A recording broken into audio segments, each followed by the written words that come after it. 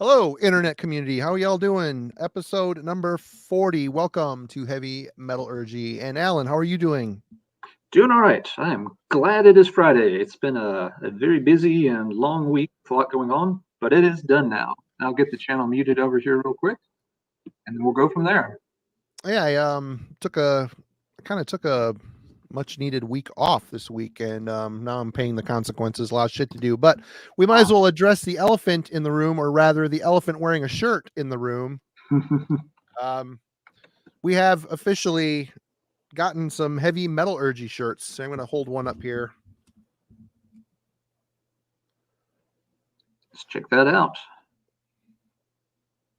Says in streaming there is no law, the bolt thrower, and it's got a, well, which one is it? Left. Logo on the sleeve, left sleeve. The logo was done by our friend Dreadful Rick from the Dreadful Minutes. The artwork was done by a friend of mine, Nate Burns. He's a very talented artist. He's done covers for The Glorious Dead. He's done covers for other bands on Bindrune. He's a very great artist. He's also a tattoo artist. There's a link in the description to the Bindrune website, web shop, and there actually the link is right to the t-shirt. So got sizes set up between small and 4X. What I will probably do is let the orders accumulate for a week or so and then print a bunch of them. I printed just a handful of them just for the show tonight and give one to Alan and one to Rick. But I'm going to collect some orders and get them out probably towards the end of the week. And if you want to support the show, support what we're doing, that's one way to do it. Coming down the road, there might be some other merch if this goes well. But as of right now, we just had this itch to do this. I'm a screen printer. I've got all the shit in my house, so I can do this. But and it came out looking absolutely fantastic. Great. They turned out killer. It's a cool shirt. Yeah, I mean, you folks will not be disappointed, I don't think. But yeah. And if it goes well down the road, we might open up some artwork competitions or something for other shirt designs down the road, or who knows what. We will see. What has it been with you and the comfy stuff? Do you have tender baby nipples? Does your nipples like to be caressed by softness as opposed to rugged tough shirts? Anyway, yeah, I'll hook you up, man. And anyway, yeah, but other than that, we're doing a Keep a Reap tonight, and with our dear friend Aaron the Metal Theologian. And if none of you are subscribed to the Metal Theologian, please do so. He's been doing it a long time and he rules. His channel is great. But with no further ado, here's the man himself, Aaron, waiting in the wings so patiently while we whore ourselves out. Thanks. I really do need a t-shirt. Yeah, you do. 4X too, although I'm not quite there yet. You're not there yet. I'm pretty sure of that. Yeah, thanks for joining us tonight, Aaron. We haven't done this with 3 people before, so I think it's going to be pretty cool. Glad you already chose 50 people in the chat. Holy shit. Sorry to interrupt you. I got excited there. Fine. Go ahead. That's really something. Hey, I just want to shout out Mike Pope. He's been watching my channel forever, and he doesn't have his own channel, but we were just talking before we went live about like people who comment and people we appreciate seeing consistently. And this guy's an under the radar dude that I just want to give a little salute to right here. Absolutely. Right on. I didn't mean to cut you off, Alan. I just looked at this number. I was shocked that there was 50 people. It usually takes 20 or 30 minutes for it to ramp up. No, everyone's in early tonight, which is cool to see. Thank you all for coming and hanging out with us this evening and seeing what kind of torturous choices we can impose on one another. But yeah, this time we're doing it in sort of 3-man rumble style rather than just 1v1. Well, I've taken great pleasure here the last couple times making Alan squirm with some of this stuff. Hopefully I've got some picks here that will share the love with Aaron. We'll see. We'll see. As we go on, do this more and more, it gets harder to pick stuff that hasn't been, gone over. But yeah, well, it's also a little tricky with 2 people because you're not sure, something that might, be tough for Aaron to pick. Marty might be like, whatever, this was easy. So yeah, it's a different dynamic when you've got 2 people who are going to be making a choice rather than just one. But yeah, I think it's going to be very cool to see how it plays out. Yeah, if I'm honest, that's the trap I tend to fall into when I'm picking these out. Is I go, oh well, this is an easy one. I know which one it is, but I'll bet it'll tweak someone if I do that. And I'm like, well, I don't know if that's really the spirit, but I don't know if it's really detrimental either. So I'll roll with it. Oh yeah, it's all good. Well, we appreciate y'all coming hanging out with us tonight, and Aaron, you especially. It's been a while since we've had you, and again, I'm hoping. How many years have you been doing this channel, by the way? My channel? You were started before I did, for sure. I started in August of 2014. So about 7.5 years. Wow.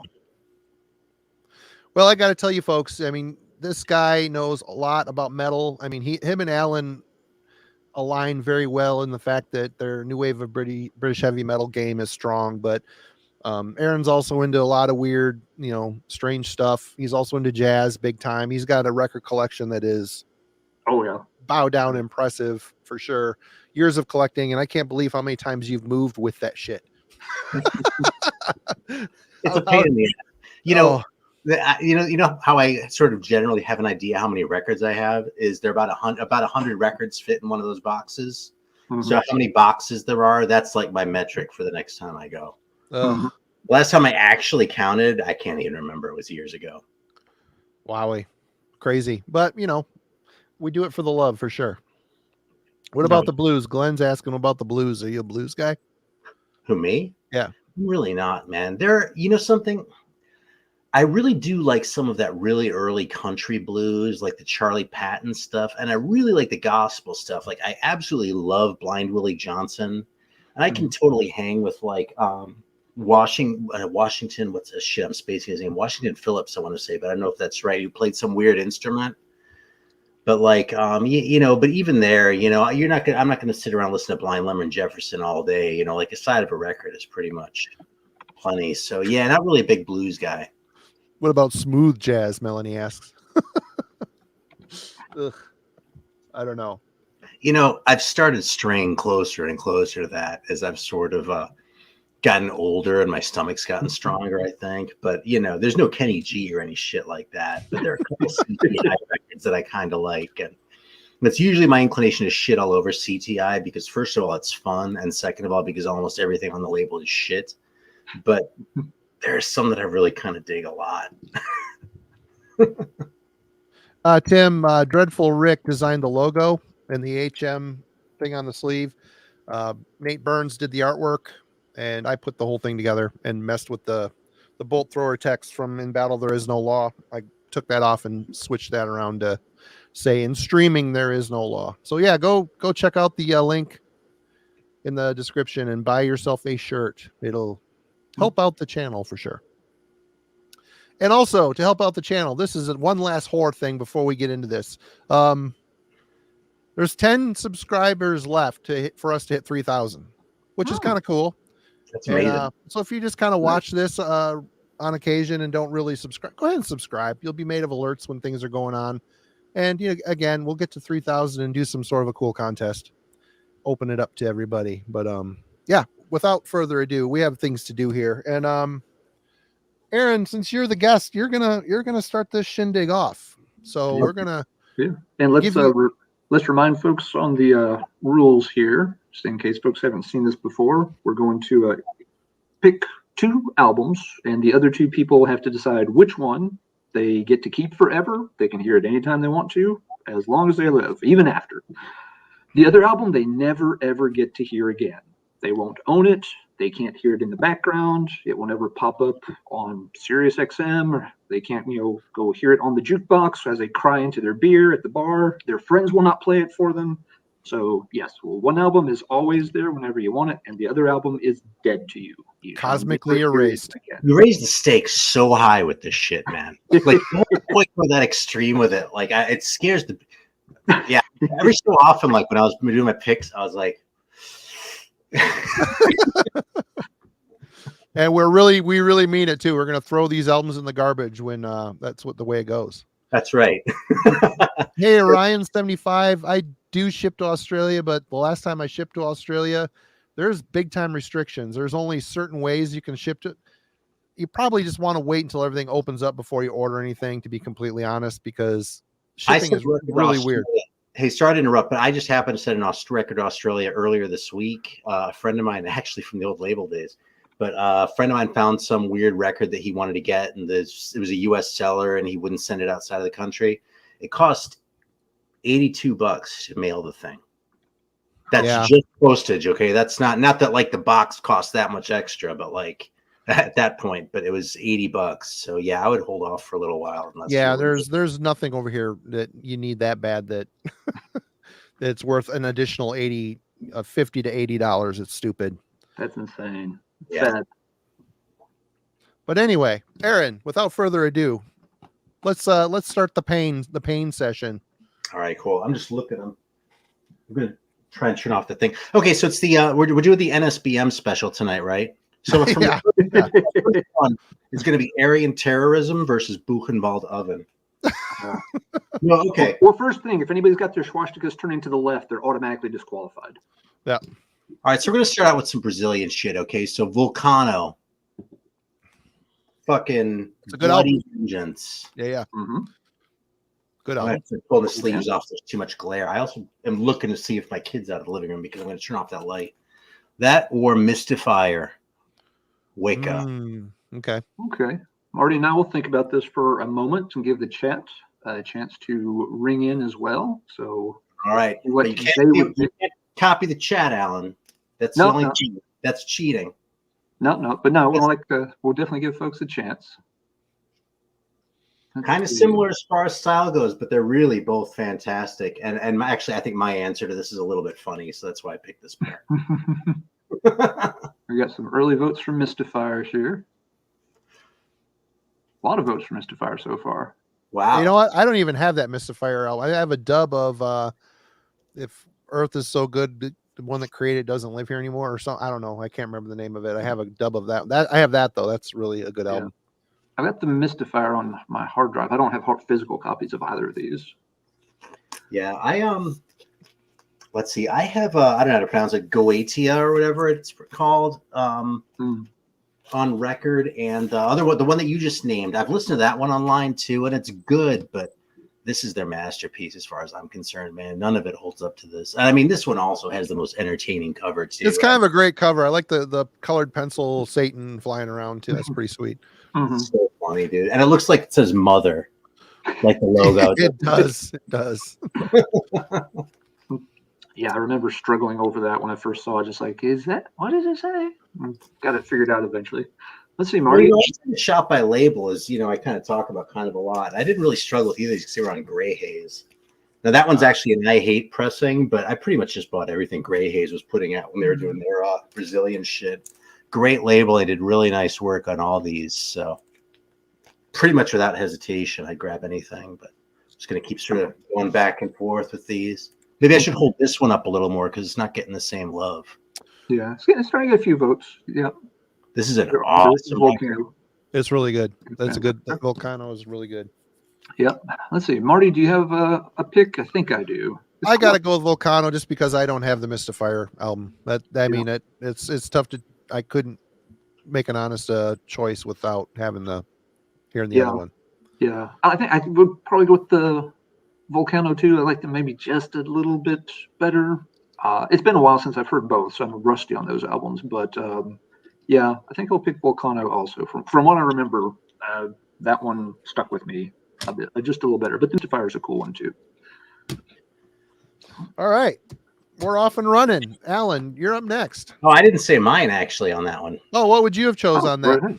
Okay, so I'm on Mystifier, okay, but the reason I pulled those is because while I do still love that Volcano record, for about the first year I owned this thing, I didn't realize that it was mastered at 45.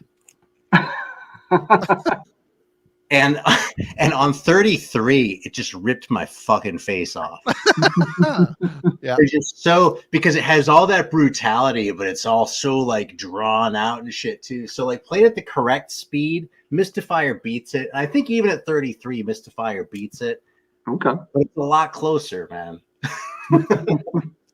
We've all done that. We've all had that happen to us with records somewhere in our past. Just like, wow, this is so fucking heavy. And you look at it, it's like, oh shit, it's wrong speed. we're early on, and Mike Seatown already has the best comment so far in the chat tonight. Wait, Buchenwald Oven is a real band? Oh, for fuck's sakes. Yes, they are or were. I don't know if they're still a thing or not. I haven't heard them, but I have heard the name. Yeah, they're a one-off, but yeah. Yeah. There's a band out there called Dog Fashion Disco. There are no rules anymore. Yeah. All right. Yeah, you know, there's still a rule. If I ever start a band, it's not going to be called Buchenwald Oven. I promise. And to God. I hope not. Okay, Alan, you are up. Okay. The first pair I want to propose for y'all, and I'm not showing physical copies of stuff like the other guys are. A lot of these, I might only have one or the other, and it's lame to show one without both. So I'll just name them off. Your first pair is going to be a painful choice that you have to make because it's Creator, Endless Pain, or Voivod, War and Pain. Little early kind of sloppy extreme thrash. It's kind of an asshole move. Actually, you know, that's a pretty easy one for me. Okay, that's cool. Let's see what folks in the chat like while Marty considers it. Oh, Mike, God damn it! You're not supposed to go listen to it. See, Voivods, Creators. All right, there's a back and forth on this one for sure. I think I know where I'm going to swing on this one too. I think I got this one figured out. Okay, some late vote. Yeah, it's very, very back and forth. Lot of love for both of these, it looks like. Let's see. Carl's keeping Voivod. Circus is keeping Creator. Back and forth. Okay. Well, if you guys know what you want to pick, let's see. Go for it, Aaron. Why don't you go first? War and Pain. War and Pain was his first Voivod I got. It wasn't the first one I heard, but it was the first one I actually bought. Mm-hmm. I feel like I am still peeling layers of that onion and finding new things to love about that. And, you know, I Endless Pain is so sloppy and such a mess of a record, and Creator too, like Creator delivering us that mess, that I've got to love it, right? But it's probably my least favorite Creator record out of the 5 or so that I have. So if you had said Pleasure to Kill, that would have been a different story. But Pain is an easier one for me to sort of let go of. No, that's fair. That's fair. Marty, what are you going to do? Well, I'm just looking at the Creator track list to see, you know, there's some greats. This is a great album, a great debut. It's a sloppy mess. Oh yeah. But there's so much charm to it. But I think I got to go with Voivod on this just because I think the songs are a bit better. I think the playing, it's sloppy, but it's more together. You could tell. Mm-hmm. I mean, Piggy was older than those other guys. I'm sure he was older than the Creator boys too when things were starting at this around the same time. So a little bit more maturity, I think, in those songs. Yeah. Can't, you know, the song Blower. How can you live without that song? That's a great song. Well, you can live without Flag of Hate. Yeah. It's on the EP, so you can kind of cheat with that one a little bit. But looking for loopholes. The thing that blows my mind so much about Voivod, especially on those early ones, is how sometimes they manage to be so simple and so weird at the same time. Like the song Voivod, you know what I mean? It's like 3 chords. Yeah. But the way it's delivered with that lead stuck in the middle of the verse, it's just bonkers, and it works so well. And that record is just full of little weird shit like that. That was just, frankly, beyond Creator anyway. From that standpoint, I don't want to say beyond Creator categorically because that's a whole different argument. But for a debut coming out of the gate, man, that record is so fucking savage and still has that level of complexity. And Creator has the savagery, but not the hooks. Well, I don't know if it really has hooks, but you know what I mean. Mm-hmm. It just amazes me the jump in quality between Endless Pain and Pleasure to Kill. I don't know what it was, but everything really came together perfectly on that album. What an album. But yeah, good pick. Good choice there, Alan. Sorry, I'm reading comments as trying to keep up. Everybody's posting quickly here. Yeah, Alan's like the king of staying on top of the comments. He is. Trying to keep an eye on some of them. He can now pull them up. Don't forget you can do that, Alan. By the way, I've pulled up 1 or 2 already. So we're right on. We're using the new administrative powers to control and manipulate all the puppets out there. You will pay for your lack of vision. All right, here we go. All right, I Mike. am going You're to up. go. Like I said, I tried to group mine like Alan just did with the last one. And I mean, even Aaron, he went with Brazil. I'm going with, well, you'll see. Sabbath's Dreamweaver, which is classic album. Mhm. And then Martin's band after it, Skyclad, The Wayward Sons of Mother Earth, Okay. which has members of Sabbath in it after that band kind of fell apart after The Morning is Broken. Mhm. What do you guys think of these two classic Noise International releases? Aaron is repping the shirt today. That's right. And I'm embarrassed to say I've actually never heard that Skyclad. In Oh, fact, it's really, really good. It's like this album, but with violins. It's really Yeah, it's a good continuation from, obviously changing directions a little bit, but it's a good successor to Dreamweaver. We just pretend Morning Has Broken didn't happen because it didn't happen. good. Yeah, it was a turd. That album sandwich. has been erased. Yeah. I'm late to Sabbath too. I really am. I Dreamweaver is the only one that I have. And Didn't you just recently get this? You didn't. You kind of like with the last year or so got this, didn't you? It was before COVID actually, so it Yeah. feels like last year, but it was probably about 2.5 years ago. But it's relatively recent for me, yeah. And it took me a few listens to start to get my head around it a little. I feel like I'm still doing the work on that record to really, Yeah, it's a dense one. okay, let's say, But Skyclad, I've just been prejudiced against because of that name. I've always thought that was just pretentious as hell. There you go. Jurgen's got a good addition here. Skyclad is members of Satan as well. Aaron, check the debut out. It's great. This is so lame, but I took I actually took 2 Hindu iconography classes when I was at Cleveland State. And that was where I was exposed to the idea of Skyclad because that's used in some of the iconographies and expression. And like when they start dipping into that, it just kind of rubs me the wrong way. You know what I mean? It's like, dude, come on, who do you think you are? So this is my shit. I'm not saying this is a good reason to not like Skyclad. I'm saying this is the shit that goes on in my head that sometimes keeps me away from really, really good bands. But for the purposes of this discussion, I have to go with the Sabbath. Okay. Yeah, the chat seems to be leaning pretty heavy on Sabbath too. And they're both good albums. They're also both albums I don't revisit all that often. Dreamweaver is really cool. It's an album that sometimes it's one of those, it's so dense, it does take a while to get through it. That if you're not paying attention to it, you don't get a lot out of that album. Sometimes it just goes past. The Skyclad's more digestible. But it's not quite as impressive. It's a great Skyclad album. It's one of their better ones. I like a lot of the Skyclad albums, but sometimes they get just a little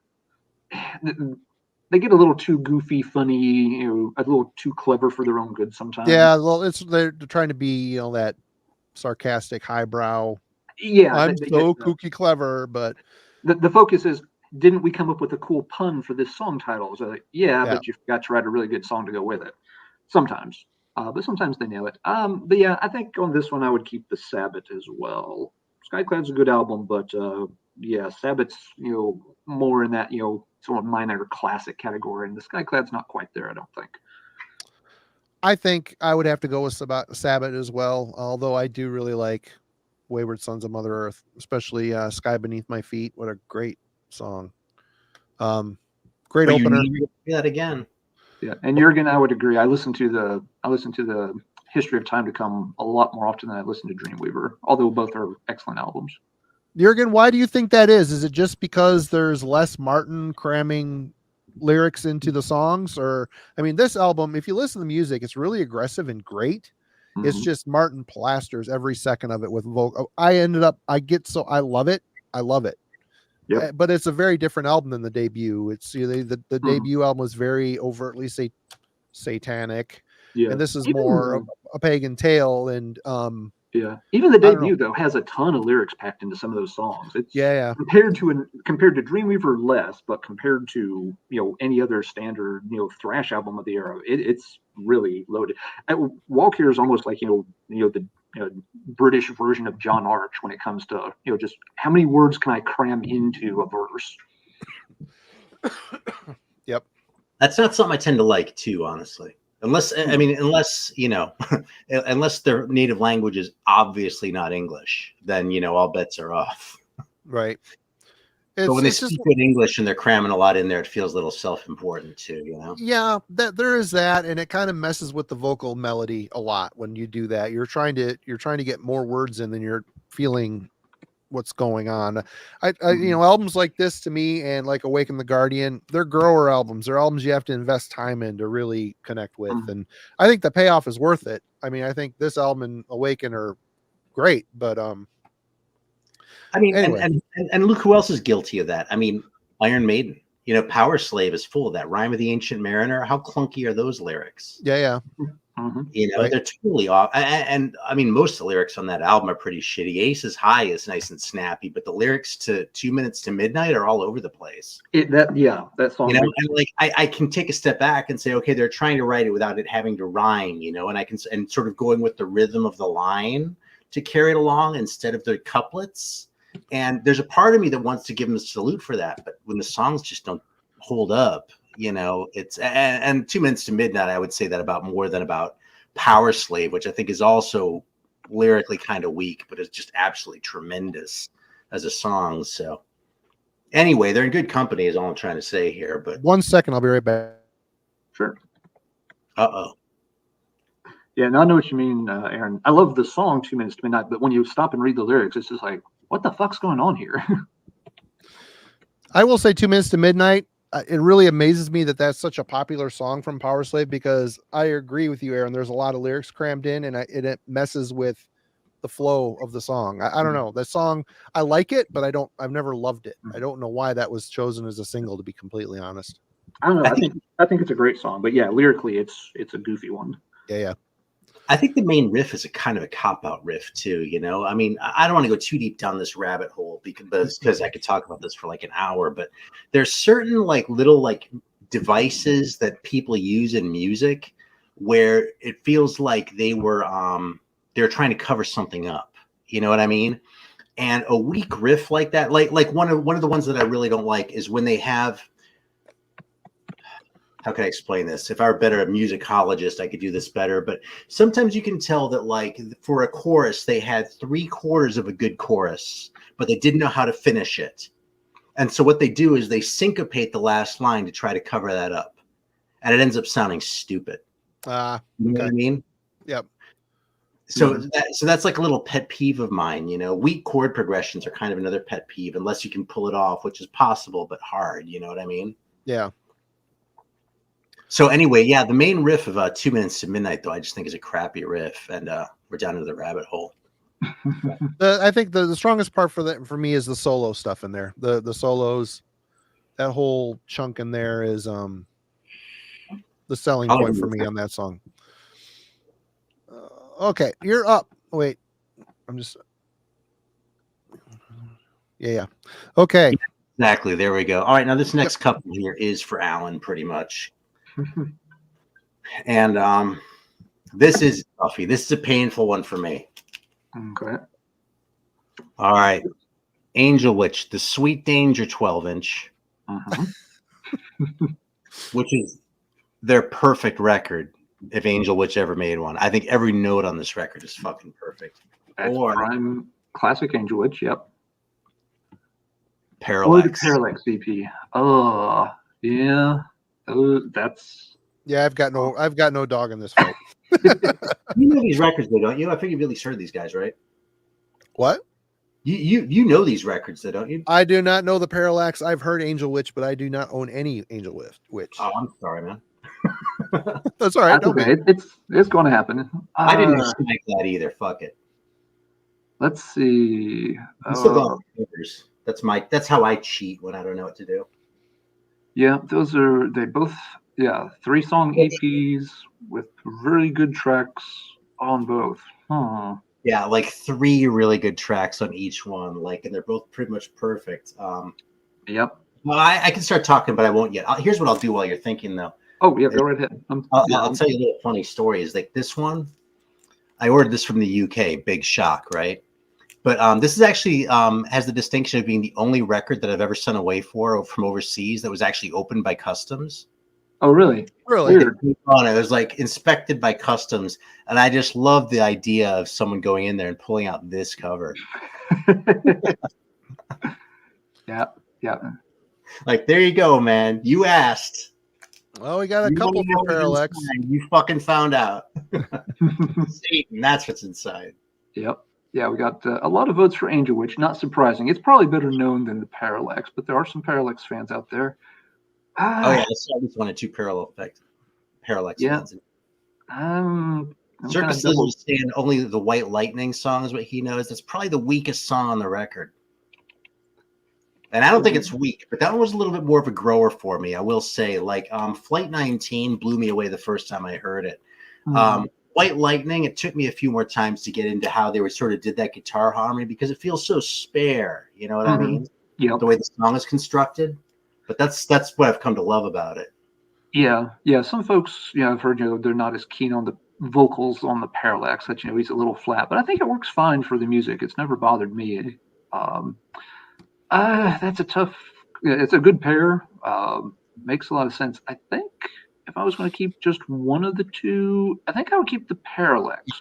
And my reasoning here is there's a lot of other good Angel Witch tracks I can still hear, but Parallax is, that's it. If I give that up, I don't hear any Parallax again. There's, maybe a demo or something, but yeah, I think I'll keep the Parallax around, and I'll just have to work off of the other Angel Witch releases instead. There you go.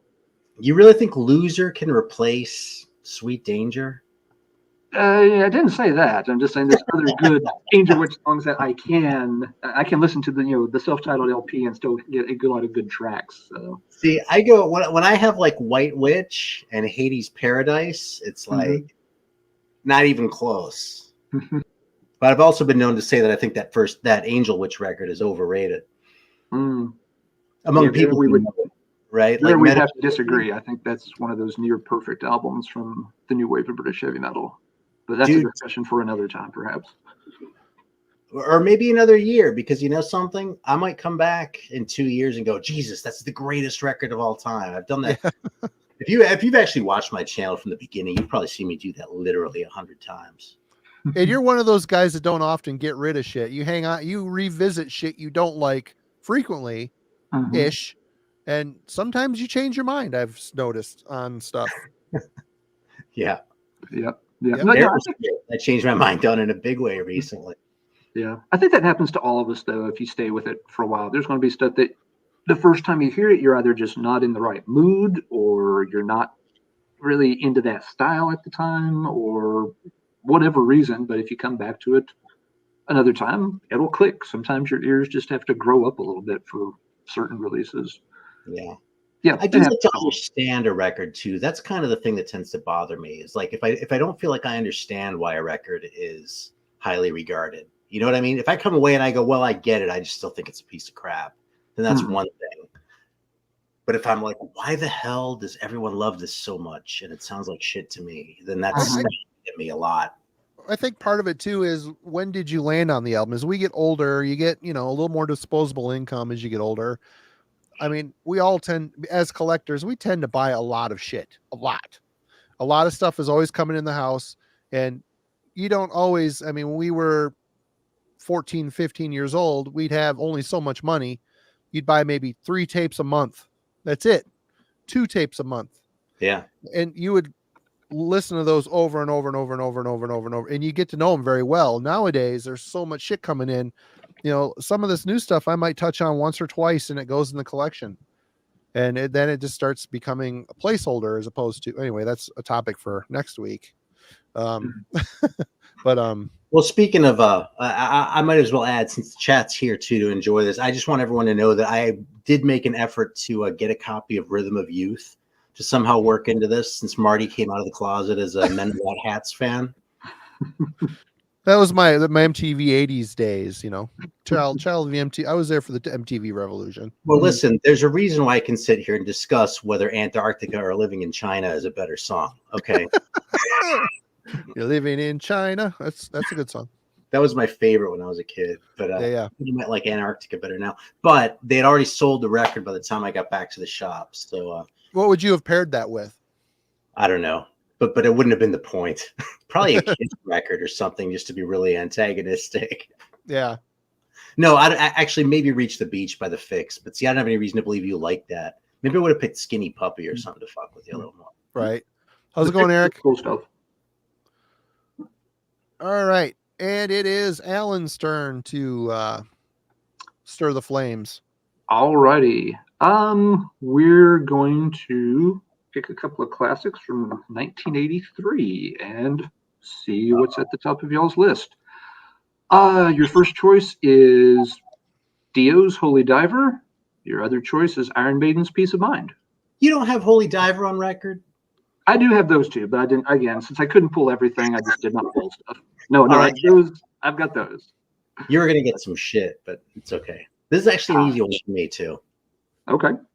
Dio's album, that's the best Dio album. I mean, it is. Hands easily. Of the solo album, that's the best. But, I'll still have the Sabbath Dio, which is far superior. I'll still have Rainbow Rising, which is amazing Probably record. better than Holy Diver. Yeah, I know. I'll go first. I'll go with Peace of Mind. It's one of my favorite early Bruce albums. Okay. Peace of Mind. That's a pretty easy one. Although, it'd be sad to not hear some of those classic Dio tracks. I mean, that whole album's a banger. It really is. I even like Rainbow in the Dark, man. I'll own it. Oh yeah, I mean, even though it's overplayed to shit, it's still a great song. Holy Diver is overplayed to shit, and I love that unequivocally. Like no qualification around that. Yep. Yeah, no, I didn't answer though. For me, it's Peace of Mind though. When Scott Waters a few years ago was doing his what is a defining metal album thing, and he was like reaching out to people and asking, when he pinged me, Peace of Mind. Like if there's a record that I really think I've kind of just been thinking about this for the last month or so I reserve the right to change my mind, but like I think Peace of Mind might be the best heavy metal record, because as far as what heavy metal is and what makes heavy metal great and what great heavy metal songwriting sounds like and all those elements, I suppose it could use a little extra drop of Satan for my personal taste, but Peace of Mind is just perfect. And what about Killers though? I mean, is Peace of Mind better than Killers? I don't know if I think Peace of Mind is better than Killers, but I think Peace of Mind is is just a more genre defining record. You know what I mean? Because of that delivery, that epic style, I mean, a lot of it's Bruce, I'll be honest, but a lot of it's the writing too. You know what I mean? The, stuff like To Tame a Land and some of the deep cuts in there. Quest for Fire, I know it gets some shit, but as far as I like that song. I love that song. Yeah. If I were to pick a clunker on that record, it'd be Sun and Steel. I like that song too. Well, I've come to like it too, but Still Life is a great deep track. You know what I mean? It has like this whole range. And I mean, on a scale of 1 to 10, I give Killers a 10, no hesitation. Yeah, either. Perfect. But if I were going to pick one record, then let's say like this is heavy metal. I don't know if I could pick a better one than Peace of Mind. Here's a topic of discussion for sure. Bruce has better vocals. Does he have better vocals than Dio? I mean, they're both two very distinctive singers. They're both distinctive singers. I mean, Dio has done it. He was in a doo-wop band.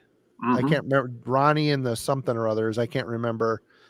Then Elf, which was like a boogie woogie, early boogie woogie rainbow is what it sounded like to me. Oh, then Paul. Oh, okay. Well, I see what you're saying. I thought you meant Bruce compared to Dio, but you meant compared to Paul. Well, Paul has not gone the distance. We'll say that, whereas Bruce has, and Bruce sounds good still. So Bruce is a better singer than Paul, but Paul's voice had a lot of character and charisma. It worked very well for those early Iron Maiden albums. I'm really grateful for those first two Iron Maiden records because they were so distinctive, and because the sensibility that it brings, that sort of street level thing, you know what I mean? The running free and that kind of shit. I mean, I'm trying not to say new wave of British heavy metal because I really feel like lumping Iron Maiden in with that is a little bit of a cheat. But and I understand why you might like Paul over Bruce too. I mean, I do. I prefer the first two Maidens over most of the Maidens. They just Paul had a street brawler style to it, but he fit the sound really well. Yeah. Oh, totally. Yeah. And not just like the rough and ready songs, like I was just saying too. He delivers on like Phantom of the Opera. You know, that could have been a Bruce era song, you know, and he pulls Strange World. Yeah. Yeah. Yep. Yeah, I know what you mean, Aaron, because I have very rarely ever tried to compare the two eras because to me they're very different. It's just like I don't want to say, you know, this one's better than that because I don't line them up that way at all. It's two different entities in a way, even though they didn't change their sound drastically. I treat them, there's this divide in my mind and they stay on their own sides. Yeah. I'll tell you why I would say Dio over Bruce though, and that's because Dio always sounds great. Yeah, I mean, right up to his dying day, him play, you know, with Heaven and Hell, he sounded. I've never heard Ronnie James Dio sound bad. Bruce Dickinson, he sounds tired sometimes. On Live After Death, he's not quite hitting some of those notes, which are some high fucking notes. Okay, Live After Death, it's at the end of a very long tour, doing some super high fucking vocal shit. They should have recorded that stuff early in the tour. Right. That I still love Live After Death, but Bruce sounds burnt out on it, and I don't blame him. I mean, that's a tough job for anyone to have to do. As many nights in a row as those guys would play, that labor intensive vocal style at the top of his range, screaming air raid siren type of shit. Right. There's no way your vocals are all the moving parts are gonna go to hell eventually, you know. But I've never heard a recording of Dio where he didn't sound fantastic. No. And it's not like Live After Death is the only time I've heard Bruce sounding a little tired, you know. There are other recordings out there too. Don't ask me what, because I don't have it in front of my mind and I don't want to be an asshole here, but I have not listened to Dream Evil in a while, so I can't comment on that, Glenn, to be honest. Reagan Ruff, my favorite Bruce album. That's a pretty good comment. Yeah. I can buy that. That Battle Zone LP, I've got the second one. I don't have the first one. Or is it the first one I have? I have the second one. Yeah, where he's trying to be a little bit glammy. It's an all right album. It's okay. Yep. I used to have the Aaron. Do you have the Gog Magog EP? With the no, I've never taken the bait on that. You're smarter than I am. I've never heard anything good about it. There's nothing good to hear about it. I will say it's so bad it's almost funny, and that kind of makes it good. But yeah, it's only good in the fact that it's really, really bad.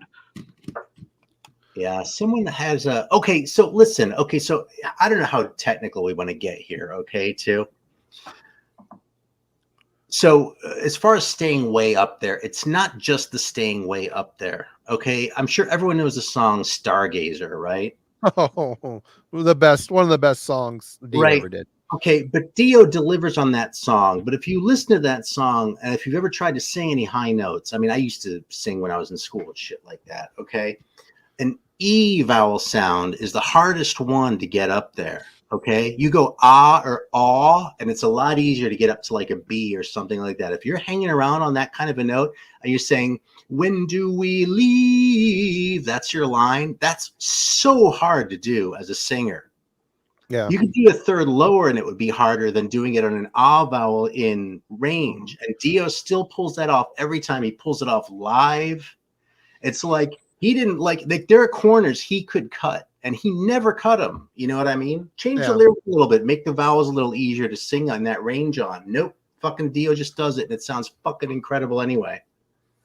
Interesting. Yeah. The ending with all the vamping at the end, he was a king at that too. Just like the improvisation words and shit he would put at the end of a song as it's fading out. I love that shit so much, and it brings so much passion and fire to that song. Stargazer.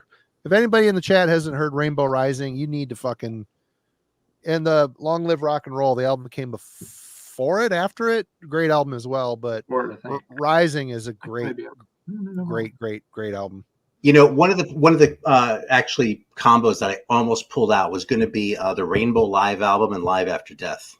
I was trying to think of a live album conversation anyway, right? Oh, that'd have been a tough one. Yeah, I was trying to come up with a live album pair and didn't quite find one I liked for the evening. Oh, I found one I liked. Okay, we'll get there. Here, I just went, but I'll bump it up in the chain. We can do it now. Oh, and Marty, let's see. Long Live Rock and Roll is after Rainbow Is it? Ride. Okay. 76 versus 78. Just double checking here. That's a great record too, though. Mm-hmm. Well, okay, I guess I am up next here, and I picked one here that I thought was kind of a difficult choice. This is inarguably one of the best metal EPs ever, Haunting the Chapel. That's probably going to win. This has got Chemical Warfare, Captor of Sin, Haunting the Chapel, 3 of maybe the best Slayer songs ever, and there's a Aggressive Perfector, Judas Priest cover at the end of this one. I don't know. Yeah, that shit doesn't count. Mine's 3 songs. Let's stick with the original, because Aggressive Perfector. Because here's the thing, dude. I'm making this harder because Aggressive Perfector is a great song, but they put it on too many fucking things, dude. Yeah. On Metal Massacre 3, it sounds great. It doesn't sound great on Metal Massacre 3 and that and Live Undead and every other fucking thing they stuck at the end of. I got so sick of that shit, man. It pissed me off. I kind of resent that song now. Well, the pairing we're going to do is with Slayer's Hell Awaits. Oh, okay. This is what made it difficult. The only way you could get away with this one is pairing Slayer with Slayer. The EP that came before it, or the full length that followed it. You know, you got Hell Awaits, Kill Again, At Dawn They Sleep, Necrophiliac, Hardening of the Arteries. Great songs. 2 great classic albums. Will the EP live or will the full length live? I still think it's harder if you leave off Aggressive Perfector. Well, I don't have the 12-inch, so I had to go with the Argentinian repressing of this album. That's actually pretty cool. Let's see. Michael Hudson says, Hell Awaits, it's longer. That is a consideration there, that you have to give up more. If you give up the LP, you don't get to keep as many tracks. Chemical Warfare, that song fucking rules. Captor of Sin, oh my God. Chemical Warfare is maybe my favorite Slayer song. Maybe. It's up there. Yeah. See, At Dawn They Sleep is one of my favorites, so that's making this harder than it might otherwise be. I'm cheating and putting Chemical Warfare on Hell Awaits. It doesn't work that way, Devin. Sorry, man. I'm going to say Haunting the Chapel, because same deal. Every note is perfect. Everything about that record is just 100%. And Hell Awaits, 10 out of 10 record. I've spent a lot of time telling people who like the first one in Rain and Blood that they should give Hell Awaits another listen, because even though it's kind of their prog album, there's a lot of meat on that bone, and it's where Slayer really became Slayer. I mean, Show No Mercy is very new wave of British heavy metal. I love Show No Mercy is my favorite Slayer album, hands down. I love that record. Rain and Blood's a close second, but there's no denying this. This is a great album as well. Yeah. I might answer differently on a different night, but I think this evening I'm feeling Haunting the Chapel as well. As much as like Hell Awaits, there's nothing. Like you said, Marty, every track on the EP is just top notch. Hell Awaits, I am really, really, really going to miss At Dawn They Sleep and Necrophiliac, but I'm going to keep the EP. And I'm really going to miss Hell Awaits, man. Yeah. You know, something else that's funny too is I was just shitting on that Holy Right record for like their intro and reusing that as an outro. Slayer does the same thing on that record, and they sound great. Now that's not fair at all, because they're Slayer and the other band's Holy Right. But Scott is asking, how in the hell is where is it? Well, he laughs. This is how is Hell Awaits prog? Oh, dude. I mean, that's a whole video. I'm curious your take. While we're here, we can do a Cliff Notes version of your thoughts on that.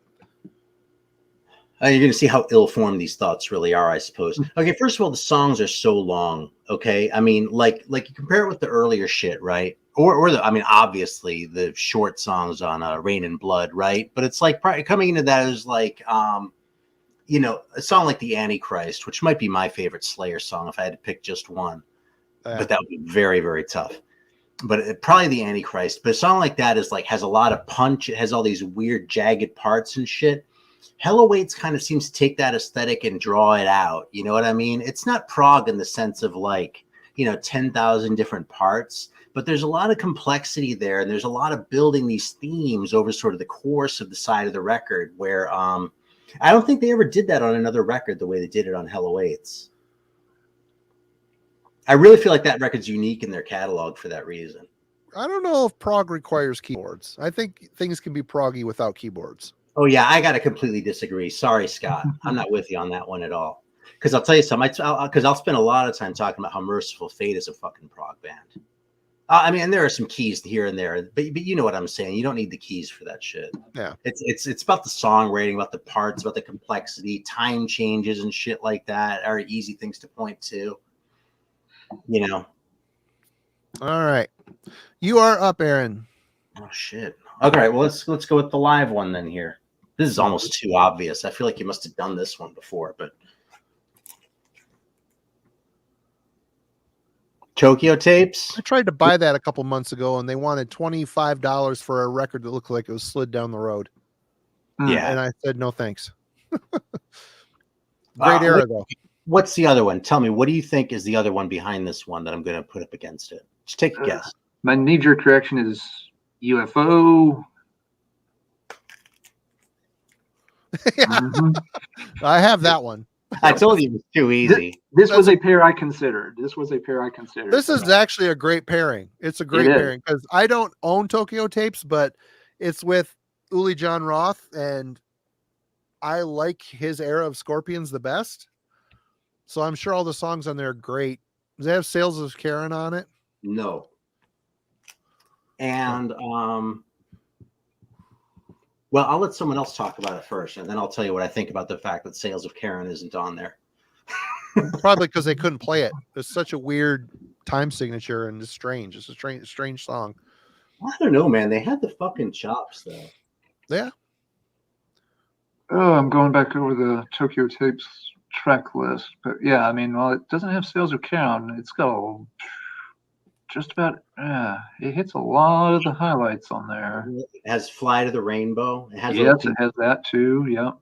It kind of checks my nuts a little that it didn't do all of In Search of the Peace of Mind, but that would have been a nice little gem in the middle there. But Burn the Sky, they do a great job of. In Trance is one of my very favorite songs. But that's my favorite. That's my favorite Scorpions album. In Trance is a great fucking album. It's one of the best songs on one of their best albums. Yeah, easily. Yeah. What are the chat things? Chat, help us out. Scorpions. It has Steam Rock Fever. It has Robot Man. It has Speedy's Coming. Oriion's going for UFO. Wade is going for UFO. Jurgen's a UFO. Let's see. So yeah, kind of back and forth on that one. I think I know what I pick here. Marty, do you know? I got to go with the UFO because I don't own the Tokyo Tapes, and I don't have a lot of UFO, but that one is a great album because it's got a lot of really great songs on it. And it's a great performance. Granted, it's probably not live, like most live albums are not live, but whatever. The Scorpions era is great. I'm sure it's awesome. Thankfully, these are live albums, so if you take them away, the songs will still exist on other albums. It's not really a big penalty, but still, I'd have to go with UFO. UFO. Let's see. Yeah, for this one, I mean, as we just said, the Scorpions track list is loaded, but I think it was Wade just said it. The UFO album is just one of the best live hard rock metal albums ever done. It's a killer performance. It's got just about everything on it you could possibly want to hear. Lights out. That's when you talk about the best live albums, from the heavy end of the music spectrum. Lights Out's in that conversation. Tokyo Tapes is really good, but it's probably a step below. But Tokyo Tapes also has Long Tall Sally. It also has that stupid Japanese song Kojo no Tsuki. I mean, I get fan service or like audience service, like pandering a little bit. You know what I mean? But I don't want to hear that fucking live record, dude. I don't care about that. Yeah, it's weird that they put that stuff on the live record. I get playing it in the live environment, but you don't have to record it and put it on the album. But I'm not even going to subtract any points from that. It's still a really strong album. But yeah, the UFO, there's not many live albums that are on that level. So, Hey, I'm glad to see VK joined us, by the way. I have a pick just for him. Who? What's that? Vance, Zep Pearl. Uh-huh. Yeah, I have a pairing that I pulled in just for him because he usually hangs out in these streams. So I got one just for you, VK. You wait for it. Yeah, I got to go Strangers in the Night, though. This is the record that made me realize that I loved UFO. I mean, I was kind of late to both of these bands, really. But yeah, I mean, I think you just summed it up, Alan. This song is pretty much. Do I really need to hear Too Hot to Handle again? But you know, as many times I've heard Lights Out, dude, I could put it on right now and enjoy the hell out of it. It's a rocker, man. It's a great, well-written rocker. Yeah. With that album too, I mean, UFO never really got as many props in the U.S. as some of those other bands. If anybody is watching this and is not familiar with UFO, just get that album. That is the perfect introduction to this band. And then you can go from there and pick up plenty of the classic albums from throughout the Schenker era. But it's just a textbook, introduction to UFO's classic era. And the closer I look at the Tokyo tapes too, the more I really feel like there's kind of some crap choices on here, like Picture Life and Backstage Queen. I mean, I would put Catch Your Train on before either of those. I think it's a much better song, Yeah, I don't mind Pictured Life, but yeah, Backstage Queen could be cut. What else is on here? This Steam Rock Fever I like. I don't mind Picture Life either, don't get me wrong, but I just don't know it's really good. And like Fly People Fly, I think could have been on here. That's a favorite song. Why did you think that Sales of Sharon was not on there? Oh yeah, what was up with that? What was your speculation? It was more the other way around. It's the fact that's just the song selection thing. That's another one that would have been a lot better than some of the. I mean, I'd rather have Sales of Karen on here than Hound Dog. Yeah. Well, when you put it that way, yeah. Yep. So yeah, I mean, really, I think that Tokyo Tapes loses because there's more crap on there. If the record were 10 minutes shorter, it might win. If you cut it down to just a single live album and got to pick your own track list out of what's on there, but you condensed it down to one album. Build your own adventure. Adventure. You make your own mix. Cull out the tracks, that we've been naming, and you boiled it down to a single album. Because then it would also be more of a one album versus one album rather than the double album working maybe against it a little bit in this case. That's a good point. Then it could get real interesting. I don't know. Yeah, all right, good. That's a good pairing. I mean, you got the Schenker bloodline in there, and good stuff. Good one. Okay, Mr. Allen, it is your turn. All right. Well, this album came up a minute ago, and I had it in a pairing, so we'll pull this one next. And this may be pretty easy. Y'all praised one of these two quite a bit, but let's put it up against something and see if that holds. So we talked Rainbow Rising a moment ago, and yes, contains one of the classic moments with Stargazer, and other great tracks as too. But what if you only get to have it or Sabbath, Bloody Sabbath?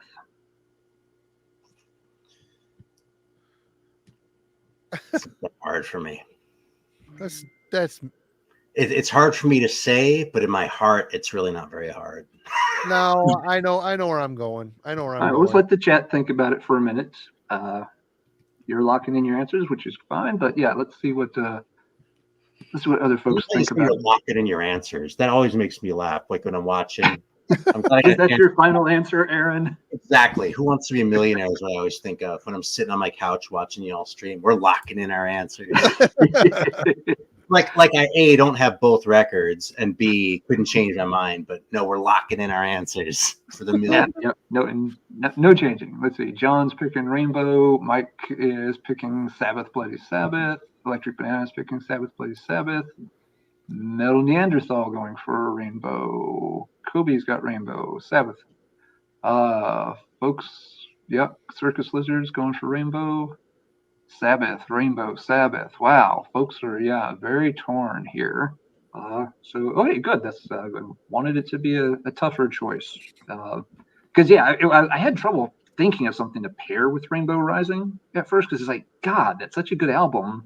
what's really going to stand up to that? I'm like, well, what's another album that really stretches in terms of creativity, performances, delivers the goods? Like, oh, hey, wait a second. Let's try that one. All right. So, gentlemen, the chat has had their say, and there is no consensus here whatsoever. But what do y'all want to do? Aaron, you go first. The worst thing I can say about Rising is "Do You Close Your Eyes." I like that. There isn't a song I dislike on that album. I like even that. That's a cheesy song, but it's got "Terror Woman" to make up for it. And but dude, you know what I can say "Run about with the Sabbath? Wolf"? "Run with the Wolf," fucking great song. But on Sabbath, Bloody Sabbath, man, there's kind of a lot of crap. I mean, there's fluff, right? But like Spiral Architect's kind of a turd, and like there are a couple others. I really like Sabbath, Bloody Sabbath. It's one of my. It's not my favorite Ozzy, but it's right in the top 5. It's yeah, it's in the actually it's in my top 6 at number 6. Interesting. Okay, so yep, not so hard for Aaron, perhaps. Puts it ahead here. I'm going to do the Allen thing and look at the song list here, but there are a few songs on that because I'm kind of not. While you're doing that, I'm just gonna come out and say this: Sabbath, Bloody Sabbath is a great album, but my favorite Ozzy album is Sabotage, and I would also still be able to listen to Master Reality, Volume 4, and be just fine. But there isn't as many Rainbow albums that I like as there are Sabbath albums that I like. And you got Dio albums. You got Mob Rules. Well, I've already lost Holy Diver tonight, so I can't go to that one. So, but dude, do you really want to go to a National Acrobat? I'm fine going with Rainbow because Stargazer alone trumps everything as far as I'm concerned. That is one of those songs that can't be not listened to again. If I had been a little bit better prepared, here's what I would have said. The worst thing I can say about Rising is "Do You Close Your Eyes." The worst thing I can say about Sabbath, Bloody Sabbath is "Looking for Today." Yeah. So Rising wins. Yeah. Let's do one slight variation here because Marty makes a good point with Stargazer. Replace Stargazer with pick any other reprise. Pick just anything. Pick "Long Live Rock and Roll" and put it on there instead of Stargazer. Take Stargazer out of the equation. Does it change math at all? Well, what is the song on "Long Live Rock and Roll" that's great? "Kill the King." Gates of Babylon. What a great fucking song! Holy shit! That's another one of those songs I don't want to not hear again. You know? Okay. I think "Long Live Rock and Roll" would probably beat Sabbath, Bloody Sabbath too, to say the truth.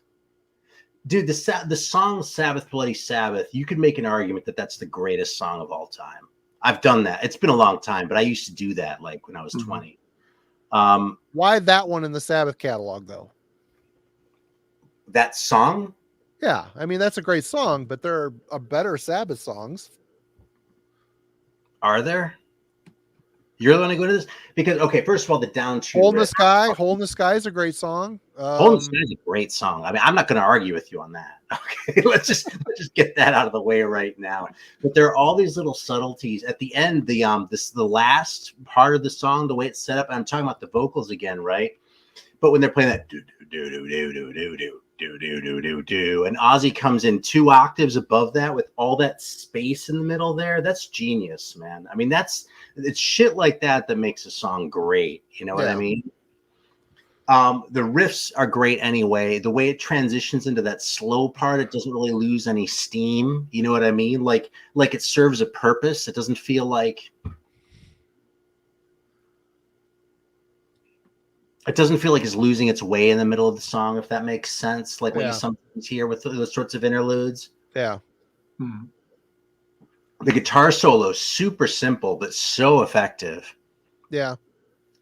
You know what I mean? And just that little syncopation in the main riff. I mean, that's how it should be done. You know what I mean? That's like that's what I think of when I hear they were copping out with their syncopation. I think Sabbath, Bloody Sabbath, they stuck that in there because it meant something, you know? Yeah. Now, I get it. And Sabbath, Bloody Sabbath is one of the favorites of mine from the Ozzy era, but I cannot let Rainbow Rising go. There'd be no way. No way. That's too good of an album. Over the last 30 years or so, I've come to like, I used to just think the record was crap. I used to think the song was good, but the rest of the record was just shit. I have really come around on it in a big way. Killing Yourself to Live is a great song as far as I'm concerned, you know, and there are other moments. I was kind of shitting on Sabracadabra, but that's not bad. But overall, I still think it's just as an album, even though it has one of the band's best ever moments on it, I just don't think the whole record is that great. And even if you took Stargazer off, I'm a big fan of Run with the Wolf. That there's like a pre-chorus to that song. There's a hole in the sky line in there. It's so fucking good. And the way Dio emotes over that shit. Him and Blackmore were a good duo. They were a really, really good. The feel in Blackmore's playing and the way that Ronnie dealt with it, managed it, there was a perfect union. It was when they were together and locked in, it was spiritual almost. It's fucking great. I love that shit so much. So good. Well said. Well said. All right. Well, I've had my fun. So Marty, I believe it's your turn. Well, this seems kind of like a de-escalation here, but I went to 1987 and pulled out a couple favorite bands here, but my favorite Sodom album, Persecution Mania, up against Creator's Terrible Certainty. I picked these two because they're the same year, and they're brother bands, being from Germany. Sure, German thrash titans. German thrash titans of the big four of German thrash. Yeah, both bands kind of hitting close to their peak there. Yeah, I think my opinion on this, there's one band on here that's at their peak and another band that is just about at their peak. Yep, I know how you have those ordered. Yeah, yeah. I was gonna say, I think I don't know if you let anything out of the bag, but I think I just got a little peek inside. It looks like a cat. Let's see. We've got Nebulous taking. While you guys are discussing it, I got to go pee real bad. Sure. I'll be right back. Yeah. Let's see. We got Creator. Ash is picking Creator for sure. Terrible Certainty is good, says High Defamation, but shadowed by Pleasure to Kill. Glenn says Sodom. He does not like Creator. Let's see. Chris picks Sodom. I didn't use the Creator either. Creator, I'm not as familiar with Creator's catalog overall. For whatever reason, they were just one of those bands that I have only gotten started to dive into a lot more recently than I did Sodom for whatever reason. I didn't avoid them. I just never really got a hold of a lot of their stuff. But no, it's a good pairing. Let's see who else. Let's see. Devin is picking Creator, but barely. Jurgen's picking Creator because Sodom has Iron Fist and Bombenagel. I guess Jurgen doesn't like those two tracks. It's actually Bombenhagel. Bombenhagel. Okay. Yep. Yeah, Jurgen took me to task because I called Michael Kiske Michael Kiske on a video recently. So got to be a little bit more diligent about that kind of shit. But actually, I think this is the first one that Jurgen and I might be disagreeing on. I haven't seen all of his picks, but yep, there's a definite back and forth in the chat. We've got Sodom fans, we've got Creator fans. Yeah, Creator blew me away when I saw them live, and that was before I was really into Creator. Actually, like I had Endless Pain. I might have had Pleasure to Kill, and I hadn't really gotten my head around them. I mean, in retrospect, I don't think Endless Pain was a good record to start with, right? But they came to town when I was living in San Francisco, and I was like, I mean, it's fucking Creator. I'm not going to not go see Creator. I went and it completely blew me away. I couldn't believe how fucking good they were. I went home and I was like, holy shit. And the next day I got out of bed and I put on Endless Pain and I was like, yeah, I still don't really love this record. So it was kind of a letdown, but the point is they were really good live. And this wasn't in the 80s. This was in the 2005, 6, 7, somewhere in there, maybe. Okay. Let's see. So yeah, the chat's There's pretty a divided. lot of good comments in the chat. Sorry I wasn't here to share some of them, folks. I had to go weird. No, I've been reading off votes as they piled in on this one for sure. I'm going to jump in though because I called out Jurgen anyway because not only can I hang with Bombenhagel, but I actually think that Iron Fist for putting a cover on your record, especially right in the middle of it, the way Iron Fist is on that I'm record, already going to disagree with whatever you're going to say right now. Go ahead. it flows so well. I think that song belongs there, man. It And does not. No. Oh, I'm with Aaron on this one. I think it fits in there very nicely. It's weird because yes, most of the time covers don't, but that particular song fits in that particular slot just fine on that album. It's like they took us. Okay. I'm going to chime in here for a second. This album is my favorite Sodom album, and this is probably a hot take, but I don't think Sodom ever got any better than this album. I like some of the shit that came after it. I like the shit that came before it, but this album to me is perfect. Other than the Iron Fist cover, I mean they locked into. They finally cleaned up the slop that was in the beginning of their career. It was sloppy. I mean, I like it, but it's sloppy. I loved him for that, but that one's probably my favorite too. So this is perfect, and it's got I mean, you got songs like Christ Passion, Nuclear Winter. There's just a weird turning evil to this, and then you throw a familiar song like Iron Fist in the middle of this thing. It kind of detracts from the vibe that they're throwing off to me. It totally is like they pull a classic rock song, which is Motorhead, and throw it into an otherwise pretty evil and unrelenting album. To me, it always kind of seemed like a come on, it kind of, I don't know. I'm just of that category. But anyway, where you guys stand with this duo? See, I know what I'm going to pick. Aaron, do you? If they had, I'm going with Sodom, and if they had stuck in like, I don't know. I mean, Ace of Spades is too obvious, but even like Overkill or something like that, I don't know. They would have pulled it off. And this really Bomber, they could have put Bomber in here, or something a little more war. A little more war-minded Motorhead song, something a little more off the charts. I mean, they put Iron Fist. It's the best, the hit song off of a not great Motorhead record. Now watch what we're saying. It's a good record, but it's not as good as what came before it. And Lemmy will even tell you that wasn't his favorite. They were kind of forcing it. No. That's what I like about that Iron Fist cover is the way it feels a little bit forced, because it doesn't feel like it's forced in the way of like it's not really there and they're kind of forcing it to work. It feels like it's there and they're forcing it that extra little bit. You know what I mean? Yeah. So Aaron goes with Sodom. What are you going with, Alan? I have to go with the Sodom as well. It's also my favorite Sodom album, and the cover. I like the song Iron Fist. I think they do a good job on it. I think it fits the flow of the album quite well, actually. So it doesn't bother me at all. I generally don't like covers in the middle of albums either, but this one doesn't throw me at all. I am on board for the Iron Fist, and on board for the Sodom. I love this. Marty, you're wrong. Sorry. You know what? I built a lifetime on being wrong. It's nothing new, but I will say this Creator, my take on this, I would go with Sodom, because Creator, this is a great album. I love it. I listened to it a million times when it came out, but I like what came before it, and I love what came after it so much better. This always struck me as a transitional album for me. It's really good, but there's some songwriting here and there that is still kind of janky in my opinion. But I mean, it's still a great album. I love it, but this is the best Sodom ever got. Yeah. I love the other stuff. I've been obsessed by Cruelty lately, but it's still not as good as Persecution Mania. I gotta say, In the Sign of Evil, though, I just got to give that a little bit of a shout out, because that's the record that put me on to Sodom. I used to, my line about that one used to be that if Contact High with the Gods was a metal album, it would sound like In the Sign of Evil by Sodom, because it's so fucking sloppy and such a goddamn disaster. And I probably played drums as well as that fucking guy.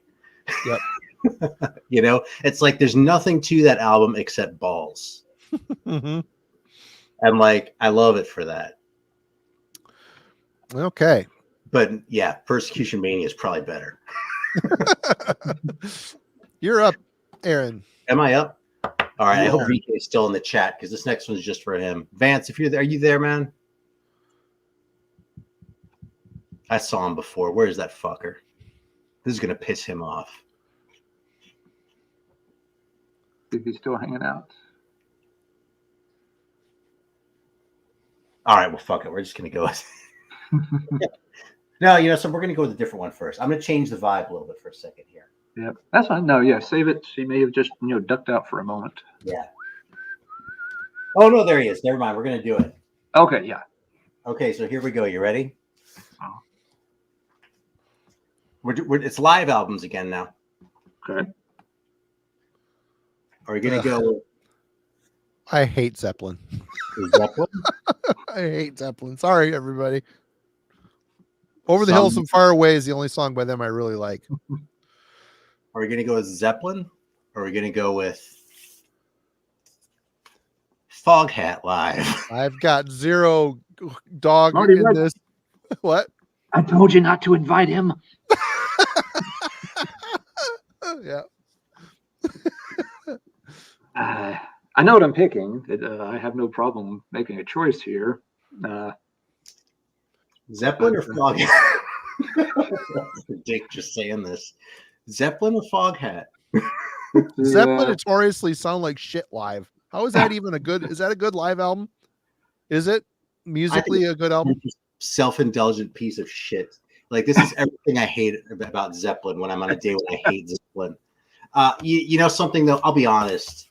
I was gonna pull out "Fool for the City" and a Zeppelin studio album, and I couldn't pick a Zeppelin studio album that I felt as good about shitting on as this one, except for Physical Graffiti, and that didn't really seem fair because with it being a double, it's too easy to say it's too long. But for me, man, it's Foghat all day long. Because dude, as overplayed as some of the songs on here is, fucking, this is a fun record.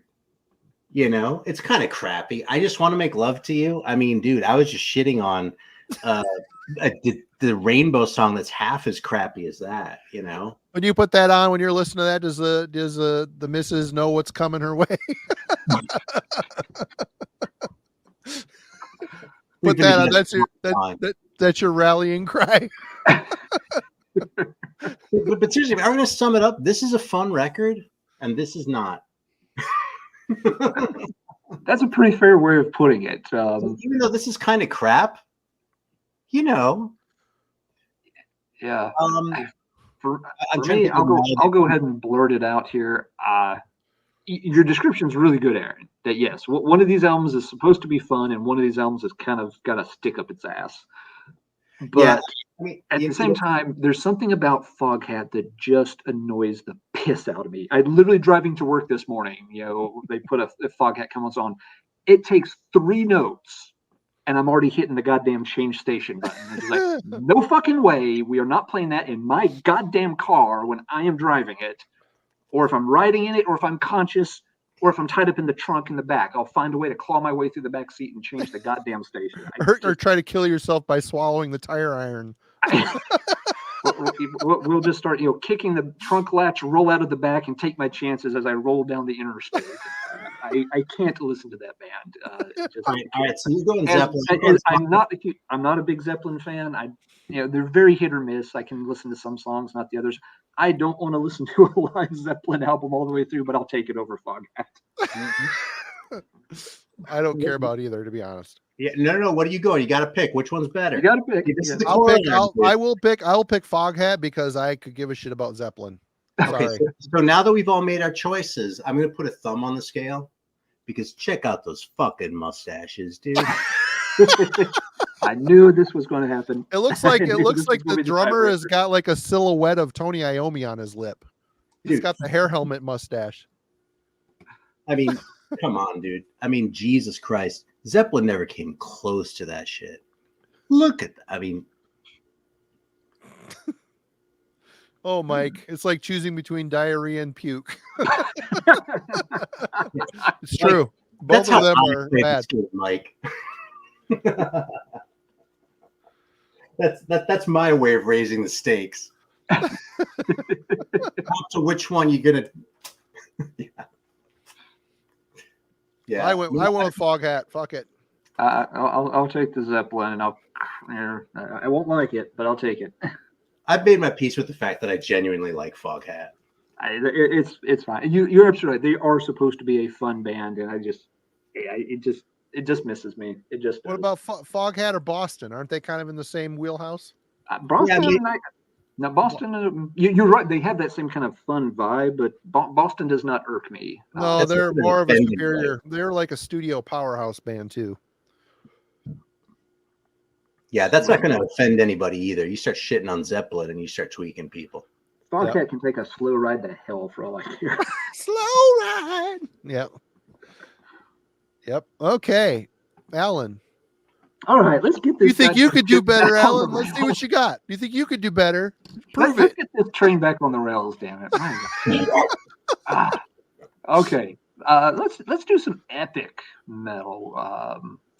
Yeah, let's pick a couple of classics from the epic end of the metal spectrum. We all like some epic metal at times. Let's give you a choice between Warlords Deliver Us and Manila Road's The Deluge. Oh, by the way, everybody, there'll be a VCLT video coming from me later. Something not today, but Aaron sent me a very sweet copy of Warlords Deliver Us on vinyl. Thank you very much, sir. Nice. It's a wonderful gift. Very wonderful gift. Dude, God wanted you to have that record. He did. He did. This is a tough choice. I got to tell Cine Arcadia real quick, asking if Foghat's still hanging out in the baloney stack. The answer is no. Foghat has been promoted to Rock Pop. That's where it's now filed. The bologna stack. It's right near Flied Egg and actually, I guess Flower Traveling Band. I don't know. Fuck it. Anyway, it's in there with the good stuff. Oh, The Deluge is Divine Victim. How could I not hear that song again? I'll just blurt it out, man. The Deluge is one of my favorite Manila Road records, and I like Warlord just fine. I think that's a very good record. But a wonderful album, good mystical album. You know, it's like a burger versus a steak to me. You know, I like a really good burger, but the steak is going to win. So yeah, The Deluge all day long. I mean, yeah, but there's also Mystification is really good, and you know what? I'll go with The Deluge. Deliver Us is a great album, probably their best. I think it's easily Warlord's best. But I mean, Warlord had issues, with recycling a lot of tracks on albums and stuff like that. Yeah. But chat probably is leaning more Manila Road on this one. It looks like there's definitely some Warlord love out there. And it is a fair point about there being, if you're looking at it from a strictly Keeper Reap standpoint, you'd still have Crystal Logic, you still have Open the Gates. Yeah. Mm-hmm. And I even like the Reformation era albums. Atlantis Rising, great fucking album, man. What a comeback album. Heavy as balls. Great album.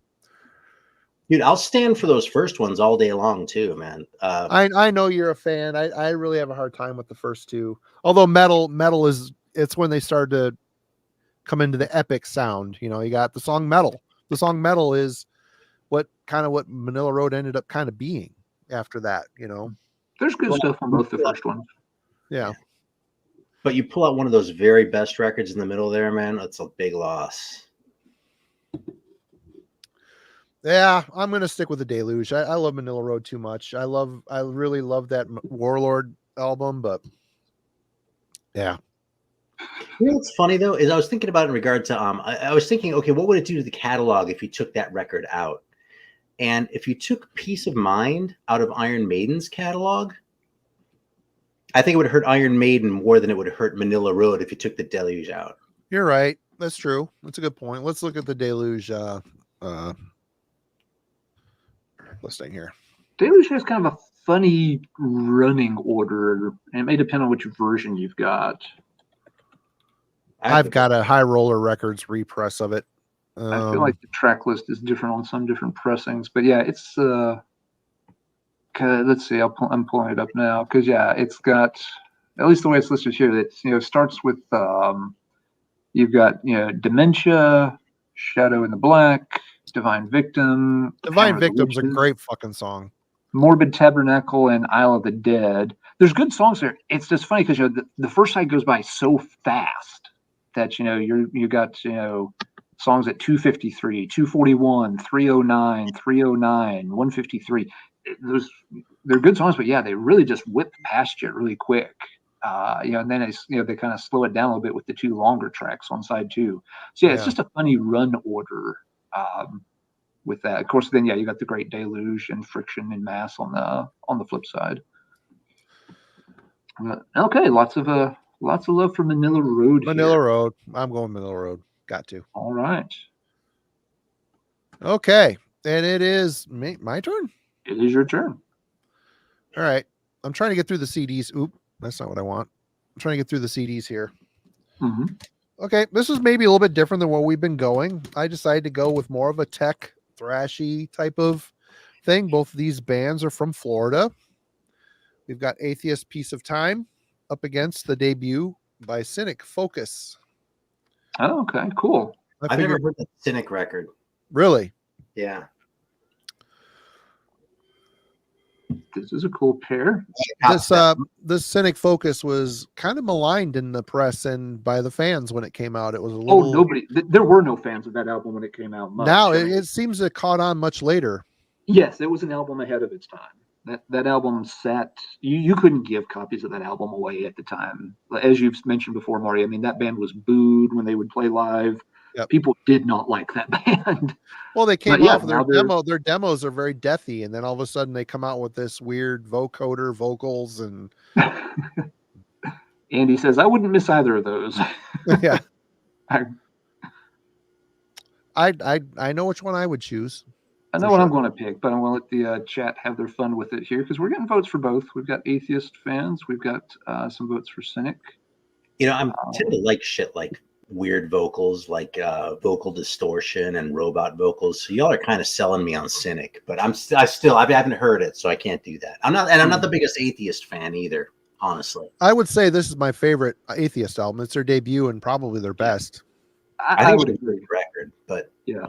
I know it's kind of their least odd album, but yeah, I would agree. It's my favorite in their catalog. I need to revisit the others in the catalog sometime and give them some more spins, but I need to turn off my oven real quick. So. We've got Cynic demos over Atheist, though. Wade says, yep, go Cynic here. If there's unquestionable presence, it might be different. Yep, those Atheist albums sound very different from the debut. Yep. Yeah. Well, with this one, let's see. Wade says, anybody else? Nikki says Cynic is wonderful, but Atheist is so much fun. That's kind of a good description. I like the way Nikki puts that. That the Cynic album does have this very sort of pretty interesting, at times kind of uplifting vibe about it. It's strange, but it's nice. The Atheist album, is a bit more straightforward, but they're definitely, working outside the normal box, but not so much that it feels weird. Again, it's much more straightforward than what they did later on. For me, out of those two, I would definitely go with the Atheist. The Cynic album is cool, and I do like it. Yeah. But it's the kind of thing I've really got to be in the right mood to want to listen to that. The Atheist is a little more straightforward, much more digestible. I'll revisit that album 3 or 4 times for every one time that I go back and replay Focus. So yeah. I'll have to keep Atheist. Although Cynic is a cool album and it's a pretty unique album, so it is a shame to have to give that one up. It's I'm with you on this one, Alan. I would go with Atheist just because the songs, even though they're technical, there's a fun catchiness to them. Mm-hmm. There's a good power to them, and like I said, they got a little weirder and jazzier as they went, which they kind of lost me on it. To be honest, I liked Unquestionable Presence, but I didn't love it. I greatly prefer the debut, but this is fun. It's good experimental techie death metal album. Good stuff. Mm-hmm. Yep, very cool stuff. Yeah, just way ahead of its time, but hey, they've gotten their props. Yep. The fan base has caught up to them, and that's great to see. Yep. All right, Mr. Aaron, you are back in the hot seat. All right. All right, let's do this one. Got a couple more that'll derail, and then another really hard one, and we'll do this one first. So I've got this in my list too. Oh, I actually do too. If it's the same, if the second one you pull is the same one, I'm going to be shocked. I think it might be two actually, because the second one is this one. Oh no! See, I went a Okay, different no, route. I went a different route. direction too. Well, I didn't want to. This is easy, Really? not even difficult. No way, not even difficult. Let's see what the chat thinks. So, early Candlemass or comeback Candlemass? Kind of. I mean, they never really went away, but they came back with Messiah. All right, now when it comes to back covers, there's a clear winner here. I mean, look at those fucking weirdo statues and shit, and that's a pretty damn good band photo too. Yeah, the makeup. I like the makeup on those dudes. Man, that's such a Swedish looking band photo too. You know what I mean? Like if you want to say, if you're in a band and you want to say this record contains Swedish magic, that is the kind of band photo that you want. Yep. You know what I mean? You wouldn't confuse them for Americans. Oh no, definitely not. Let's see. How's the votes going over? Epicus. Yeah, this is. Yeah. I think this is yeah. Yeah. Yeah. In fact, my contrast here. Let's push that thumb on the scale a little bit harder. That is some bullshit, dude. I mean, that picture would just completely suck if Messiah weren't fat. That gives it like 1 or 2 points out of 10. But that's it. Jurgen says Epicus, although living without Black Dwarf would suck. This is the record that got me into Candlemass. I snoozed on them during the 80s, and a friend of mine, he was like, dude, listen to this. And he just like gave me one of those little earbuds, and I heard Black Dwarf, the opening riff. And I like, it was a jaw-dropping moment. Yeah, Black Dwarf is good. Stains that too. Fucking 7 Silver Keys, Assassin of the Light, Copernicus. I mean, it goes all the way through. And this record, this is a really cool record. I'm not down on this record, but this was actually the first one I got. And it was sort of one of those that I would pull out from time to time and go, yeah, that's pretty cool. I probably shouldn't have snoozed on them quite so hard back in the 80s, but it didn't really grab me. You know what I mean? This one, when I heard this one, I was like, I've been missing out on something. And if I had to pick a favorite Candlemass record now, it would probably be Ancient Dreams. But this is the one that I owe a debt of gratitude to for leading me to look at Ancient Dreams. Nightfall's my jam. I love that album, but Epicus is a close second. Yeah. Nightfall was my jam for a long time, but I felt like I felt like Ancient Dreams bore more repeated listens. You know what I mean? Like which album is better? That's a tough question between those two. I might say Nightfall, but I think I like Ancient Dreams better. All those early ones are very, very good. It's hard to pick a favorite. My default answer is Nightfall, but it's splitting hairs. Yeah, my experience with that self-titled Candlemass, Aaron, is almost exactly the opposite of yours, because this was a band I was into for a long time before that came out, and I got very hyped for that, sort of reunion comeback album with Messiah when it came out. And then I heard it and was kind of like, there's a few good songs on here, but overall, I really let down with the album. I just felt like this should have been better. And that's my own fault. I let it build up too big in my mind, waiting to hear that album. I hyped it up in my own head to the point where it couldn't have lived up to my expectation. So but it's always then had that stigma where I've had to kind of overcome that, initial letdown with the album. But Epicus is a runaway in the chat, and I'm going to have to go with that one out of this pair. Very cool album. If I have a complaint about Epicus, the production on it does make it sound awfully hollow at times, and it is a little irksome, but it's got so many classic songs on it. Oh, it's all their classics are on that. I definitely would have to take Epicus over the self-titled. I should go back and give the self-titled a chance. It's been a long time, and I'm way past that initial sort of bummer from when it came out. So I might like it a lot more today than I did back then. It's not a bad album, and it's got a few good songs, but it just, for whatever, it just didn't connect with me when it came out. I completely chalk it up to my own ridiculous expectations for the album. I'm kind of with you. The self-titled, I was really looking forward to it, and I do like it. I think the songwriting is a little formulaic on that album, kind of like we're trying to do what the fans want us to do type of thing. Yeah. But and it really felt like that coming off of, sorry to interrupt, Marty, but it really felt like that coming off of the previous couple of albums where they had gone outside that box and then we're doing some different stuff, with the 13th Sun and Dactylus Glomerata, which are very cool doom albums. They're very different from what Candlemass did early on. And this one kind of went right back to let's recreate and you felt like it was kind of a matter of they weren't getting any attention. The sales, I'm sure, weren't there. The shows weren't there. And so like, well, how do we kind of get back on top? Okay, Messiah, come here. We know how to please, the audience. Let's give them what they want. Yep. So it was kind of a little strange for them to do that kind of U-turn. Well, it makes sense that why they did it. Sure. I mean, it's money, it's record label stuff. But 13 from the 13th Sun is such an awesome, amazing album. A great song, great album. Yeah. Great. And the Candlemass itself title just kind of goes back. Yeah, well, I've heard them do this before several times, but better on all the classic albums that we mentioned. Yep. But that's just my take on it. Yeah. I'm Epicus. I'm Epicus. Demon's Gate, Solitude. Gotta have them. Gotta have them. Blackstone Wielder. Yeah. Oh, such a good song. Yeah, for me, that self-titled one is right there with Ancient Dreams and Nightfall is sort of the triumvirate of Candlemass records. Yeah, that's cool. I love it. I like Tales of Creation. There are lots of good records, but those are, it's like those middle three Manila Road records. There's a ton of great records around them, but those three are like the peak. Right. Okay, Alan.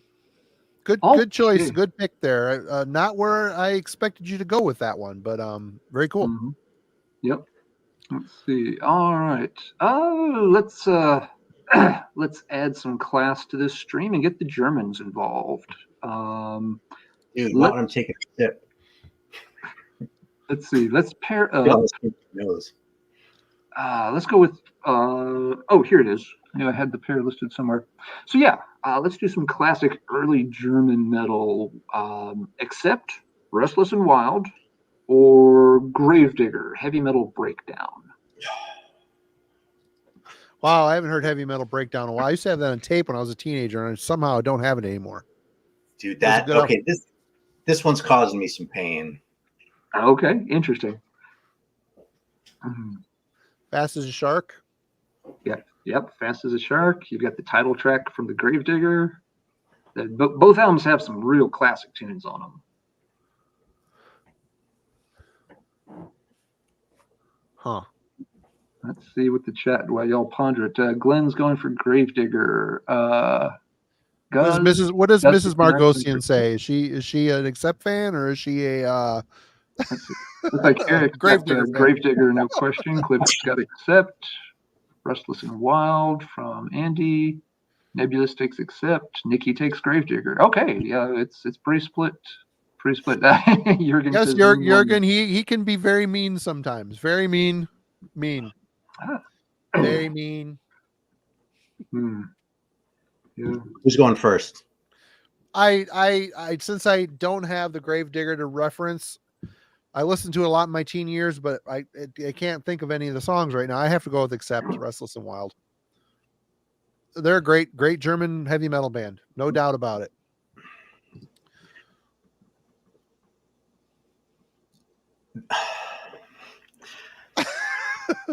The only thing about this is that if I take the Gravedigger, I still have Breaker, which is actually my favorite Accept record. It's funny though. Bananas was just asking me earlier today, oh, what about Accept, blah, blah. He was looking at a copy of Russian Roulette. I was like, Breaker and Restless and Wild are the ones you need. Yep. Oh, look at what Jurgen's saying. Chris Boldenthal said something about anybody's fucking singing style, dude. That's fucking rich. Princess of the Dawn, yeah. But the thing is, he's one of the few guys who kind of scratches that Udo itch. You know what I mean? Who isn't Udo? That's part of what I like so much about Gravedigger is the fact that they managed to deliver that.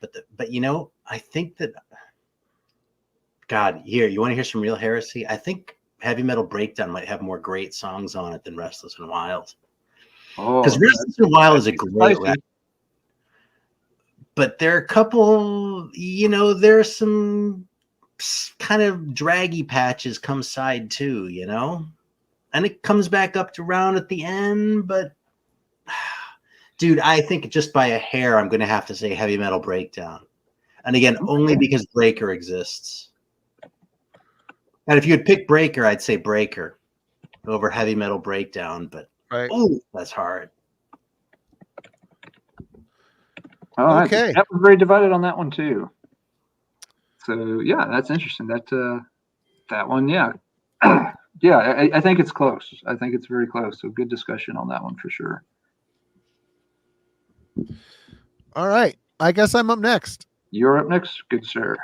I hate to keep showing this album because he's done some shitty things to people, but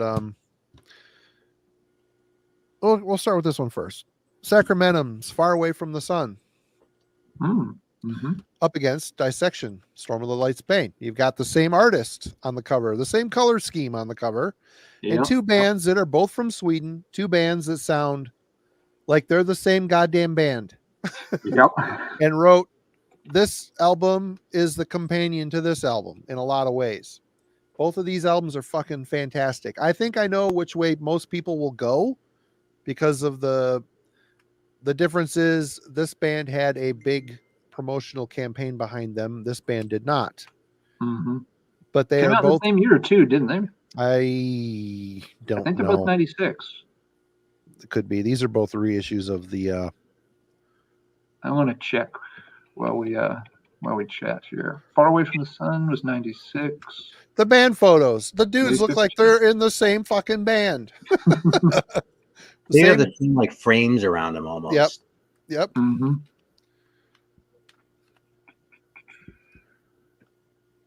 Yeah, he's done some shitty things. He's been a terrible turd human for sure. Let's see. Yeah, I go with Sacramento because they never wrote Re and Chaos. That's a good point. That is a valid point, Eric, for sure. That's kind of the two, man. The Sacramentum came out almost exactly earlier. They're both 96. Oh no, sorry, the other way around. Dissection came out just at the tail end of 95, and Sacramentum came out early 96. So yep, Dissection beat them to the record shelves, but barely. Andy, you haven't heard this Sacramentum? You should check it out. It's a really good album. It's really good. Anybody that likes one of those albums should hear the other one. Yeah. They're very much operating in a similar style, as you've already said, Marty. Let's see. Got Dissections. We've got those. Aaron, you have a dog in this fight? You want to know a secret? Go right ahead. I've never heard either of those albums, including the Dissection one. That's kind of mind blowing to me, to be honest. Yeah. You should check them both out. They're both good albums.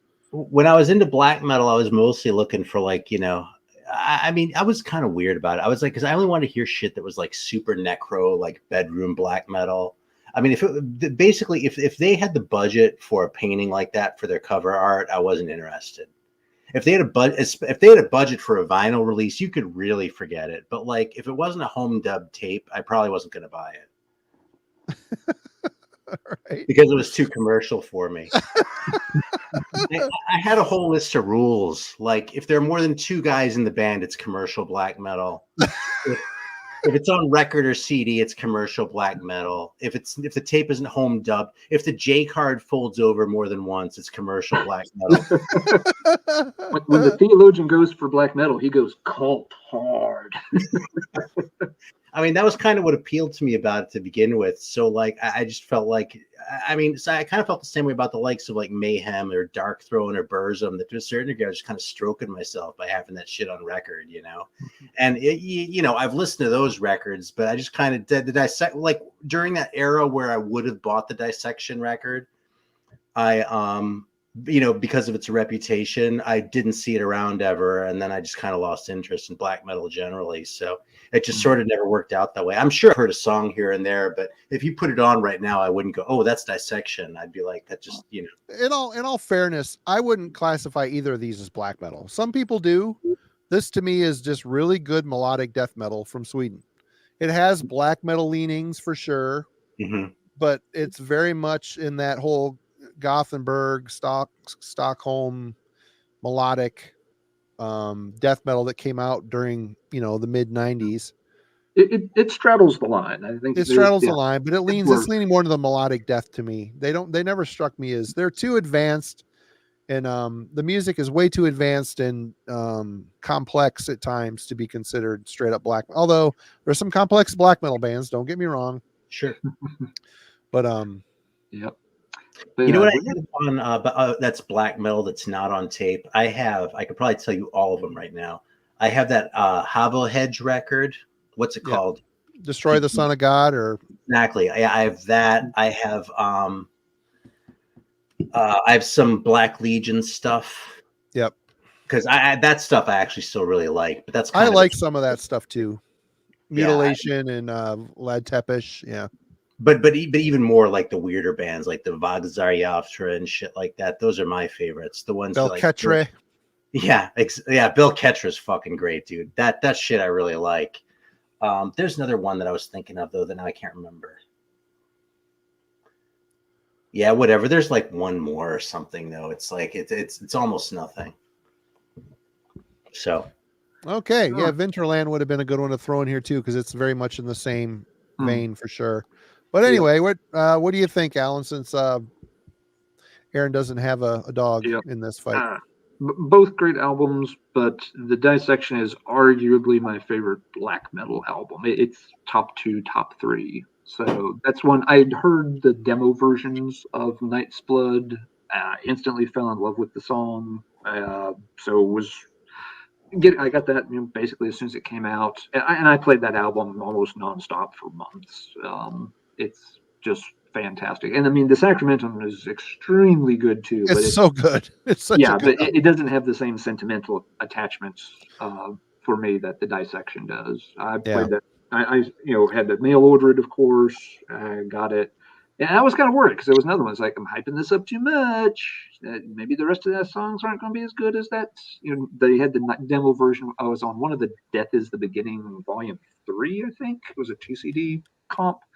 But yeah, no, that album's just amazing. I like the demo version of Knight's Blood better than the version that showed up on the album. It's slightly better, but that's just being picky. I'm a big fan of Soul Reaper and Unhallowed on this. Those two songs are just absolute crushing.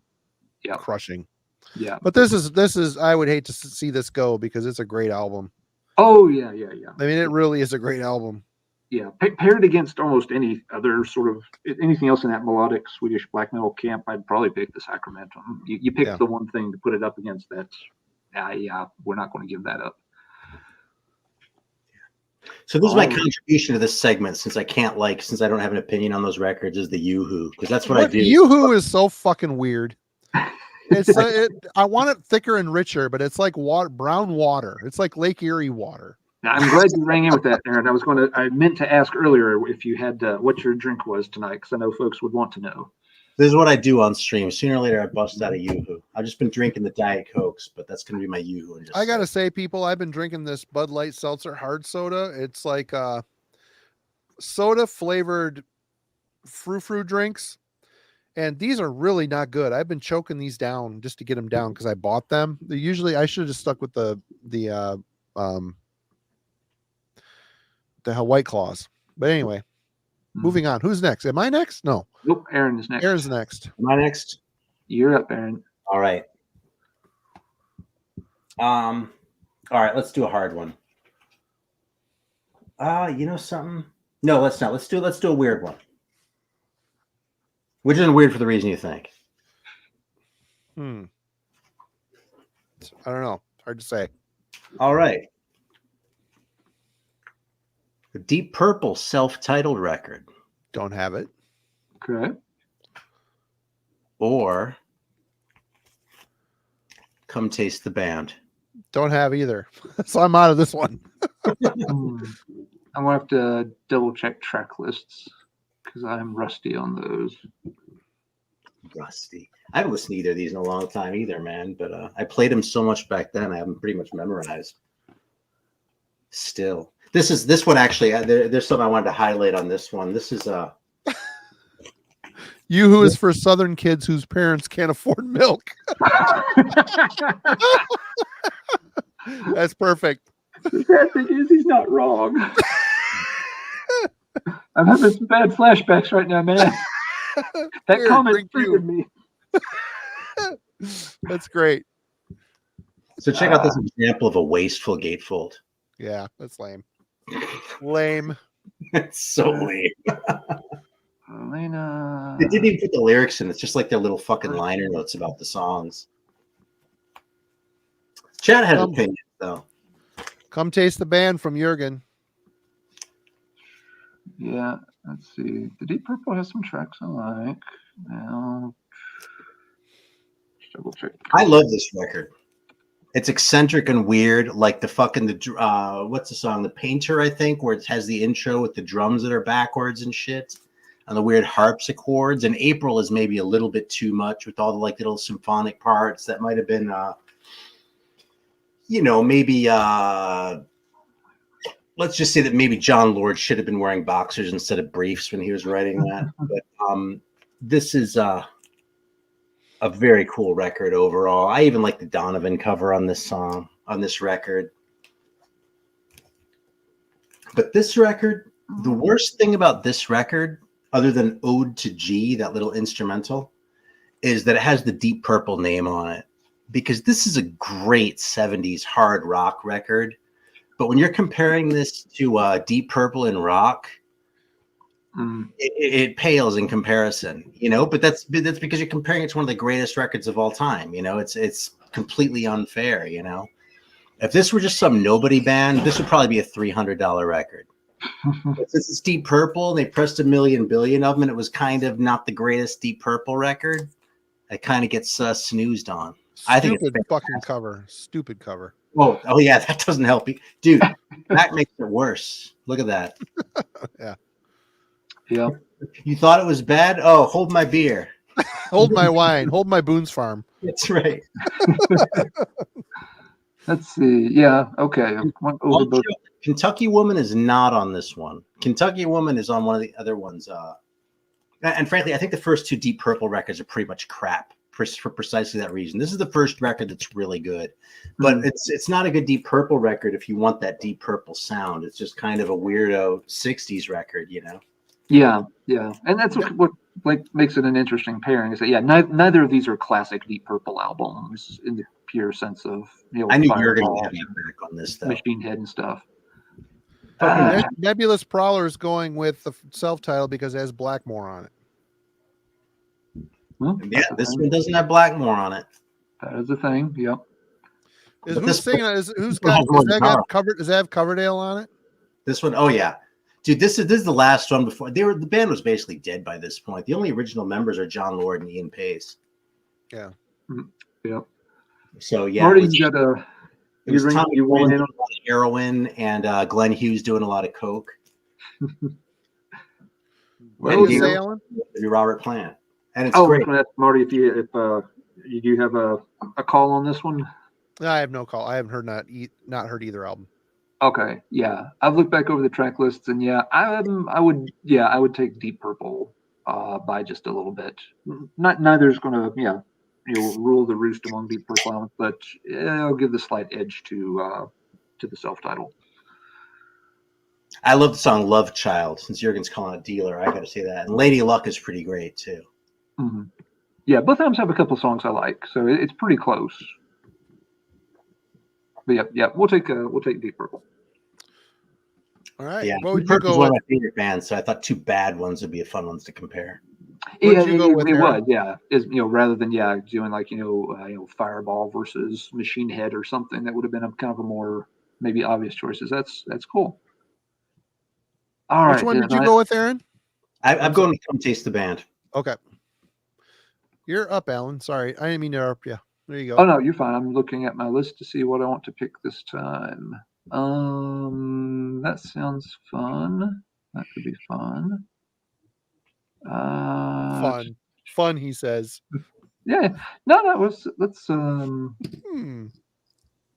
sure. These are both kind of classic 80s metal records, big time bands. Let's see where we stand with these two. The first Metal Church album or Sabotage's Hall of the Mountain King? We're all picking from the same pie here. I've got some similar shit coming down. That's all right. So, Metal Church or Mountain King? And Easy one for me. Okay, Marty's got this one nailed down. We'll see what the chat likes. I actually said Hall of the Mountain King like maybe a month ago. That's a really new arrival for me because I kind of rediscovered Sabotage in a big way. So okay. I think I have an answer. It's I wouldn't say it's easy, but I think it's I think I'll stand by it. Let's see, High Definition's taking Sabotage. Several folks, Glenn, Christopher, lots of votes for Metal Church here. Devin, Madness Range, you are right. So Circus, oh, this would be tough. Okay, we've put Circus in a bad place. Let's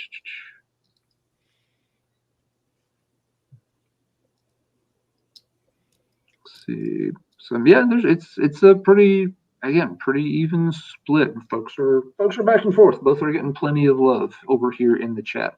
But Eric says he's going to go with the Abominog over either. I can see that. Let's see, Marty. Yeah. You had this one nailed down pretty quick. What did you pick? I got to go with Metal Church. I cannot express enough how much I spun that when it came out and loved it. Still love it to this day. It's Seattle's finest, and that album has got just a great atmosphere and vibe to it. Great powerful songs.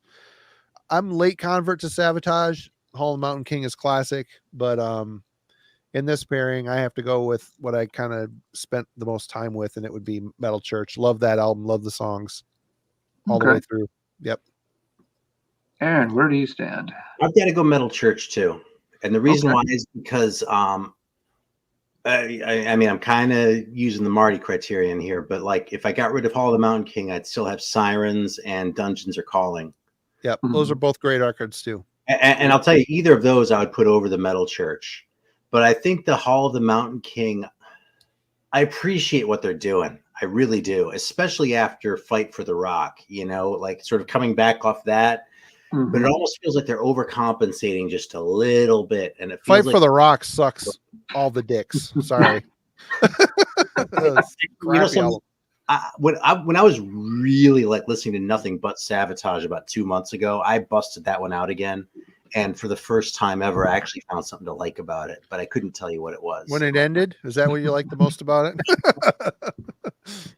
No, but it was definitely on the sort of, it was sort of my approach to it was sort of like, if I can like Cold Lake, there's got to be something about this record that I can manage to tolerate. It was more like that.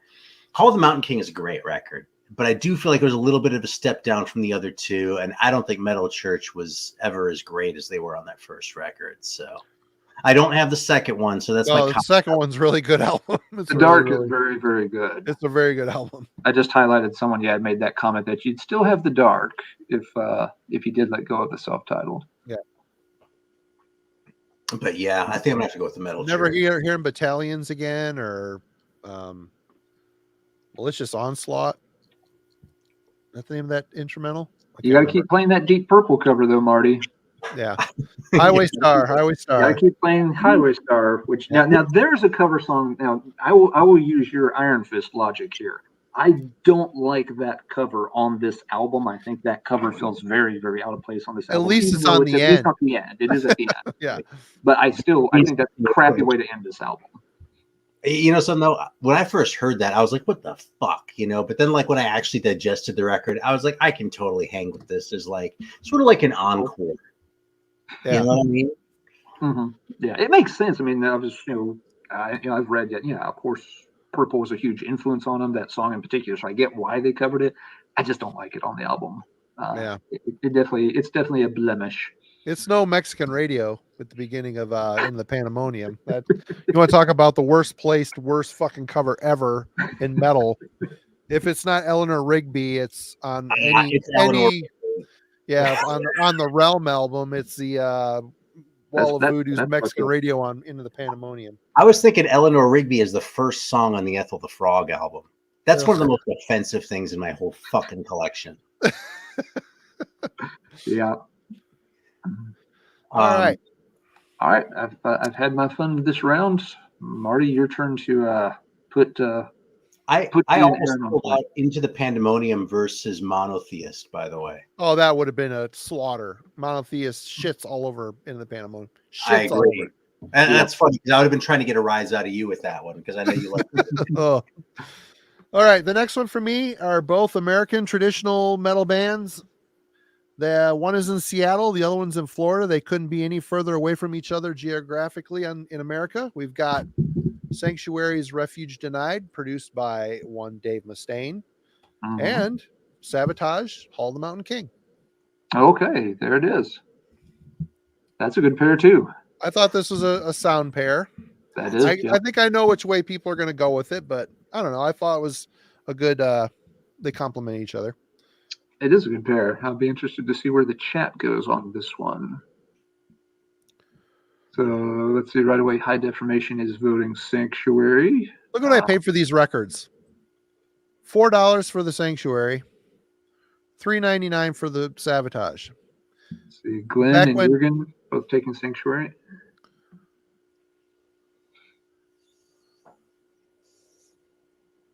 Yeah, I don't think you're going to get them for those prices these days, unless you just really look into them. And they're both good copies. They play good. The one, the Sabotage is a cutout, but cover's good, sounds good. They're both great.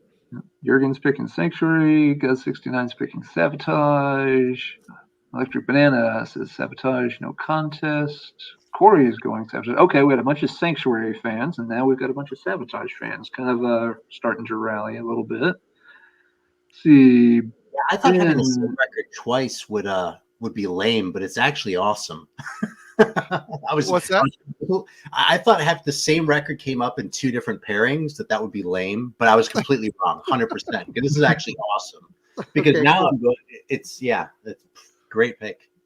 Mm-hmm. Yeah, no, it's a good pair. Yep.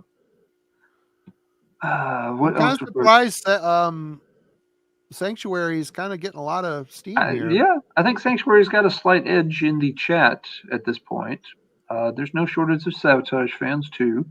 Let's see, Aaron, do you know what you want to do on this one? I think by maybe not a hair, maybe 2 hairs, but no more. The Sanctuary, okay. And that's only like if you ask me which one was better, I might say Hall, but Sanctuary is kind of a little closer to my heart. That's funny because I came to both of those bands late. I actually saw Sanctuary on that tour in 1988. Oh, nice. And I didn't like them.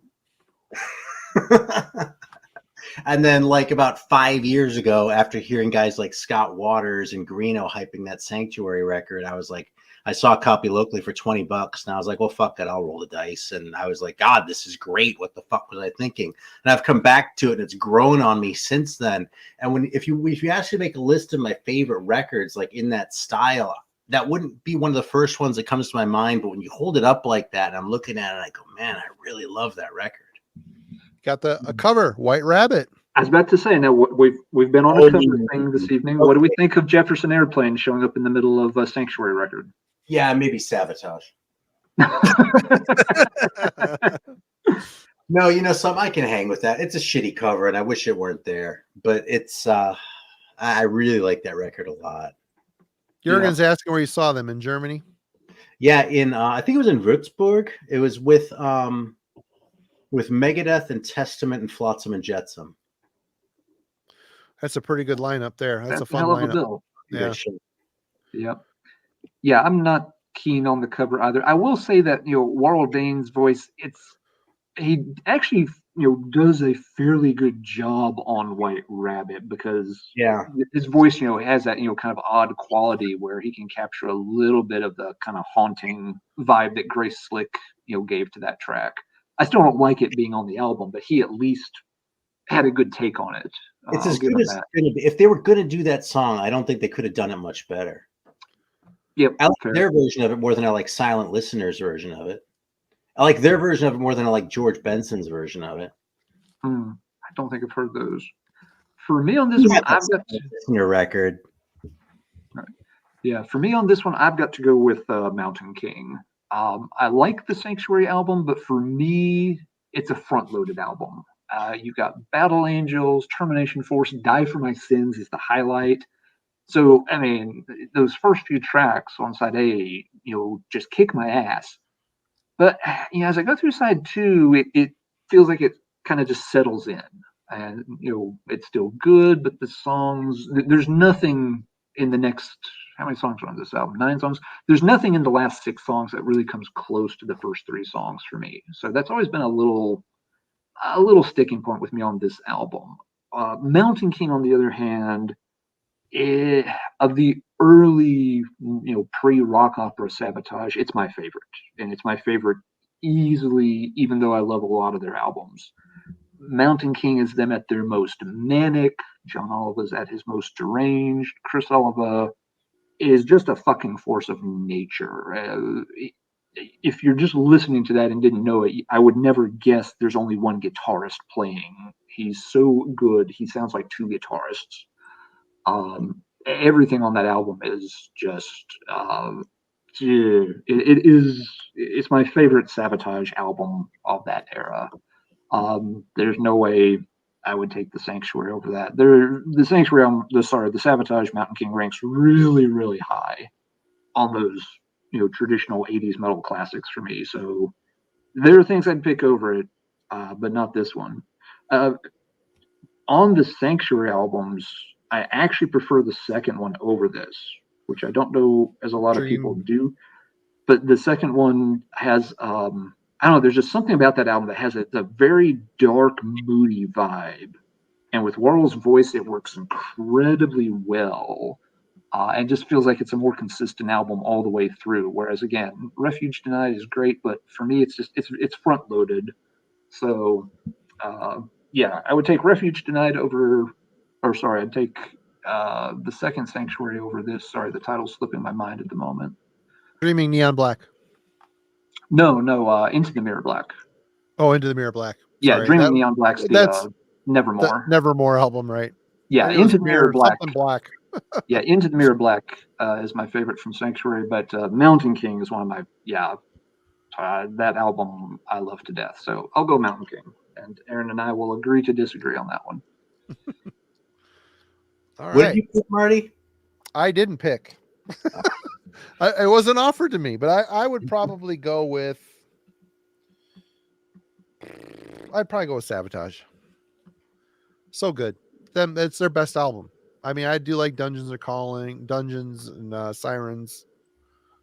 Very good stuff, but Hollow Mountain King's probably my favorite. It's a close one for me. That's why I picked them. It sucked to see either one of them go, Yeah. Hey, if you'll indulge me for just 1 second here, though, Jurgen said Hämmerleinhalle for that show. I thought it was Würzburg because I always went to when I went to shows, I'd go to the closest place to Erlangen that I could, and if it wasn't Nuremberg, that was usually Würzburg. So if they played at the Hämmerleinhalle, then that's the show that I went to, but that's not how I remember. I thought I had to go to Würzburg for that one. So whatever the show is, if Jurgen was there, we were probably at the same show. Mm-hmm. Jurgen's been to all the shows that ever happened metal-wise in Germany, unless he was sick or dying at the time. Yeah, but we got the same performance, That's some small world shit right It's there. small world shit, and that's one good thing about the internet. It's brought a lot of people closer together, which is really cool. That's the best thing about the internet, man. Yeah. And Aaron is up next. Oh shit.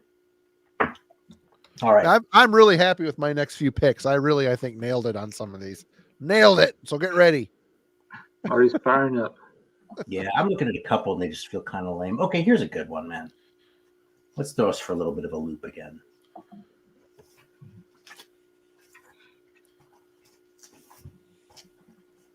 All right.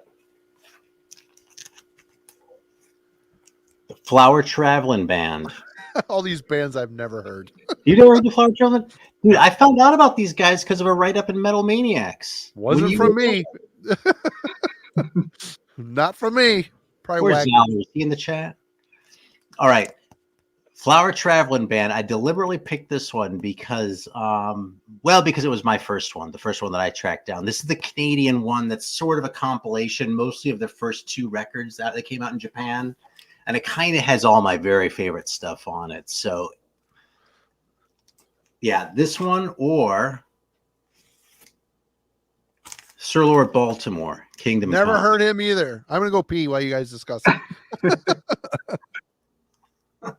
All right. I'm double checking. The Sir Lord Baltimore I'm familiar with. The Flower Traveling Band I'm drawing a blank on. Double checking to see if I'm. Dude, this is a really, really hard one for me. So if neither of you has a pick, then I might just fucking abstain too. I'm trying to What's the title of that Flower Traveling Band one again, Aaron? Sorry. It's called Satori. Oh, okay, yeah. A Japanese one called Satori as well that had a different track list. I'm checking the track list. It's okay. So this one has Kamikaze on it, which is actually off the Japanese Made in Japan record. And that's probably my favorite song by them. But it has Hiroshima too. It has a few Satoris, like parts 1, 2, and 3. Mm-hmm. Give Me Air, which is probably the best title, but yeah. Yeah, I've heard a little bit of it before, but I don't really know enough about it to pair it. The Sir Lord Baltimore, I'm more familiar with that one as it's always one of those early 70s proto metal ones that gets it's got a footnote in history from being one of the first things reviewed with the words heavy metal referenced in the write-up and all of that.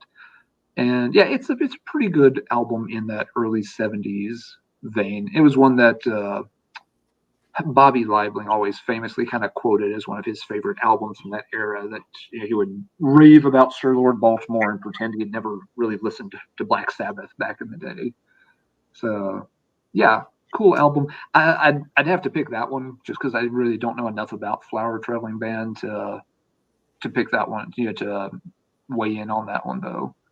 But what can you tell? Go ahead with your thoughts on these, because you know them better than Marty or I. It's a white label promo, just showing that off a little flex. Cool. Hey, Autumn, good to see you. Oh, is Autumn in the chat? What's up, Autumn? Hey, Autumn.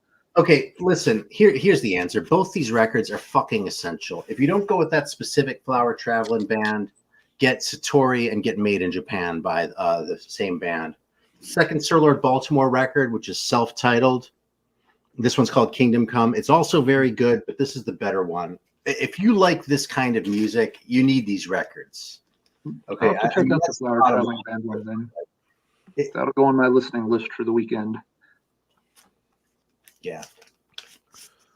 I mean, unequivocally, if you we've all the shit that we were talking about earlier, the Black Sabbath, the Rainbow, all that kind of shit. If you like that kind, I mean, especially like Scorpions and UFO, because both these bands are heavier than either of those. Yeah. If you like that kind of hard rock shit and that kind of a groove, these are both 10s out of 10 and are absolutely essential for this kind of shit.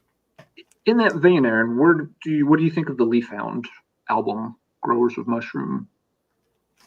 If anyone knew about it, I would consider it overrated.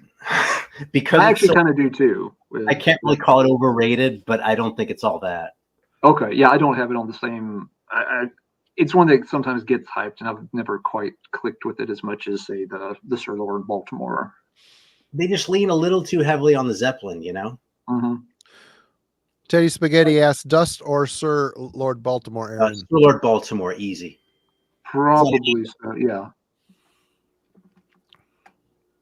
God, this fucking Bud Light Seltzer Hard Soda Cola shit is awful. It's like fruit flavored cleaning products, but You don't bad. have to drink it, man. Yes, I do. That's all I got. Hey, everybody watching live, if we can get Marty those last 10 subscribers and get him over 3,000 views, next week he has to drink an entire case of that, whatever he's drinking right now. Oh, I'll break out the whiskey. I got a fifth of Maker's Mark, but I'll become unwatchable at some point. Anyway, Alan's next. Yes, I guess I am. Okay. I was trying something new, Autumn. That's what happened to like. I said I'm going to spice it up a little bit, but yeah, it's just terrible. It's good to try different things, but sometimes it does backfire. It does. Okay, some folks have been talking Judas Priest in the chat, so let's. Don't think we've done a Judas Priest pairing yet, and I've got one listed here. So Judas Priest Stained Class versus Motorhead's Overkill. A couple of late 70s British bangers. What were they? I'm sorry. I was reading the chat and I had a brain no worries at all. We're going to pair Judas Priest Stained Class up against Motorhead's Overkill. Kind of an easy one, I guess. That's kind of an easy one for me. But I'll tell you something. There's going to get some controversial shit said.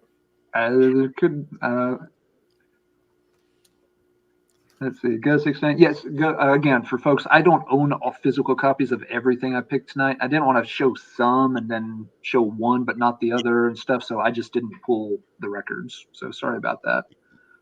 But let's see. We've got Overkill. We've got Stained Class. We didn't show it ahead of time either, by the way. So we're all surprised. Otherwise, I would have pulled them out for him. Let's see. We've got votes for Priest. We've got votes for Motorhead. And Motorhead's got it's a great track listing. There's some, Damage Case, Tear You Down. Oh, Andy, I'm sorry. Andy says Stay my Clean. favorite records from both bands. So yeah, okay. That I think they're ranked very highly for a lot of fans with these two. Let's see, Wade's picking Judas Priest.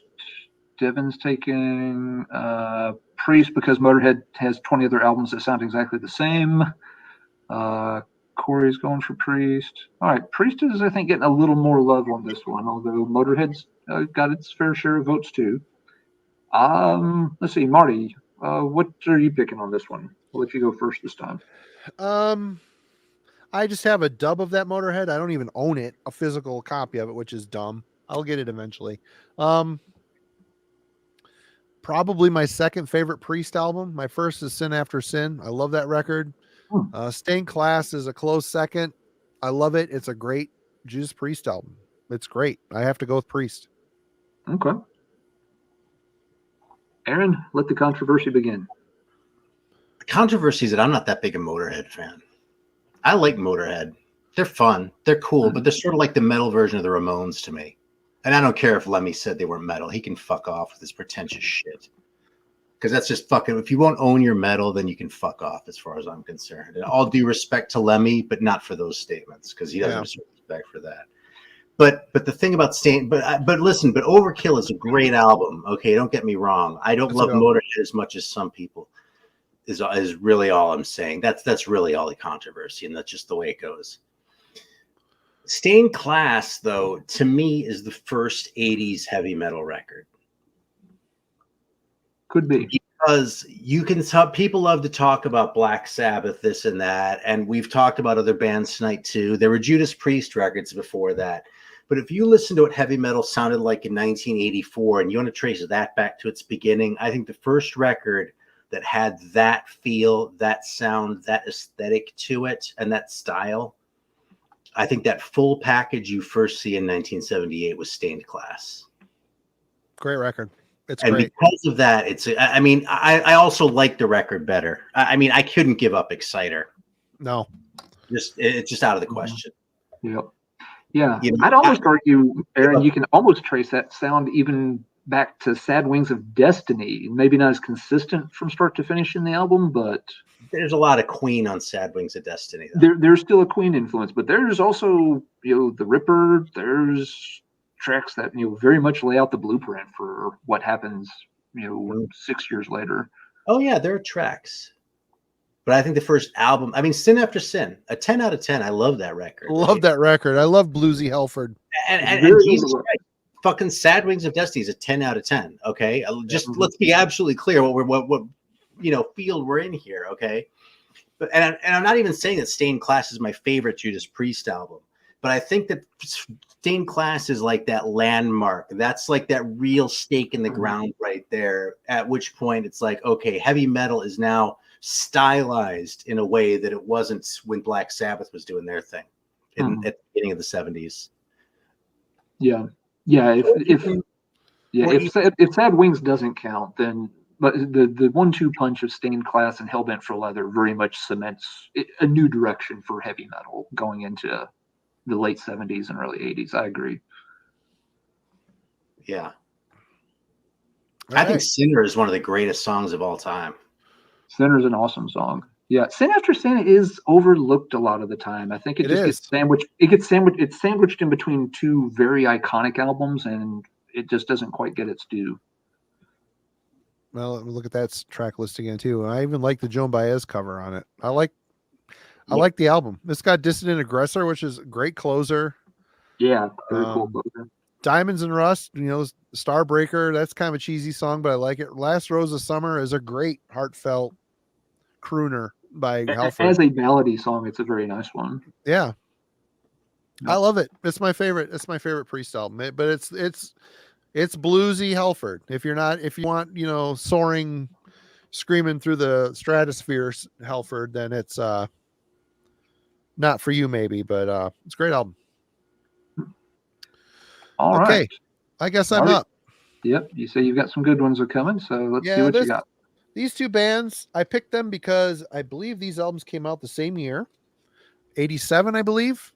They're both from Germany, and they both sound very similar to each other. Vendetta's Go and Live, Stay and Die, up against Death Row's Raging Steel. Both of these bands sound very similar. I think Vendetta's a little faster, a little thrashier, but the vocals are very similar and the sound is very similar. They're probably recorded in the same, let's be honest, they're probably recorded in the same fucking studio. Music Lab. No, that was shitty. I didn't mean that. What'd you say? I said with the same session musicians. Yep, they're both recorded in Music Lab, so the sound is very similar to each other.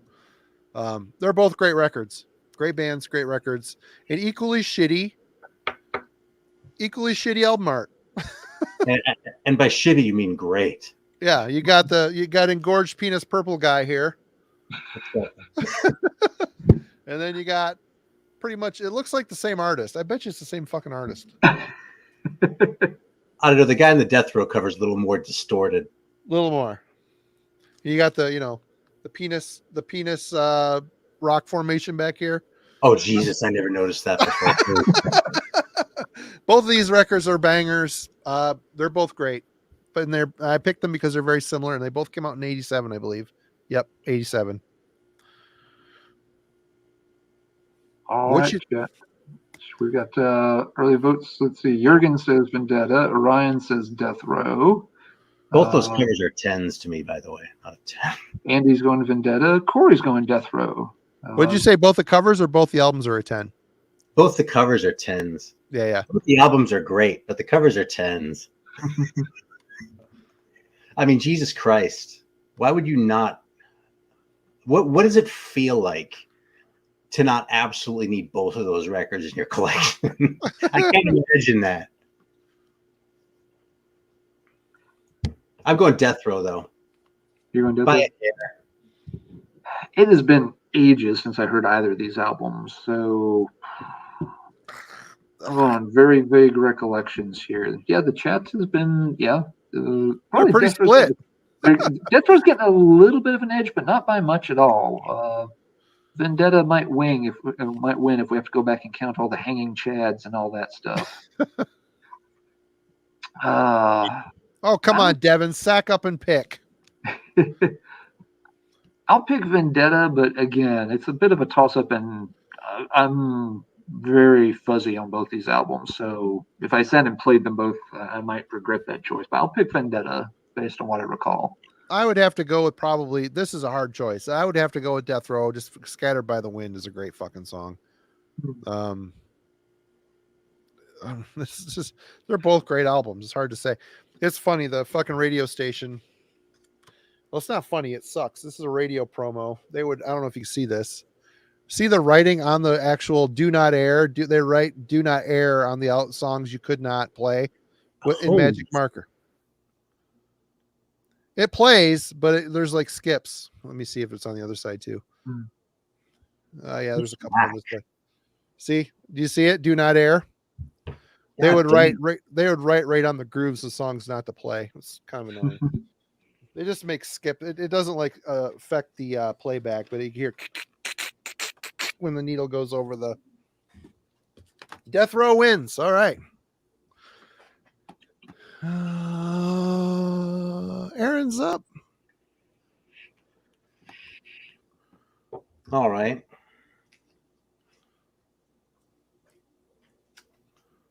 All right. No, you know, so I'm not going to do that one. I'm going to do this one.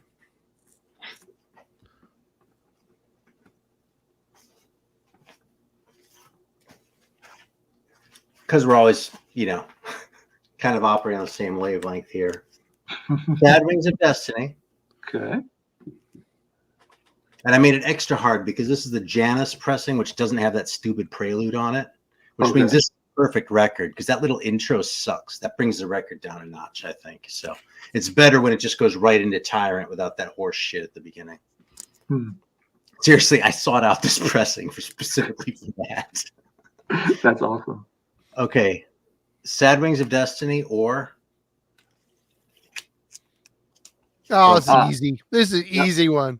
Easy. We're getting pretty. This is getting pretty serious now. Those are easy classic albums. Is it really easy, man? I don't know, man.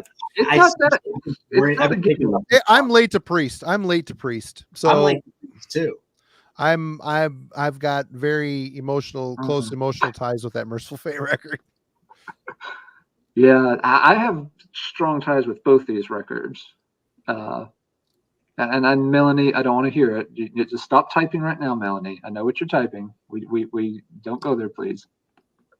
Yeah, Alan does have to pick Priest because he already lost. He doesn't even know. You're basically holding up emptiness. He can't see what the second album you're holding up because he chose Fate's Warning over Merciful Fate.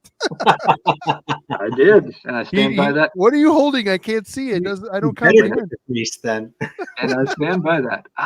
Yeah. Now that one hurts me, Aaron. That pair hurts me.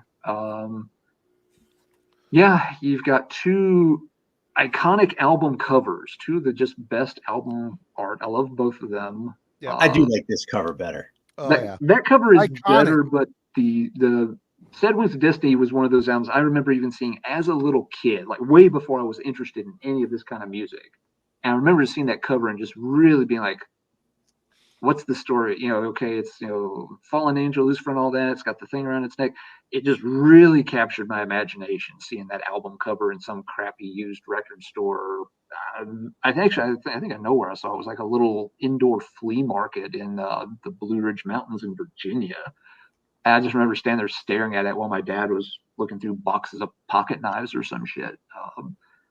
But yeah, both of them great albums, great track lists. I've been known to leave that Judas Priest album in my CD changer, not just for days, but for weeks and weeks at a time. Don't Break the Oath it's one of the best albums by one of the best lineups that heavy metal has ever seen. But yeah, Sad Wings is, you can put I don't think it's a stretch to call that the first quote unquote modern sounding heavy metal album. You take away just a couple, if you it still has the Queen tracks, but I don't mind the Queen sounding tracks. It's not the Queen tracks are bad. They're great. It's Yeah, just, yeah. It's not it's metal, but it's not as stylized as it became in the 80s. Is all I'd say. Yeah. No, it's not streamlined completely yet. We're not far apart here. No, we're not at all. The But only thing I would say is regarding the covers, that I'm totally with you as far as like how they're both kind of evocative, but intimidating beats emo. So I got to go with the Fate on the cover. Yeah, the covers, I would. Yeah, Fate still wins out. But yeah, I know what I'm going to have to do. I know what I'll do here. I'm not going to like it, but I know what I'm going to. I know what I'm going to do here. People don't forget. Remember that, as we've noticed on these streams, people don't seem to forget. Yeah. Dreamer, deceiver, ripper, victim. I mean, victim of changes. Jesus Christ. Yeah. All right. Yeah, Aaron. You've got me back for the accepting Gravedigger choice here. Very much. So, Marty, go ahead and make your case, and I'll render my final decision here momentarily. Tyrant might have the best backing vocals of any song. And that's you are right. I mean, just that little sliding right into that song, and it just punches you in the fucking mouth. It just it's just one of the best lead offs you could ever ask for. Tyrant, Ripper, change. God damn. I'm Merciful Fate all the way on this. No doubt about it. No, not even close. I mean, I love that Priest album, but no, it's all about Merciful Fate for me on this one. The guitar duo, they both have their distinct, amazing guitar duos, but I'm more of a Sherman Denner fan all the way. Hey, to Goose69, who's asking if anyone's really read the Oath lyric, and Marty, you've already answered this, but I just want to say that I actually know the lyrics to that whole song. Yeah, listening to it enough. Yeah, that's all in here, and I know what it is. Yeah. And the little prayer proclamation at the beginning of it. By the symbol of the Creator, I swear henceforth to be a faithful servant to the most puissant archangel, the Prince Lucifer. Yep. All right. I am going to pick the Merciful Fate, but I'm going to put a great big footnote. I'm mainly doing this because if I pass that album over twice, I will never hear the fucking end of it. So we're just going to go ahead and pick it. There you go, everybody. There you go. It's taken, but damn, that sucks. Last Rose of Summer. That'll save you. Sin After Sin. Dude, Sin After Sin is good. But it's not as Sad Wings is better. I'll take that album over Sin After. Sad Wings is sometime we'll rank Judas Priest albums, and that one's going to be way, way, way up the fucking ladder for me. But yeah, for tonight, I had to get used to, actually, ironically. Like this one, I got my head around a lot faster. By the way, I spent $1 on this. I got it out of a dollar bin in LA when I was living there. Nice. Those days have long gone. And I got it as a second copy because this one didn't have Prelude. Actually, I keep doing this wrong because this one didn't have that Prelude on it. I already had a different pressing of it. Not a gull. But even though this one I got my head around faster, I liked this one right away. When I first got this one, I thought Nightmare and Night of the Unborn were both pretty crappy. And the Oath put a bit of a strain on my stomach. Night of the Unborn is one of my favorites on that album. Well, here's the thing. Like, I've worked my way through all that shit. I love this album from start to finish. I mean, these are both 10s, these records. Like, I'm just saying this one took me a little bit longer to fully appreciate than this one, but yeah. Also, Ole Bang is a great name for the fucking Merciful Fate Coven guy. That's their manager. Yeah, goddamn. So, which one did you choose? Which one did you choose, Aaron? I got to go Merciful Fate. Yeah. There you go, everybody. Alan redeemed himself. You can let him off the hook now. The Fate, Don't Break the Oath one was a hard choice. That was a hard one. Yep. Yeah. That's a tough pair for me. Those are both albums near and dear to my heart and have been for a long, long time. Yep. Yeah. Eric thinks he's helping us, but he's cheating. I saw the Hero comment. Hero doesn't count. Isn't that a best of thing? No. What is that? It has the whole thing on it, but first of all, it has that prelude. But second of all, it's a cop out. Oh, yeah. Mhm. Okay.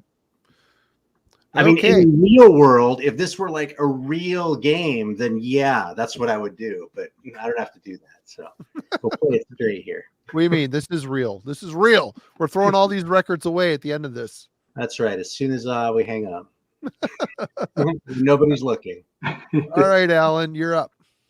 Okay, let's get a little thrashy here. And well, kind of thrashy, kind of early.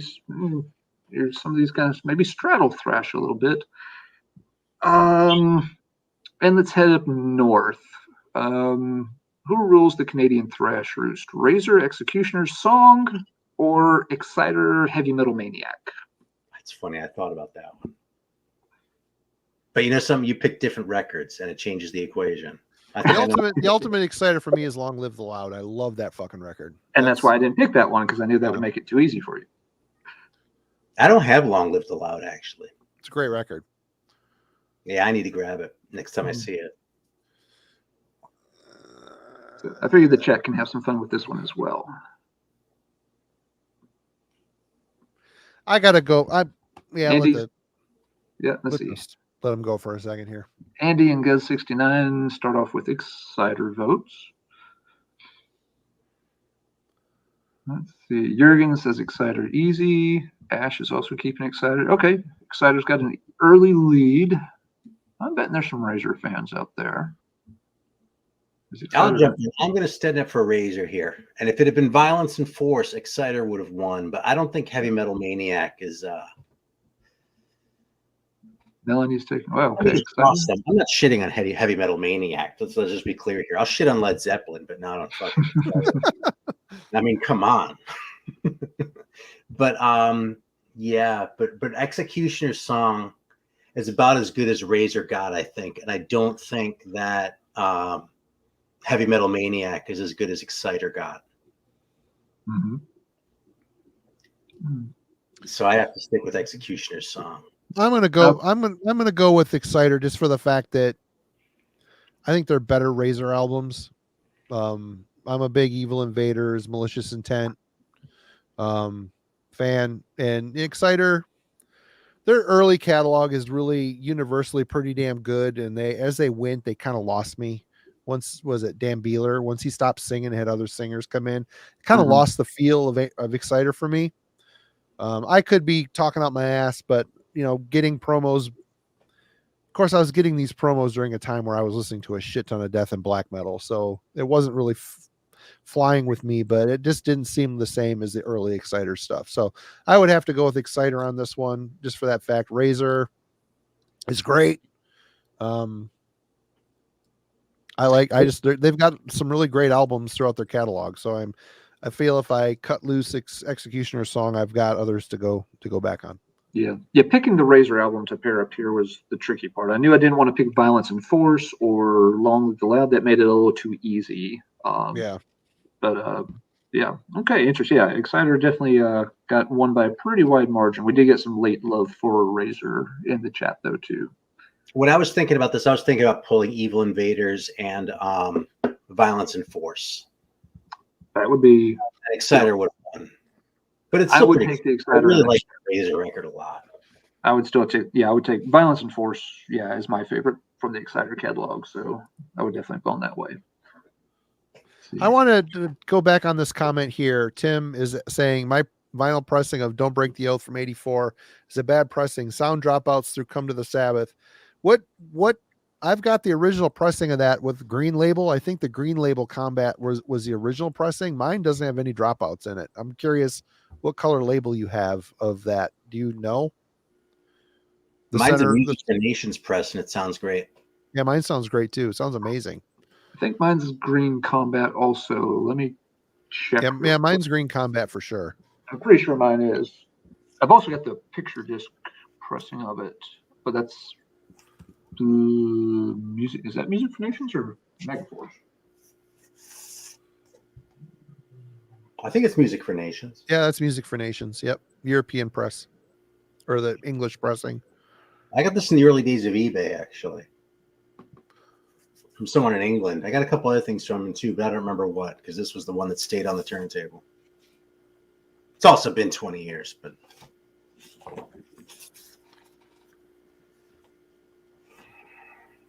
So Tim, do you know which version? What color? Oh, okay, no, that's all right. I'd be curious too, Tim. I'm just curious if you knew. Yeah, like I have the green center ring. That's I'm led to believe that's the original pressing, and it sounds fine. It sounds really good, actually. I love those 80s recordings where they did it in the studio. You can actually hear the room they recorded in. It's so cool. Yeah, you got that's OG press. Yep. Yeah, I don't remember mine having any. I haven't played this vinyl copy in a long time, but I don't remember it having any sound issues. Nah. Okay, I am up next. I had a CD of I'm spacing the first Running Wild. Gates of Purgatory. And it had the EP tracks at the end as bonus tracks, and those do too. Dropouts and sounded like shit. I've got that CD pressing of that, yeah. And I was wondering if it was a recording, but then eventually I found the 12-inch, and the 12-inch sounds great, but the CD. Yeah, I have the 12-inch of it. Sounds good. Okay, boys. Yeah, this CD pressing has some sound issues on those EP tracks. You're right. Yeah. Okay, this is a pick I'm pretty psyched that I came up with, to be honest with you. These both came out the same year. This came out in 85. Sorry. We've got the Italian Venom with Bulldozer, The Day of Wrath. Mm-hmm. It's got some really great songs on it. The Exorcist. Good, sloppy Italian black metal. And up against 1985's The Real Venom with Possessed. You know, I know my answer, but it kind of makes me a little bit sad.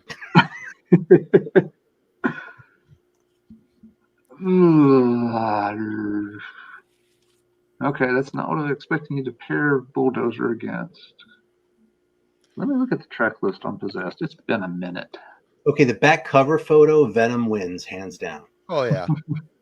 Yeah, fuck those goofballs making faces. Jesus Christ, what do they think they are? Fucking looking at porno mags. There's some turd band like that. Actually, they're Italians. They get a pass no matter what the fuck they do.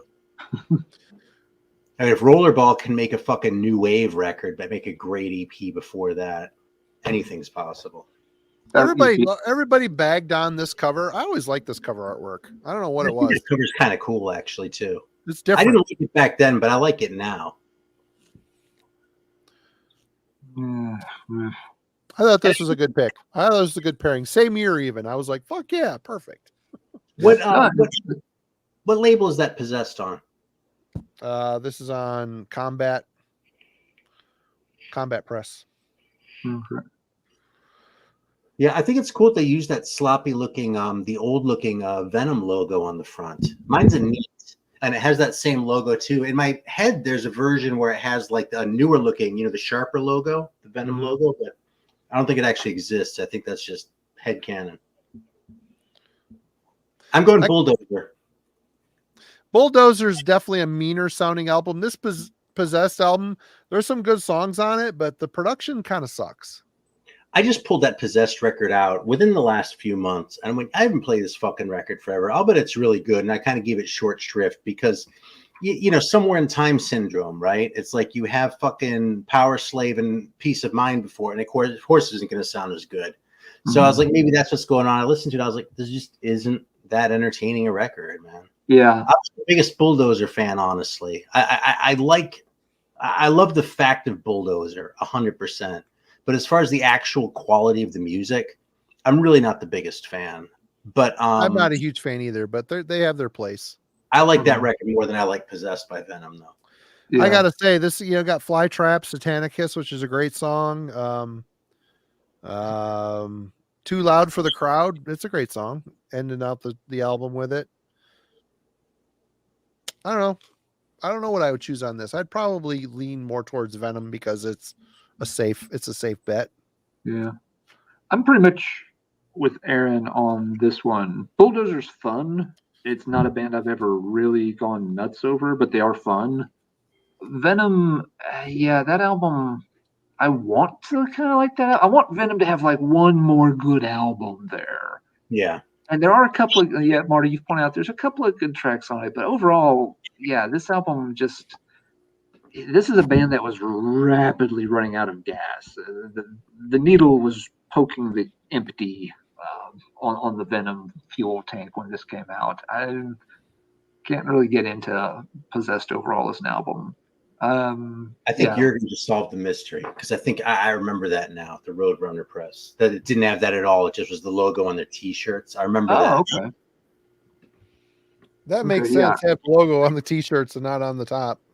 I don't think I've ever seen that for that press. I used to have the Combat press. I've seen the Neat press, but yeah, I don't think I've seen the Roadrunner without the logo. That's cool. Yeah, I was living in Germany when that came out too. So the one that Jurgen bought is the one I would have been seeing in shops. I didn't buy it until a lot later. But I gotta say the Corona squad on this one. If I got down that position right now, you'd have to call 911 to get me out of it.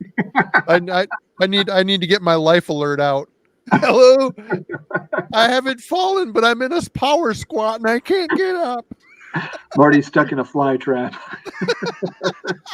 And dude, and then you know what would happen was like 6 months later, we'd be holding up a copy of the new Glorious Dead album saying, if I got into a power squat like that, like Marty, I'd be calling 911. I wouldn't be able to get back up. Yeah, except I wouldn't be making that face. There'd be tears coming out of my eyes because I broke something, and I wouldn't have a pair of pants that accommodate such a squat. They wouldn't give. There's just no room for stretching. All right, Aaron, you're up next. Man, I got some cool stuff coming. You guys get ready. Cool stuff. I'm running. You know something. My last few here, I'm kind of feel kind of lame compared to some of the ones we've been through. So I'm feel like I'm running out of steam here. I think I know what's going to happen with this one, but I'm going to do it anyway because it might get a rise out of somebody. Okay. Mm-hmm. All right, Black Flag, My War. We all know this one, right? That is an awesome cover too. Yeah, good puppet. Or fucking Von Elmo, Future Language. I have no idea what that is. I don't think anybody does. I have to go with Black Flag by default. The group from the future is here now. Advance yourself. How does that relate to Black Flag? It's about the same time. It's a little bit earlier, actually. It's a New York record. I guess this is LA, so not a whole lot, except it's about the same time and kind of the same spirit, kind of the same. There you go. See, Autumn's got my back here. There we go. Fuck yeah. Because I say Von Elmo. Von Elmo is like if Devo were like really dumb. I like Devo. Devo is a fun band to me. I love Devo. Yeah. Devo does cool stuff.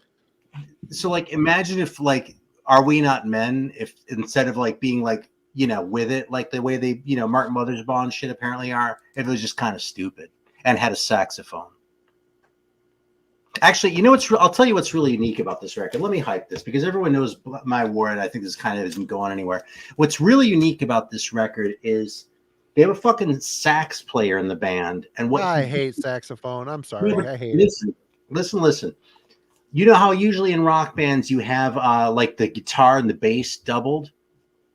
On the Von Elmo record has the sax doubling the bass.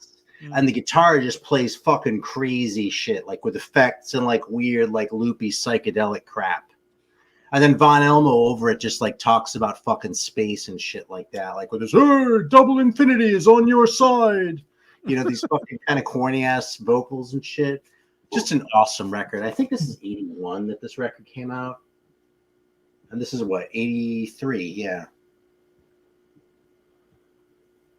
I actually love this record, and Black Flag was one of the bands that got me through high school, so it feels a little bit disloyal, but the fact is, side 2 of this, I could make a strong argument for side 2 of My War now. Because what's side 2? What song? What are the Nothing Left Inside, Three Nights, and Scream. It's like just do, do, do, do, do. It's like them. It's like their Doom half record. Yeah. Like Black Flag turned into a Doom band for half a record, and they Yep. put it on My War.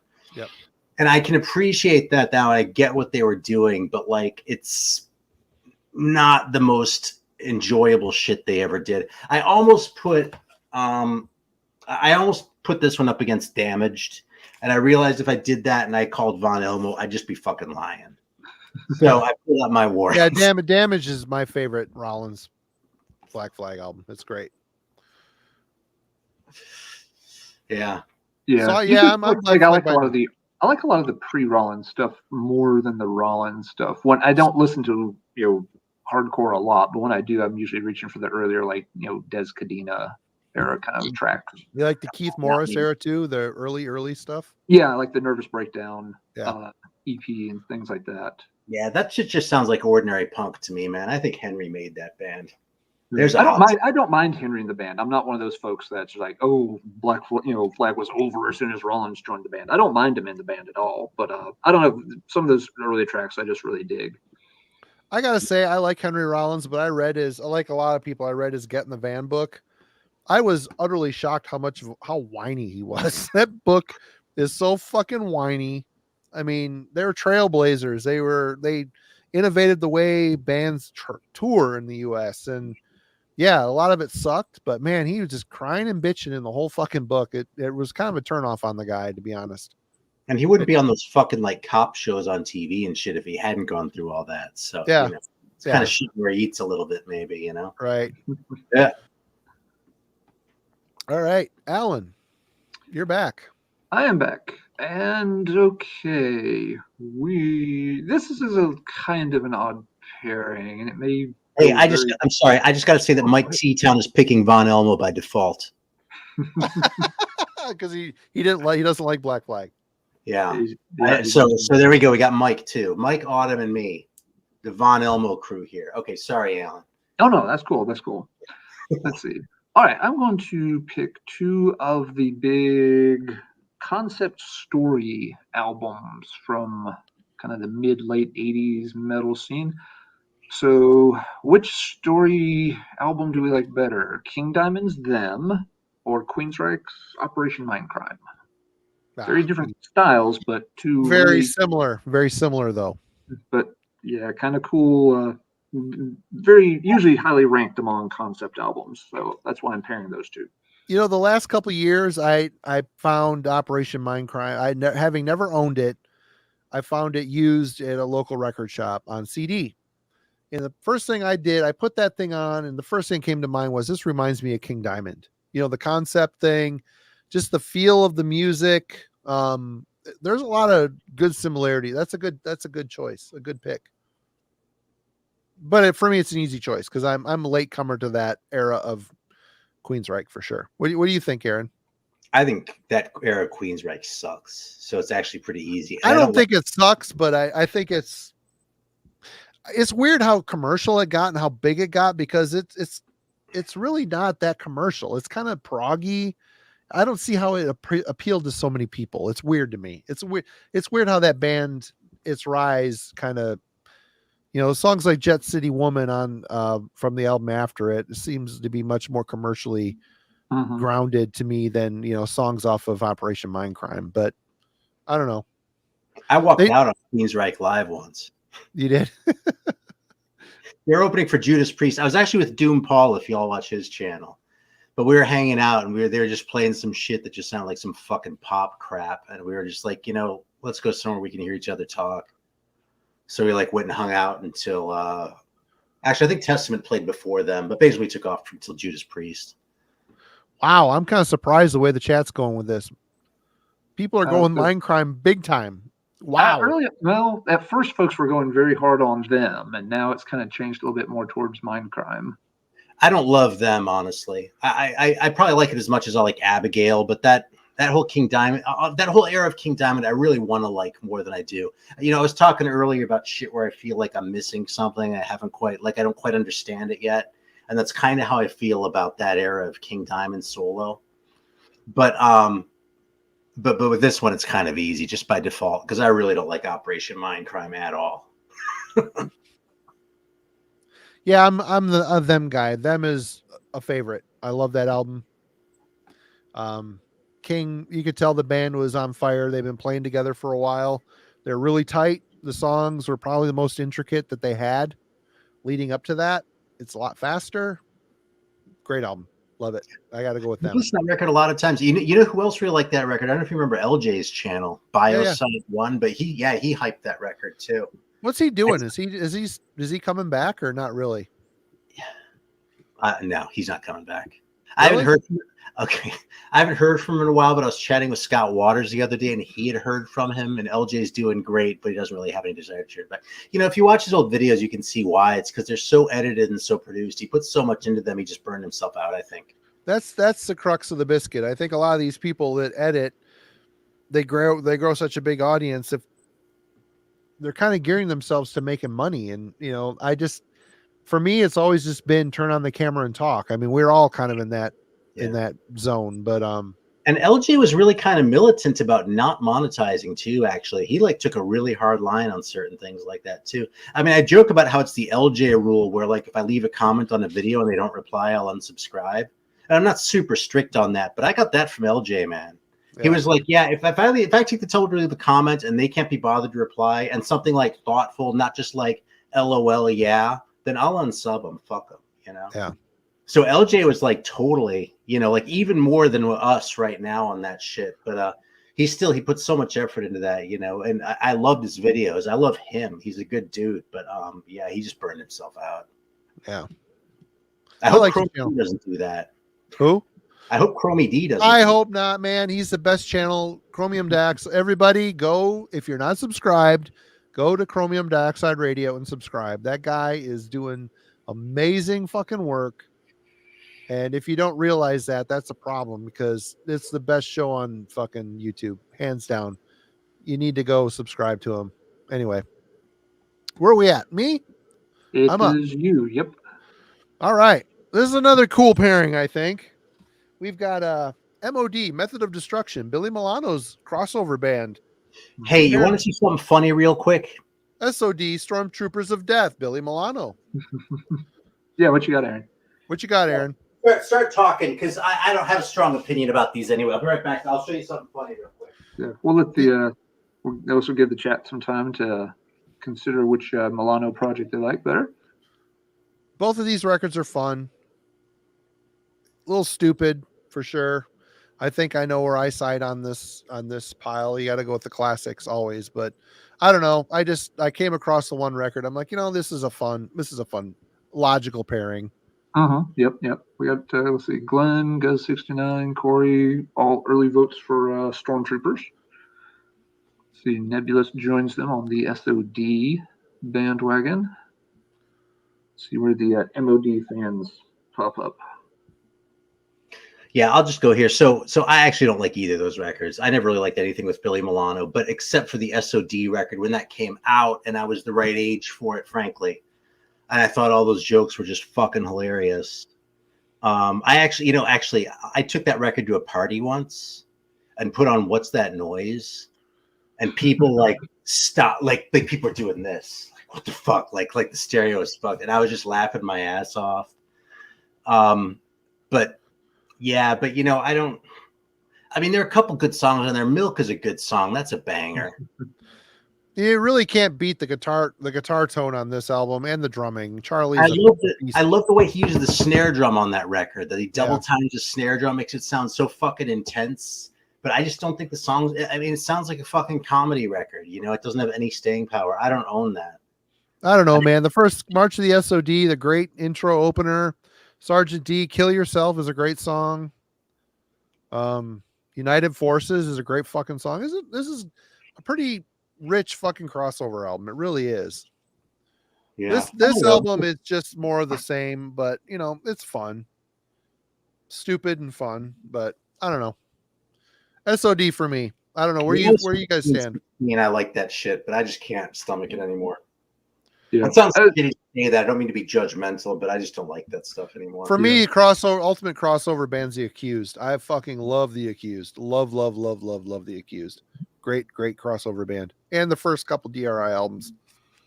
Yeah, I'd pick the Stormtroopers here pretty easily, and I definitely get where you're coming from, Aaron. It's one of those albums that, yes, when you hear it and you're a teenager, it's hilarious and you have a good time with it and it's fun. Yep. But you tend to outgrow it over time. They actually, Ian Christie was doing, hardcore on his as his theme for the Roots show on Sirius XM this past week. Yeah, he was playing some of this stuff, and the SOD tracks, still, they've got a good, crunch to them. They've got a good sound. Good so guitar tone. You can still listen to it and kind of smile at it, but it's not. I would never go pull it off the shelf and sit down and be like, man, I really want to sit here and listen to SOD these days. I'm not trying to sound snooty or mature or anything about it, but yeah, I outgrew that 20 years ago. It's fun for what it is, but and it wasn't meant to be taken very seriously. So I don't feel like I'm really disparaging it. I'm just saying it was created to just be a really, goofy, fun side project kind of thing that just got its own following. And unfortunately also had people who completely missed the joke and tried to take it seriously.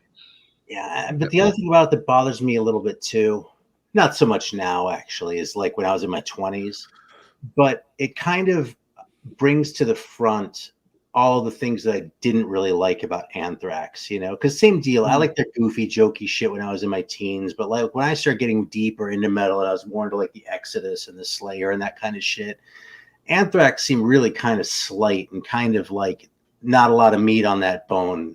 And that's not true. Like, that's not fair. Anthrax is actually a great band, but like that whole comedy thing just kind of like created a little barrier for me for a while there that I had to overcome. And that SOD record just reinforced that for me for a long time, So I kind of resent that record a little bit, to tell you the truth. Yeah, I get that. For me, Anthrax is at their best when they move away from the goofiness. Yeah. When Anthrax gets a little too silly, goofy, I start to lose interest even now. But that said, I still have to give it to the SOD record because it has a more important role in my life. You know what I mean? Sure. And that's dead on. Anthrax meets Sam Kinison meets Agnostic Front is what it sounds like. Yep. So let me show you this other thing real quick. This LJ thing here. So he sent me this as a VCLT a long time ago. It's because he didn't like Captain Beefheart, and obviously I do because that's kind of how I roll. Check out the note on there though. This record sucks. Enjoy. Classic. Yep. You're up, Aaron. All right. Well, and just before you pick, Aaron, just so we know, we've done 9, so this will be starting round 10. So, and we're at the midnight point. So, if folks feel like we may want to find a place to dock it for the night pretty soon. So, if you've got any really good ones that we want to get in, we can still go for a while, but just wanted to make sure folks knew where we were at. I'm always down for a little docking. Yes, please. I have 2 more. Sure. And if we drop the last one, that's okay with me. How many more do you all have? Oh, I've got plenty. I don't want to. Didn't want to. I've got 4 more. Well, we can. Yeah, I mean, let's just finish them then. Yacht Rock guy, Trout Mask Replica is probably. And no, something I would take Strictly Personal before that one probably. But Trout Mask Replica is great, but don't snooze on Dock at the Radar Station because I did because it was later, and that record's actually great. All right, just for Alan though. Okay. Yep. Angel Witch. You're an angel witch. Oh, you better not do what I think you're about to do. You're an angel witch. Or Foghat. No, I'm kidding. Or this one. Or that. Okay. Not where. Yep. Not where I thought it would go. Where do you think I was going to do? I thought maybe you were going to pull Diamond Head, Lightning to the Nations. No. This record, I wouldn't put up against Lightning to the Nations. Sorry, I don't respect it that much. There's another hot take for the night. I like this record. I really do. Mm-hmm. I think if you have that 12-inch that I showed earlier, the Sweet Danger 12-inch, because you need the 12-inch so you get Hades Paradise. You have that. You have Baphomet off Metal for Mothers, and you have Extermination Day off the Friday Rock Show, and you have their or Metal Explosion. You have their best material. Yep. That is a problem with Angel Witch. Yeah, a lot of those really good early tunes are scattered all over the place. And I don't. Well, okay. Well, anyway, I don't think this record lives up to how it's hyped, but it's a very good record. Okay. This record is a little bit of an idiot bastard child of a record. Great cover. Yeah, that cover sells that album a lot more than the music on that album sells that album. Great band photo too, man. Mm-hmm. Although I'll tell you something, Angel Witch isn't exactly slouching with their band photo either. It's maybe a little less moody than this. Yep. But you know, they're on our side, you know. Yep. Let's see. Anybody in the chat? What do we think? Angel Witch versus Witch Find.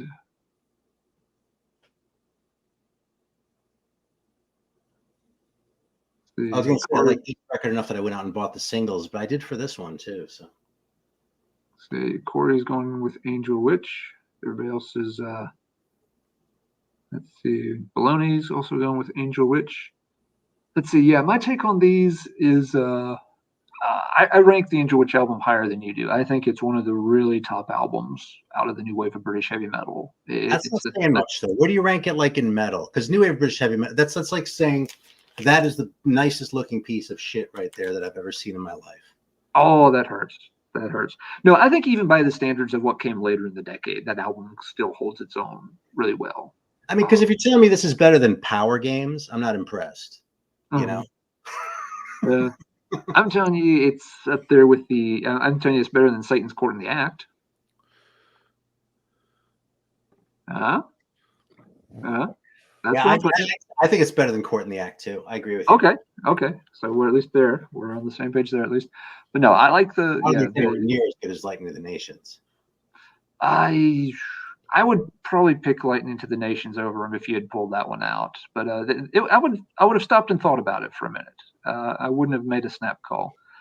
The Witchfind, yeah, you pointed out the key thing about that album is the cover. That album cover sold more copies of that album than we could possibly count. Musically, there's a lot of misses on that album. That one is still really rooted in the 70s. Well, I'm sorry, what's that? I could count to 900 or whatever. No, I'm just kidding. I know they made more than that, but you know. Yeah, but no, I mean, you see that album. I mean, you're a teen, you're a teen kid interested in heavy music, and you see that fucking album cover in the racks. You are leaving with that album, whether you have to buy it, steal it, or whatever.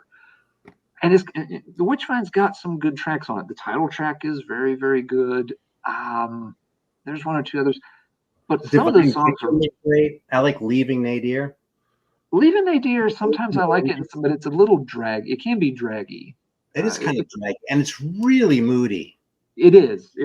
Yeah. It was an odd one to pick for. That's the track that was on the 79 Revisited compilation. It was a weird one to pick by Witchfind, I thought. It was just felt like an odd track choice.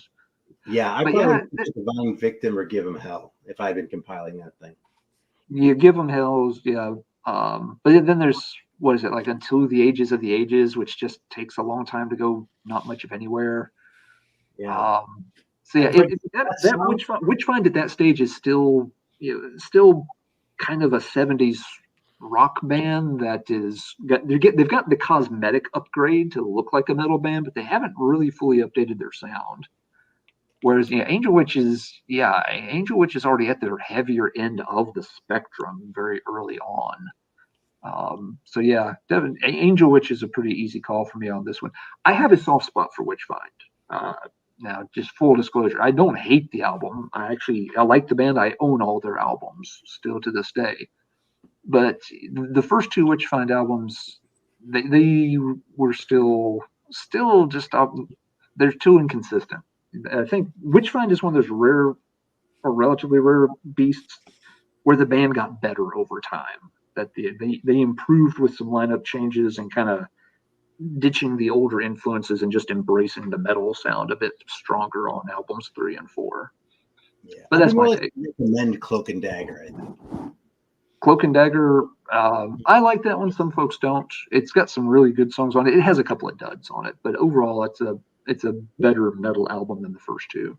This is my favorite, though. I bought this for $3 or $4, by the way, at Aquarius Records in San Francisco. Nice. So people... Yeah, I got that one a long time ago. That album wouldn't be that much nowadays. The Witchfind albums have actually never been super expensive. And I don't know what they are right now. They could be $100 on Discogs for all I know. But Witchfind albums have never been that hard to track down or that expensive. They've always been pretty easy to get if you wanted them. Yeah, I don't know who was distributing that. Were they on Rondelay? Yeah. They're on Rondelay, which must have had pretty good distribution because, yeah, they definitely got it. They got into circulation a lot better than many of their contemporaries did. Yeah. But, what do you think, Marty? I don't own either of those albums. I've got Ben sent me a Witchfind compilation CD a long time ago, and I listened to it twice, and there was nothing that really jumped out at me. It seemed I was kind of surprised at how mediocre it was, to be honest. That in Angel Witch, I've heard that album. I've heard the debut. It's one of those albums that will eventually be in my collection. It's just not there now. And yeah, there's something about the new wave of British heavy metal thing, other than the big ones, the big bands, Priest and Maiden.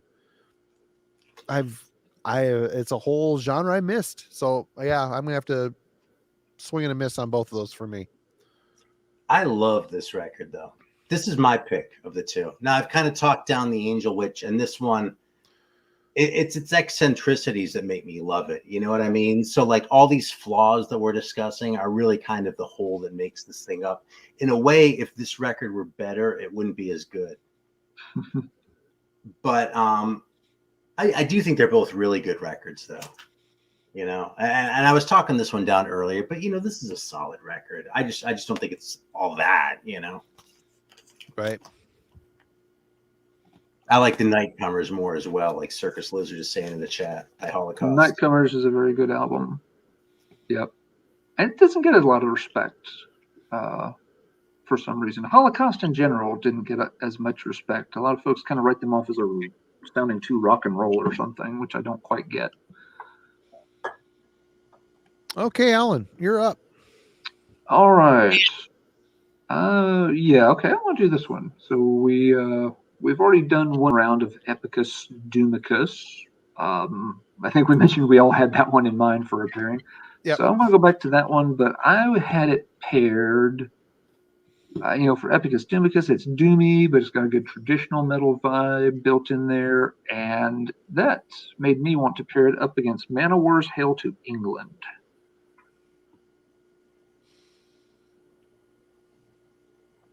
Huh. Kind of go with a pairing for bands that, albums that have doomy quality, but also a good traditional epic qualities to them as well. Kind of a mean pairing. It's kind of mean. Actually, I think it's easy. I gotta go with Man of War. I'm not gonna let people go even perseverate on this one. I love Epicus Doomicus, but man, that's a great Man of War album. Dude, that like Hail to England, that's what I want a metal record to sound like. I mean, I already said this about Peace of Mind, right? But like,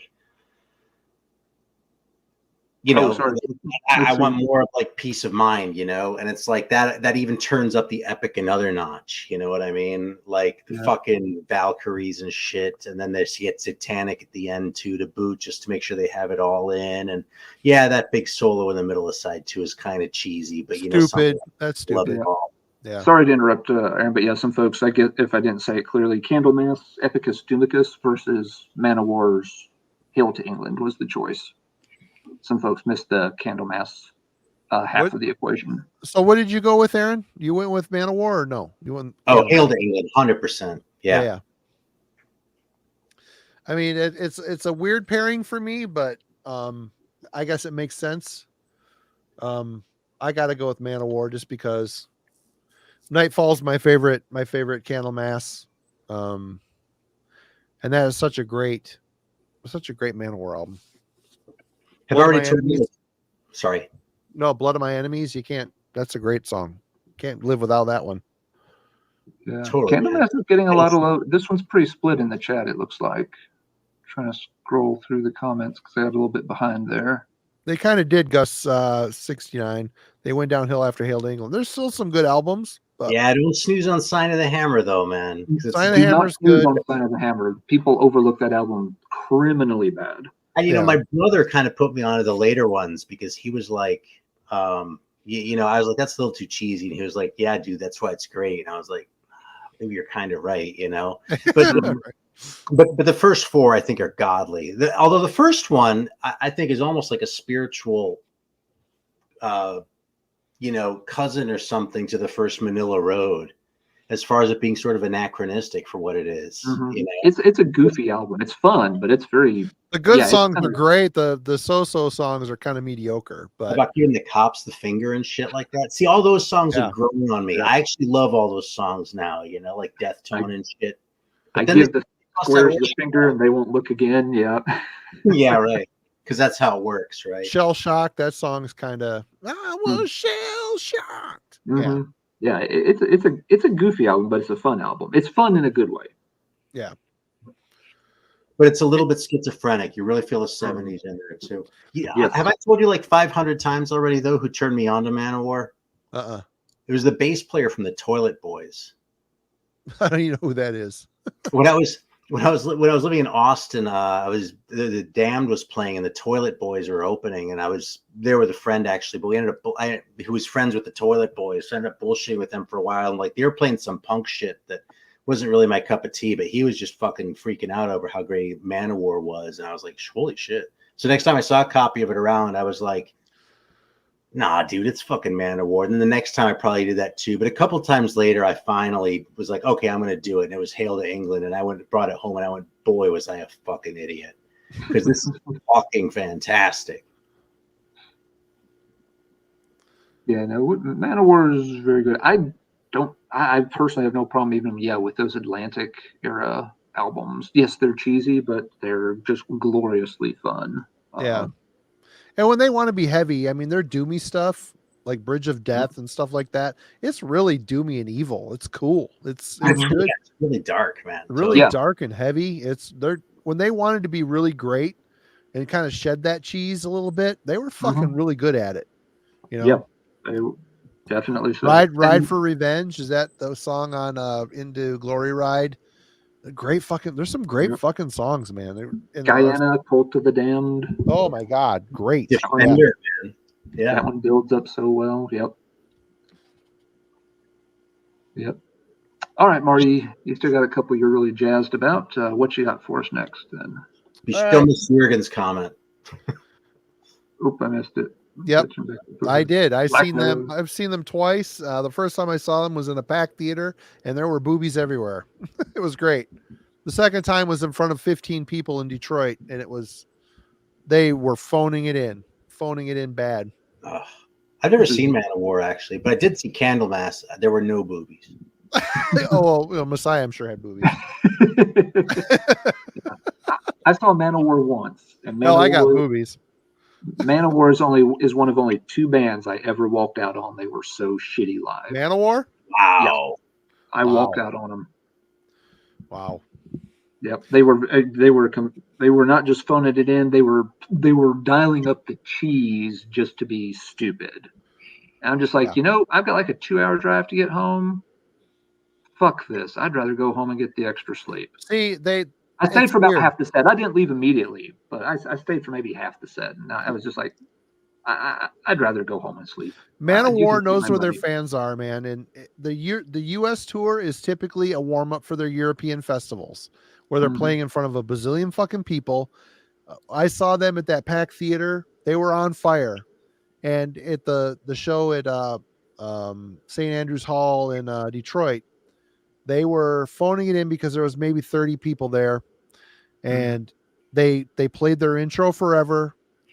They all went out and played solos, and they only played for about 40 minutes. So it was all intro and solos and very few songs. There were people that traveled a long time and were pissed because Manowar phone, they were basically practicing for the fucking shows in Europe.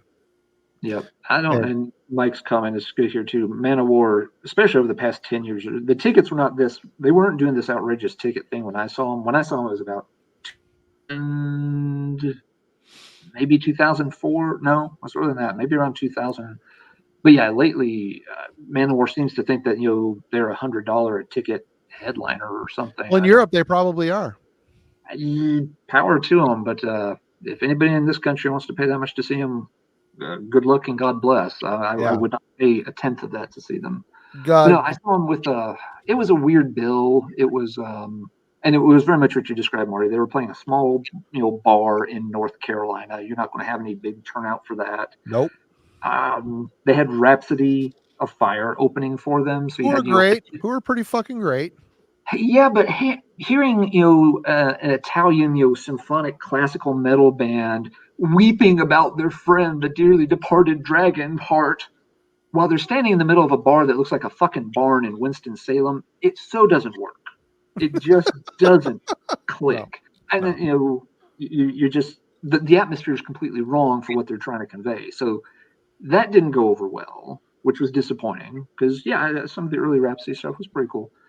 And then Manowar came on, and yet they just hammed it up the whole fucking time. The point where I left, they had brought some lady and her 9-year-old kid up on the stage, and they were doing this long drug out thing where they were indoctrinating little Timmy into the true brotherhood of metal tonight. And they just kept trying to get the kid to interact with him. And you could tell the kid's just standing there just what the fuck am I supposed to do?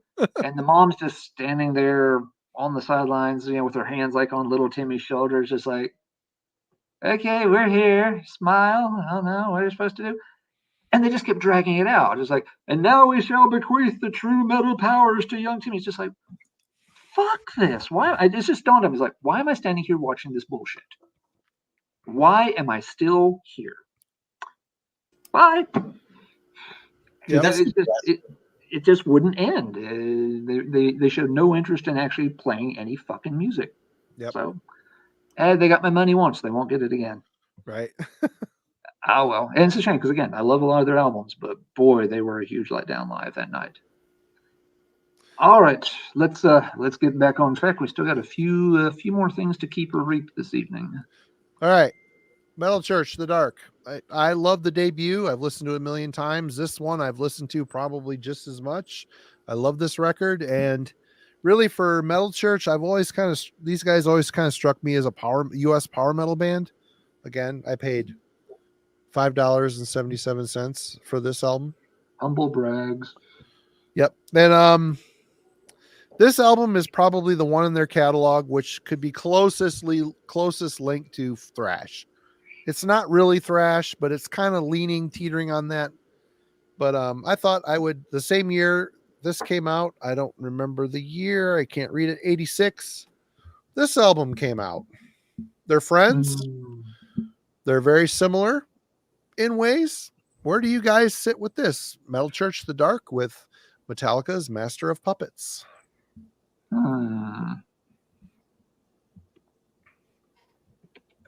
That is an interesting showed because I don't have The Dark. It's a good album, Aaron. It's a really good album. I need to grab that one. That one and Long Live the Loud are two ton of bricks, Start the Fire. Method. I mean, there is not a bad song on this fucking album. Watch the Children Pray. Watch the Children Pray. Psycho. Line of Death. Burial at Sea. Oh, Line of Death. They're so good. Yep. Let's see what our friends in the chat are saying about this one. We've got, let's see, Orion's picking Master. Devin's picking Master is overrated, but still Master. Gus69 says Master and sorry, Metal Church. I mean, really, people that pick Metallica, I get it, but are you picking it because it's Metallica and it's the first 3 classic albums? I mean, Jurgen's picking Metal Church just for the first 2 songs, and those are the best 2 songs on the album. Jurgen is right. Ton of Bricks and Start the Fire are just grinder, nasty shit right there. That album starts off. I like this whole album. I really do, and I love this album too. But man, when these came out, I spun both of these things. I'd have a hard time picking on this, to be completely honest. Yeah. The thing, I know what I'll pick, but they are both great albums. They are also both great albums I don't revisit much anymore.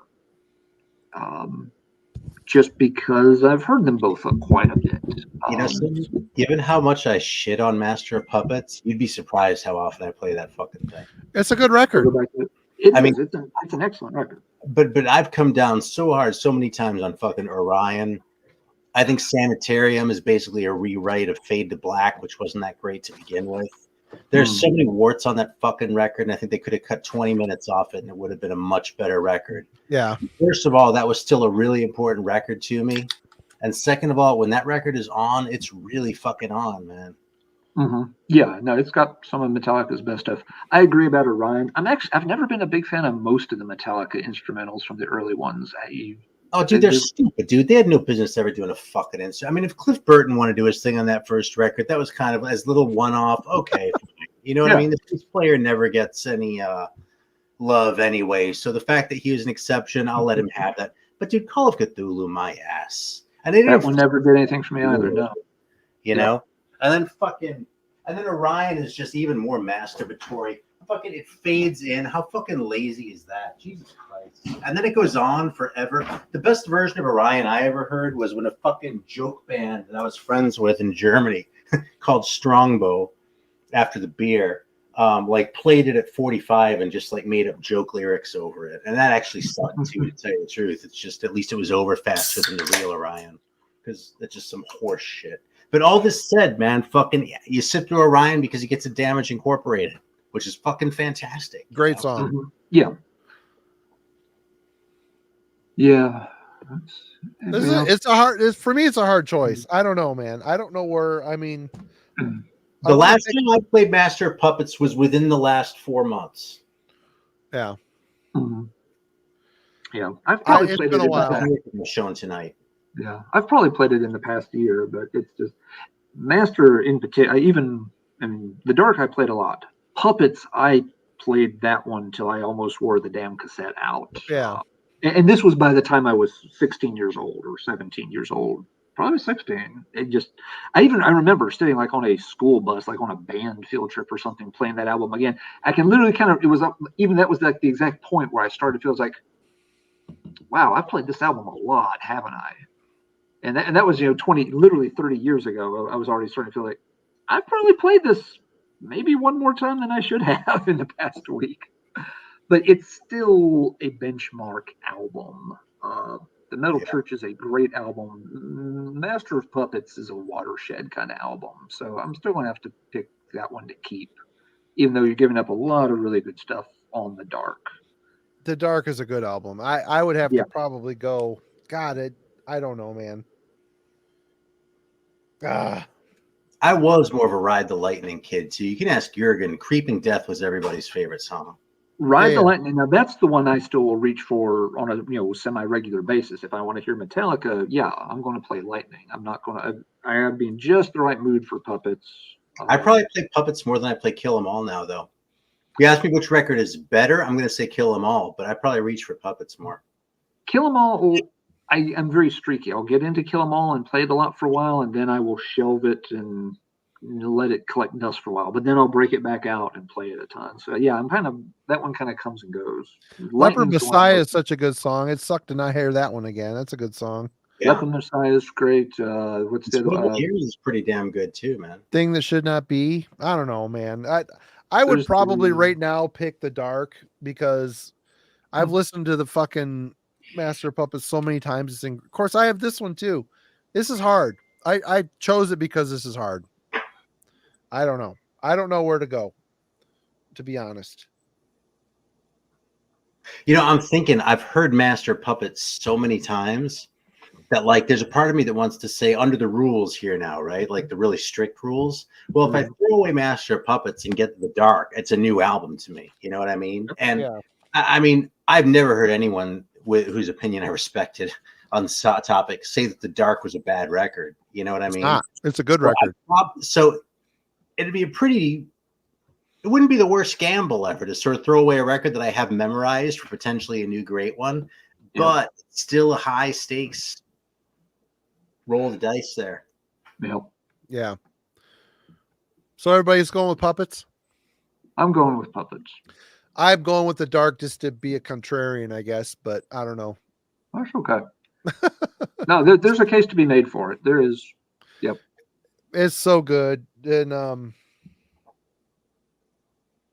Method to Your Madness, what a great song. I don't know. This is a good album. I don't know. I'm going with the dark. Fuck it. Yeah, the vocals are better on the dark. Okay. Mr. Aaron. All right, this is my last one. And this one actually feels kind of anticlimactic compared to the rest of these. But you know something, it's getting late, so maybe it's time for us to sort of settle down a little bit, get a little less frenetic. Simmer down now. Yeah. And decide if we're going to go with Jailbreak by Thin Lizzy. It's a good album. Yep. Oh, hang on a second here. I hit a button and a menu came up. God damn it. Okay, so Jailbreak by Thin Lizzy or Argus by Wishbone Ash. That's a good album too. Oh, cool. I didn't do anything except hit a beef. You're yellow. You're yellow now. There's a little more, yeah. I think that's God voting for Wishbone Ash, actually. Yellow. Yellow belly. I will show you this because you don't see this very often. I'm kind of stoked about this.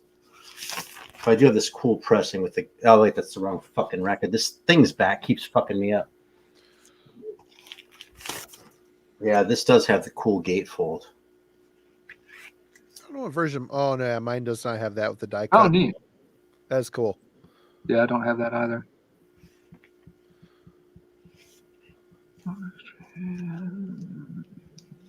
I'm gonna have to go with Thin Lizzy just out of more familiar. I've heard that Wishbone Ash album. My friend Zoller made me a Wishbone Ash comp. I like some of that stuff. It's really good. Mm-hmm. But I've heard that album, but I have not spent a lot of time with them. I've spent a lot more time with Thin Lizzy.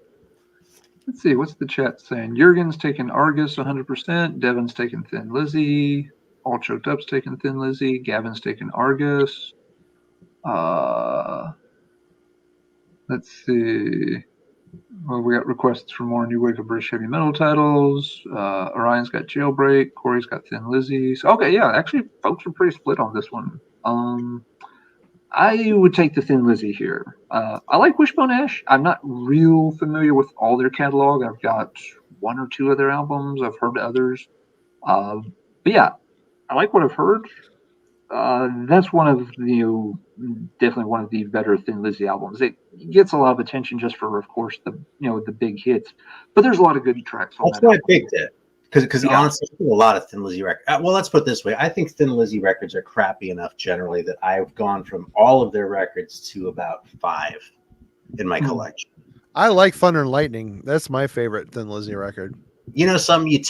You and Eric actually taught me into keeping that one right after I sold it. I hadn't even shipped it out yet. I literally just sold it. I was like, let me play this one more time. And I was like, yeah, I kind of could keep this. But the title track is great. And that ballady song, The Sun Goes Down, those two songs enough for me to keep at that record. It's a great record. But my favorite Lizzy records easily are Jailbreak and Johnny the Fox. Yeah, Johnny the Fox is my personal favorite. But Jailbreak's a good strong second. Yeah, so if you'd picked a different Thin Lizzy record, this would be probably closer. But with Jailbreak, I'll definitely keep Jailbreak. Yeah, no disrespect to Wishbone Ash though at all. That's one of those bands that I always mean to investigate deeper, and I'll get to them one day. You know what I feel like about those two bands? I feel like what people say about Thin Lizzy is actually true about Wishbone Ash. And that's kind of why I wanted to put them up there like that. And it's like, yeah, there's the whole twin guitar thing that people talk about too. Yeah. But I also feel like with Thin Lizzy, they don't really do much for you on a cursory listen, right? And I've always... I really appreciate the uniqueness of his voice, and his lyrical concepts are often quite advanced. and the way he places the lyrics within the music is unique. I don't know, man. I'm a late convert, a very late convert to Thin Lizzy, and I am sure not all their albums are great, but the ones I have are good, and some of the songwriting is exceptional. And the twin guitar harmony thing it appeals to metal. I mean, Right. Especially like German power metal. Halloween's twin guitar lead thing. There's some Thin Lizzy shit going on in there. Yeah. That's a big part of what it was giving Judas Priest credit for, was stained class. I mean, yeah, 100%. But have I told my whole story about my like long-term like agony with Thin Lizzy? No, go ahead. I'll keep it short. But before Rockadrome, before Dennis had Rockadrome, he had that previous group, the previous record distro, Monster Records. Yep. And he was his partner Phil Baker. I was kind of friends with. And Phil, I went over to his house. We never really lived in the same city, but when I was living in Austin, I went to his place in San Antonio, and I'd never seen a collection like it. Like every room in his house, floor to ceiling records. You know what I mean? I walked in, he had an original Geronimo record just sitting there. I was like, he had like Kent Rocks, all this shit that I was like grails to me, right? And his favorite band out of all that shit was Thin Lizzy. And I was like, holy fuck. So I like checked out Lizzy record after Lizzy record and listened to him and went, man, what is it that I'm not getting with this? You know what I mean? And I really kind of feel like it eventually got to a point where I got my head around him as much as I was going to ever do it. But I feel like the effort that I put into listening to get that out of Lizzy yielded a lot less than putting still a fair bit of effort, but less effort into Wishbone Ash. You know what I mean? As far as the storytelling, as far as the guitar harmonies, you know what I mean? Sort of the way the songs are put together. It's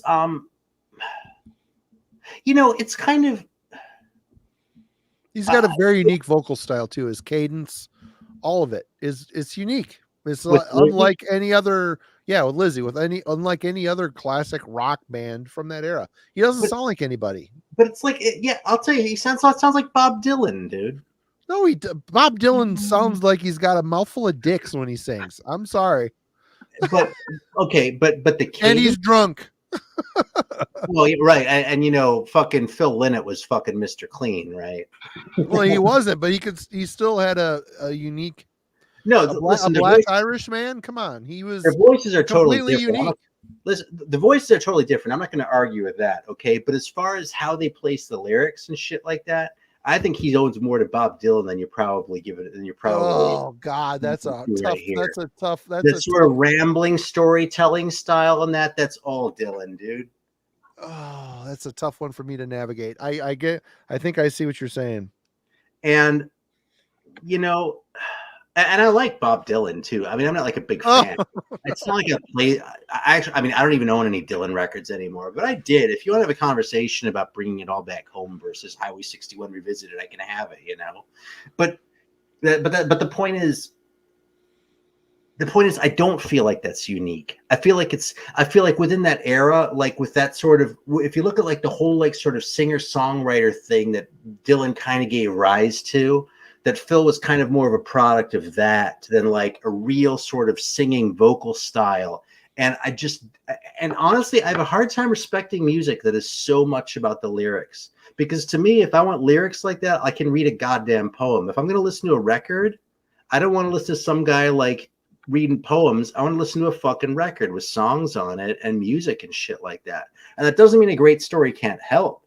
It can't be tremendous. I mean, I can sit here and talk all day long about records that I think have great lyrics on them. But at the end of the day, to me, it's secondary. And with Lizzy, it was always primary. No matter how good a guitar player he had, no matter how good two guitar players he had in his band, no matter what kind of muscle there was as far as the influence he was bringing in, whatever else, there was always secondary to those fucking stories. And at the end of the day, I just don't give a shit about if there isn't a song behind him that I feel like listening to. And there are a few songs like that on Jailbreak, and there are a few songs like that on Johnny the Fox, and there's maybe one or two others per album. I mean, it's not like I couldn't make it through Nightlife or something like that. It's just I don't feel like those records really pay any dividends, when you invest yourself in them. I feel like they just don't really return much back. And on top of all of that, every so often he'll reach in the toilet for something like that saxophone solo on Dancing in the Moonlight, which is just the last goddamn straw as far as I'm concerned. Yeah, I mean, my musical awareness of Lizzie is 3 albums. I own Johnny the Fox, I own Jailbreak, I own Thunder and Lightning. Thunder and Lightning being my first acquisition. It's their most metal album. Yeah. It is hands down their most metal album. And that album connected with me instantly. It sounded heavy. There was some great guitar stuff. There was some great singing melodies.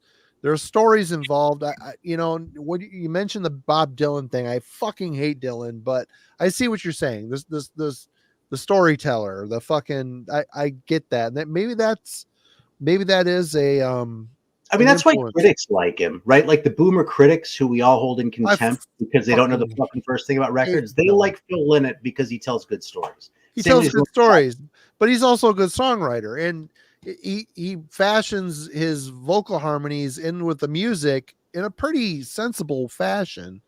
And I listen to Lizzie, and they don't sound like anybody to me, which draws me. It makes me want to get more records.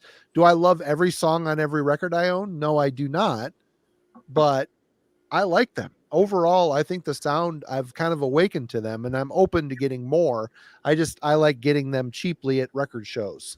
I don't want to go out and blow a bunch of money on a bunch of Lizzie records that are half-assed. But yeah, I wish you the best, man. I spent years and years trying to understand. Well, you got rid of a good record. Thunder and Lightning is a good one. I mean, that's the most metal fucking record, straight up. If I ever really regret it, I'll find it again. I mean, I have more rare records than fucking Thunder and Lightning. Yeah. I see what you're saying, Aaron. I mean, you're right. Thin Lizzy is not the deepest band, out there. I think they pose as deeper than they are. That's another thing that kind of pisses me off a little bit. I don't know. I've never really heard folks, and maybe I just haven't read or had the same experience, but I've never heard folks really try to pass them off as the deep intellectual band. The band I usually hear that comes closer to that territory is like Blue Oyster Cult, where people are always trying to dissect every layer in the lyrics and the song titles and all that kind of stuff. Man, BOC is a great call on BOC. They're another one of those enigmatic bands to me that I'm late on them too. Zoller, every time he's here, he buys me BOC records when we go to a record store. And I like a lot of them, but I don't love everything on them, and they're really weird. BOC is one of those bands that I like, but I wish I liked them more. I have some favorite albums. I have some favorite songs. Just the early shit is there's no guitar distortion. It's fucking bizarre. It's like coming from a different dimension to me. They've got songs that are like radio hits, like I'm Burning for You and Don't Fear the Reaper. And then they've got like these other weird they're a weird fucking band, and to see people profess their love for them, I'm like, I gotta wonder if they're being honest, because I like some of that's. You want to hear a hot take? Yeah. Right now, okay, not metaphysically, okay. Right now in February of 2022, I like Blue Oyster Cult more than Black Sabbath. I've got maybe 7 BOC albums, and they're all good. But I never find myself compelled to listen to them. Is that weird to say? It's kind of weird to say, but it's true. You know what my compulsion was? I wanted UFO records. And as soon as I was living in San Francisco at the time, but as soon as I decided I wanted the UFO records, I couldn't find any anywhere. So I was like, what's the closest thing that I have? And for some reason I kept reaching for the Blue Oyster Cult records. And after a while I was like, wow, these are actually like for all the reasons you just said, dude, you're hearing the right shit. They're weird. They're weird. The lyrical shit. Okay, you want to talk about a band with good lyrics? I mean, they're fucking bizarre sci-fi weirdo lyrics. Crazy, you know what I mean?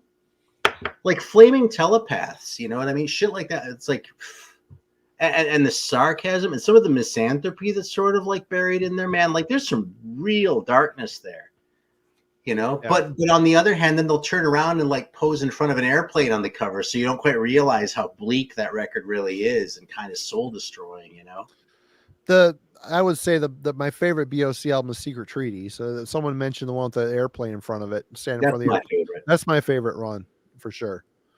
I like Spectres too. I mean, I've got them all the way up through. I don't love Spectres. I think Spectres is okay. about half of Spectres is really good. I love Secret Treaties. I love the first one. I love Veteran of the Psychic Wars. You already name dropped it. I'm spacing the title. Fire of Unknown Origin. Yeah. Love that one. And just recently, too, I came around on fucking Agents of Fortune, which I avoided because it has the hit on it. And I was like, fucking Don't Fear the Reaper is an awesome song. It's a great fucking song. Great. Talk about atmosphere. It's incredible. Yeah. And like all the oversaturation just killed that song for so long that when I heard it, like it was like, yeah. I really can't comprehend liking BOC more than Sabbath. I'm sorry. Well, like Mike said, like you said it, I almost did. I like unheard what you said. I saw your lips moving. You were making sounds. Oh, that's tough. I mean, I like BOC, but I love Sabbath. I mean, how can you not love Sabbath? Oh, I do, dude. If I were making a list of all-time shit, I mean, I don't even have to say this, but I fucking will anyway. If I'm making a list of all-time shit, of course, Sabbath is like, very, very high on that list. But Blue Oyster Cult, man, I don't just reach for those records sometimes. I probably listen to them at least once a week, and I've been really heavily into them for about 6 months. Ask Coltrane how sick he is of hearing, like every time we get in the car, drive to the record store, what do I feel like hearing? My default is like, oh, I haven't heard the Transmaniac on MC, so let's fire up that first Blue Oyster Cult record again. Yeah. Cities on Flame with Rock and Roll. Good song. I love that song, dude. It's a good song. But that's actually a great example of like why they're such a cool band, because like in my head that song was like this sort of driving, like Cities on Flame, you know what I mean? But it's not like that. It's this weird sort of like laid back. It has this. It's like it's like people talk about like Phil Rudd and like with AC/DC being a little bit behind the beat, and how that like they do that like a little bit more even in that song, you know what I mean? And it still has that kind of forward drive, but there's something so easy going about it that it's almost but not quite sloppy. It's brilliant, man. I just think it's pure genius, man. Thanks, so Deluxe. I appreciate that. I think. Anyway, yeah. I mean, we could go on all day on this. Sorry, everybody, for the tangent, but that was fun. It was actually fun. I bet when King Fowley comes on, he's not going to say that Blue Oyster Cult's better than Black Sabbath. No, and S. Craig Zoller wants to come on, and S. Craig Zoller wants to do a deep dive on BOC too, which I told him I probably don't have a horse in that race, but it could happen for sure. Anyway. Yeah. I've actually gone to my local record shop and saying I've actually been pestering them. I'm like, do you have any of the shitty Blue Oyster Cult records in? I'll ask them just like that too, because of course they know me, right? Yeah. But I'm like, yeah, dude, I have the first ones. I have Agents of Fortune. I have fucking Fire of Unknown Origin. I even have Spectres. I'm looking for like Mirrors, and then I'm looking for those later ones from the 80s. Club Ninja. Yeah, Club Ninja. I'm trying to find a copy of Revolution by Night. I don't have those records, and I love them so much that even though I know those are bad records, I still want to hear them. And I'll probably play them a lot once I finally find them. And the only reason I don't send away for them is because they're fucking Blue Oyster Cult records, and I am not going to mail order a fucking Blue Oyster Cult record that I'm going to find in a goddamn dollar bin eventually, because nobody likes the fucking records except me. Except I don't even know if I like those records. I don't really like Spectres. I don't like Cultus Erectus. I think it's a turd, man. I really want to like it too, but Alan, this is a good Zoller and Metal T on BOC. We could maybe make that happen. Mm-hmm. Probably. Yep. Again, it's a band. I've been working on their catalog a lot in recent months because it was another band that I'd always meant to pay attention to, and I finally am. So I'm kind of withholding comments until I spend more time digesting it to see what I think. They kind of came and hit me out of nowhere in a way, even though I had known them forever, and they've kind of done it a few times, because like I said, again, they did it again with Don't Fear the Reaper, the most obvious fucking song on the planet, just about, and I was just in awe of it at age fucking 49. Like, how am I only like really hearing this song for the first time, Brilliant. I fucking love them so much. How did we get on this tangent? I don't know. We got off. We had you gave us the Jailbreak Argus pairing, and we went from there. You know what amazes me is that when we're sitting on here and I say, how the fuck did we get on this tangent? That you actually know, and like consistently. All right. Alan is next. All right. For my last one, I'll go with something fun. This may be easy. You may not care. I don't know. But we'll go with something a little different here. Let's go with some sort of like a good solid LA style metal. First choice is the first Wasp album, and the second choice is Motley Crue's Too Fast for Love. Nah, Wasp. easy for me. Easy for me. Wasp all day. Wasp all day. If Wasp you had said all day. Shout at the Devil, it would have been a little harder, but it still would have been Wasp. What does the chat think on this one? Because there are a lot of fans for early Motley Crue. So I'm interested to see what folks think there. Let's see. Hey, Rick, how you doing? Hey, Rick. Here's your shirt, man. I got one printed for you. It's coming probably next week. And I've seen there's been like 5 shirt orders. Thank you, everybody. Oh, wait, there's more. 6 shirt orders. Go get a shirt, everybody. Motley Crue is a band that's pretty easy to write off, because obviously they went way downhill, within a few albums, but a lot of folks seem to have a pretty strong soft spot for the debut when they were still part of the LA metal scene before it was completely split into with thrash versus glam and all that stuff. So, and Wasp is one of those weird bands that always kind of falls in between. They look a lot like a glam band, but they always sound a little heavier than any of the typical bands. I mean, you're never going to have Bret Michaels singing "Animal Fuck Like a Beast" or anything like that. So yeah, that's why I put these two together. It's a good pairing, a good sensible pairing for me. Blackie Lawless has got one of the most unique vocals in hair metal. This band was always lumped in with hair metal, which really isn't fair. It really isn't fair because they don't fit the mold. I mean, that early shit, they'd have a woman on the rack. There's blood everywhere, throwing meat into the crowd. That is just not a thing that would scare a glam crowd. What they had going on back then, the cod piece, the saw blades and the assless spandex, and they're super tall, ugly fucking dudes. They were not a glam band, and Blackie's vocal style was completely unique, super strained sounding and awesome. And the guitar tone between Chris Holmes and that other guy, I can't remember his fucking name. Great guitar tone, great solos, great songs. I'm a big fan of the first two. I'm recently got Headless Children and the one after it, Crimson Idol. And I snoozed on that shit forever, and I got it. I was blown away how good those records are. They're really good records, good metal records. Headless Children. I actually don't like The Last Command very much.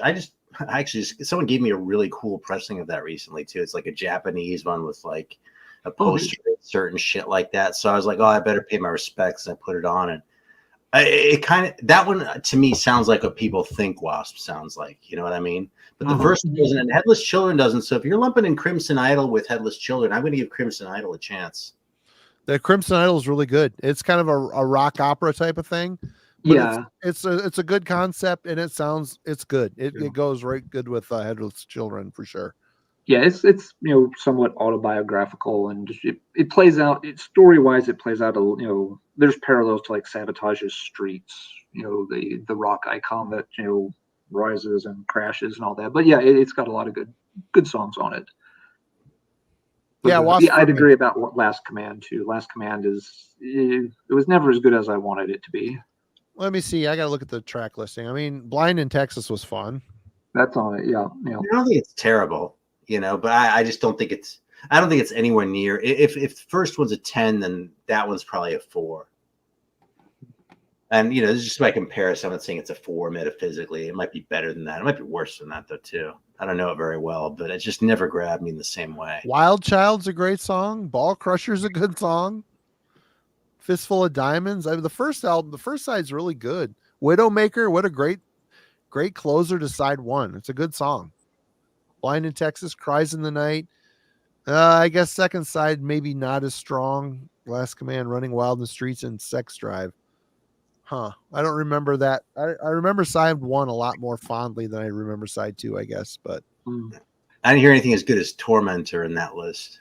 no, absolutely not. I mean, the first album kind of crushes it for sure. Yeah. But most bands first, I mean, you got your whole life to write your first album. Your second album is typically, you got a time restraint, especially if you're a bigger band on a big label. So you've got less time to come produce the fucking material. So I get why most bands second album, everybody's like, oh, I prefer the first album. Well, yeah, no shit, Sherlock, because the band had their whole life to write it, Yeah, it looks like most of the chat's on the Wasp trajectory here as well. So, all right, Marty, what you want to wrap up with? All right, my last one. We're gonna take it European techie thrash stuff. Two favorites of mine for sure. We've got Corner from Austria, Punishment for Decadence, up with Germany's Destruction, Eternal Devastation. Oh, nice pair. I thought this was a sensible pair. They're both kind of techie. I think Corner musically are a little bit better. They know what they're doing a little bit more, but I think these two sit on the same shelf. They're a three-piece at this point. Power trio on both albums. This would be a tough pick for me. Tough pick. Yeah, I don't have a knee-jerk answer on this one. Aaron looks like he wants to pile drive me in the balls for a minute. I'm actually pretty much with you in your assessment. I have to pledge my eternal loyalty to Destruction because I've been a Destruction fan since about the time that record came out, and Coroner I came to a lot later. I definitely see what you're saying as far as Coroner having their shit together a little bit. Skeleton on Your Shoulder on this album kind of crushes everything on this album. The musicality, the fucking super notey technical attack. But having said that, I might be with you. I mean, this when is a classic thrash album.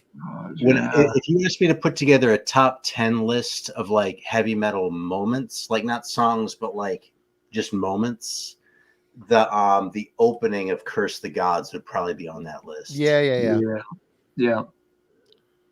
That intro into the you just can't. That's just perfect, dude. Yeah. In fact, one thing that chaps my nuts about that is fucking every CD version of that, and like online, they cut it out and then they come back in with a hi-hat intro. I've got the cassette of this and the tape I've got the tape and the CD and the vinyl.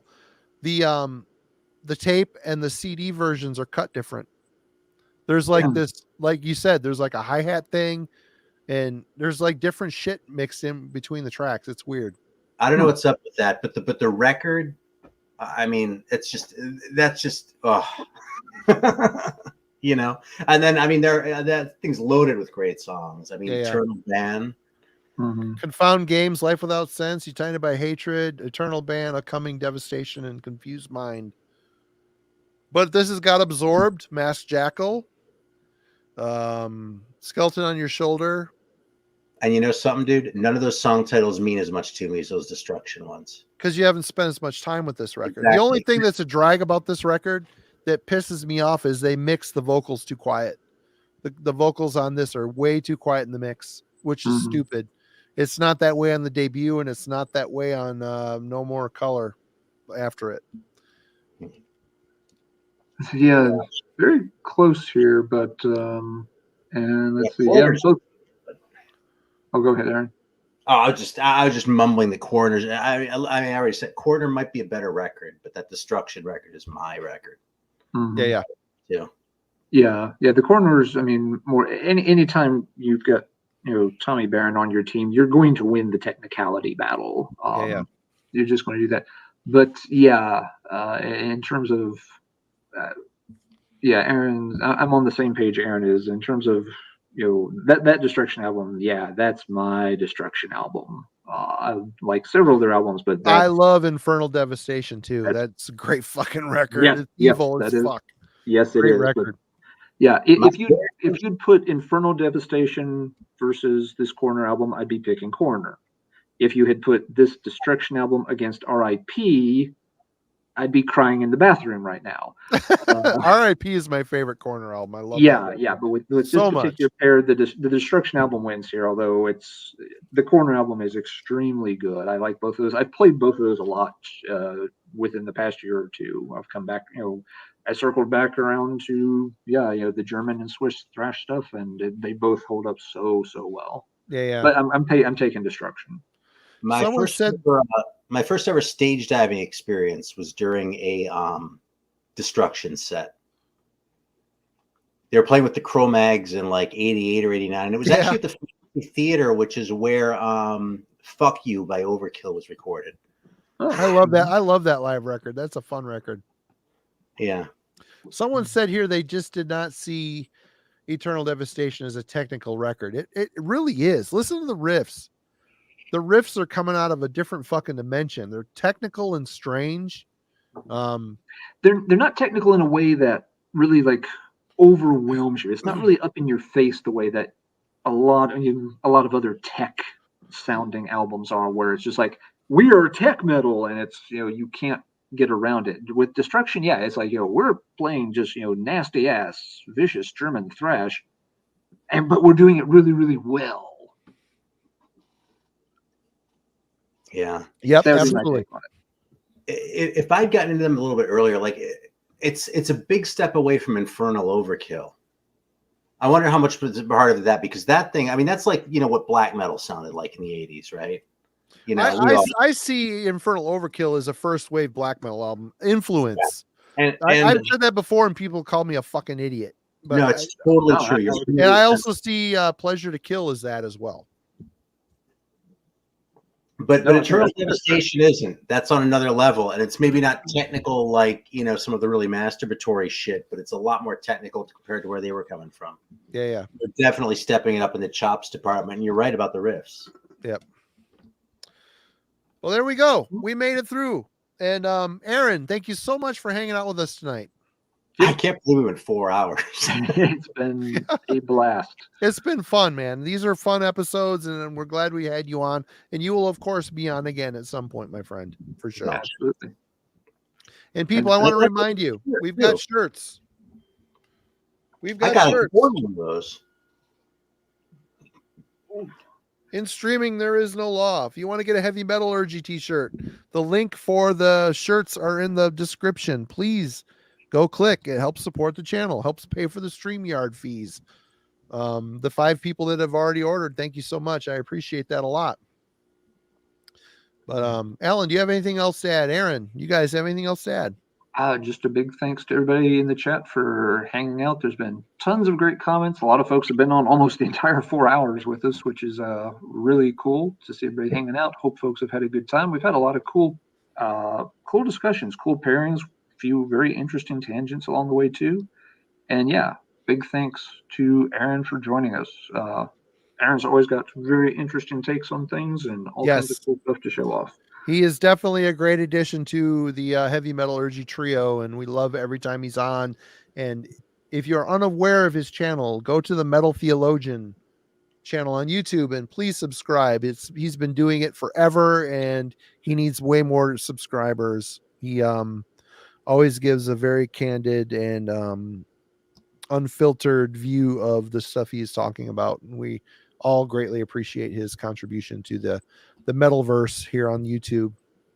Oh, shucks. Well, I really appreciate it, man. And it's an honor to be on. It really is. So, because y'all, I really admire what y'all have built here with this stream. This is really, we've talked about this a little bit offline, but this sort of coming out of the roots of the old sort of anarchy streams into like a show that I look forward to tuning into every week. That's an accomplishment. That's really something to be proud of.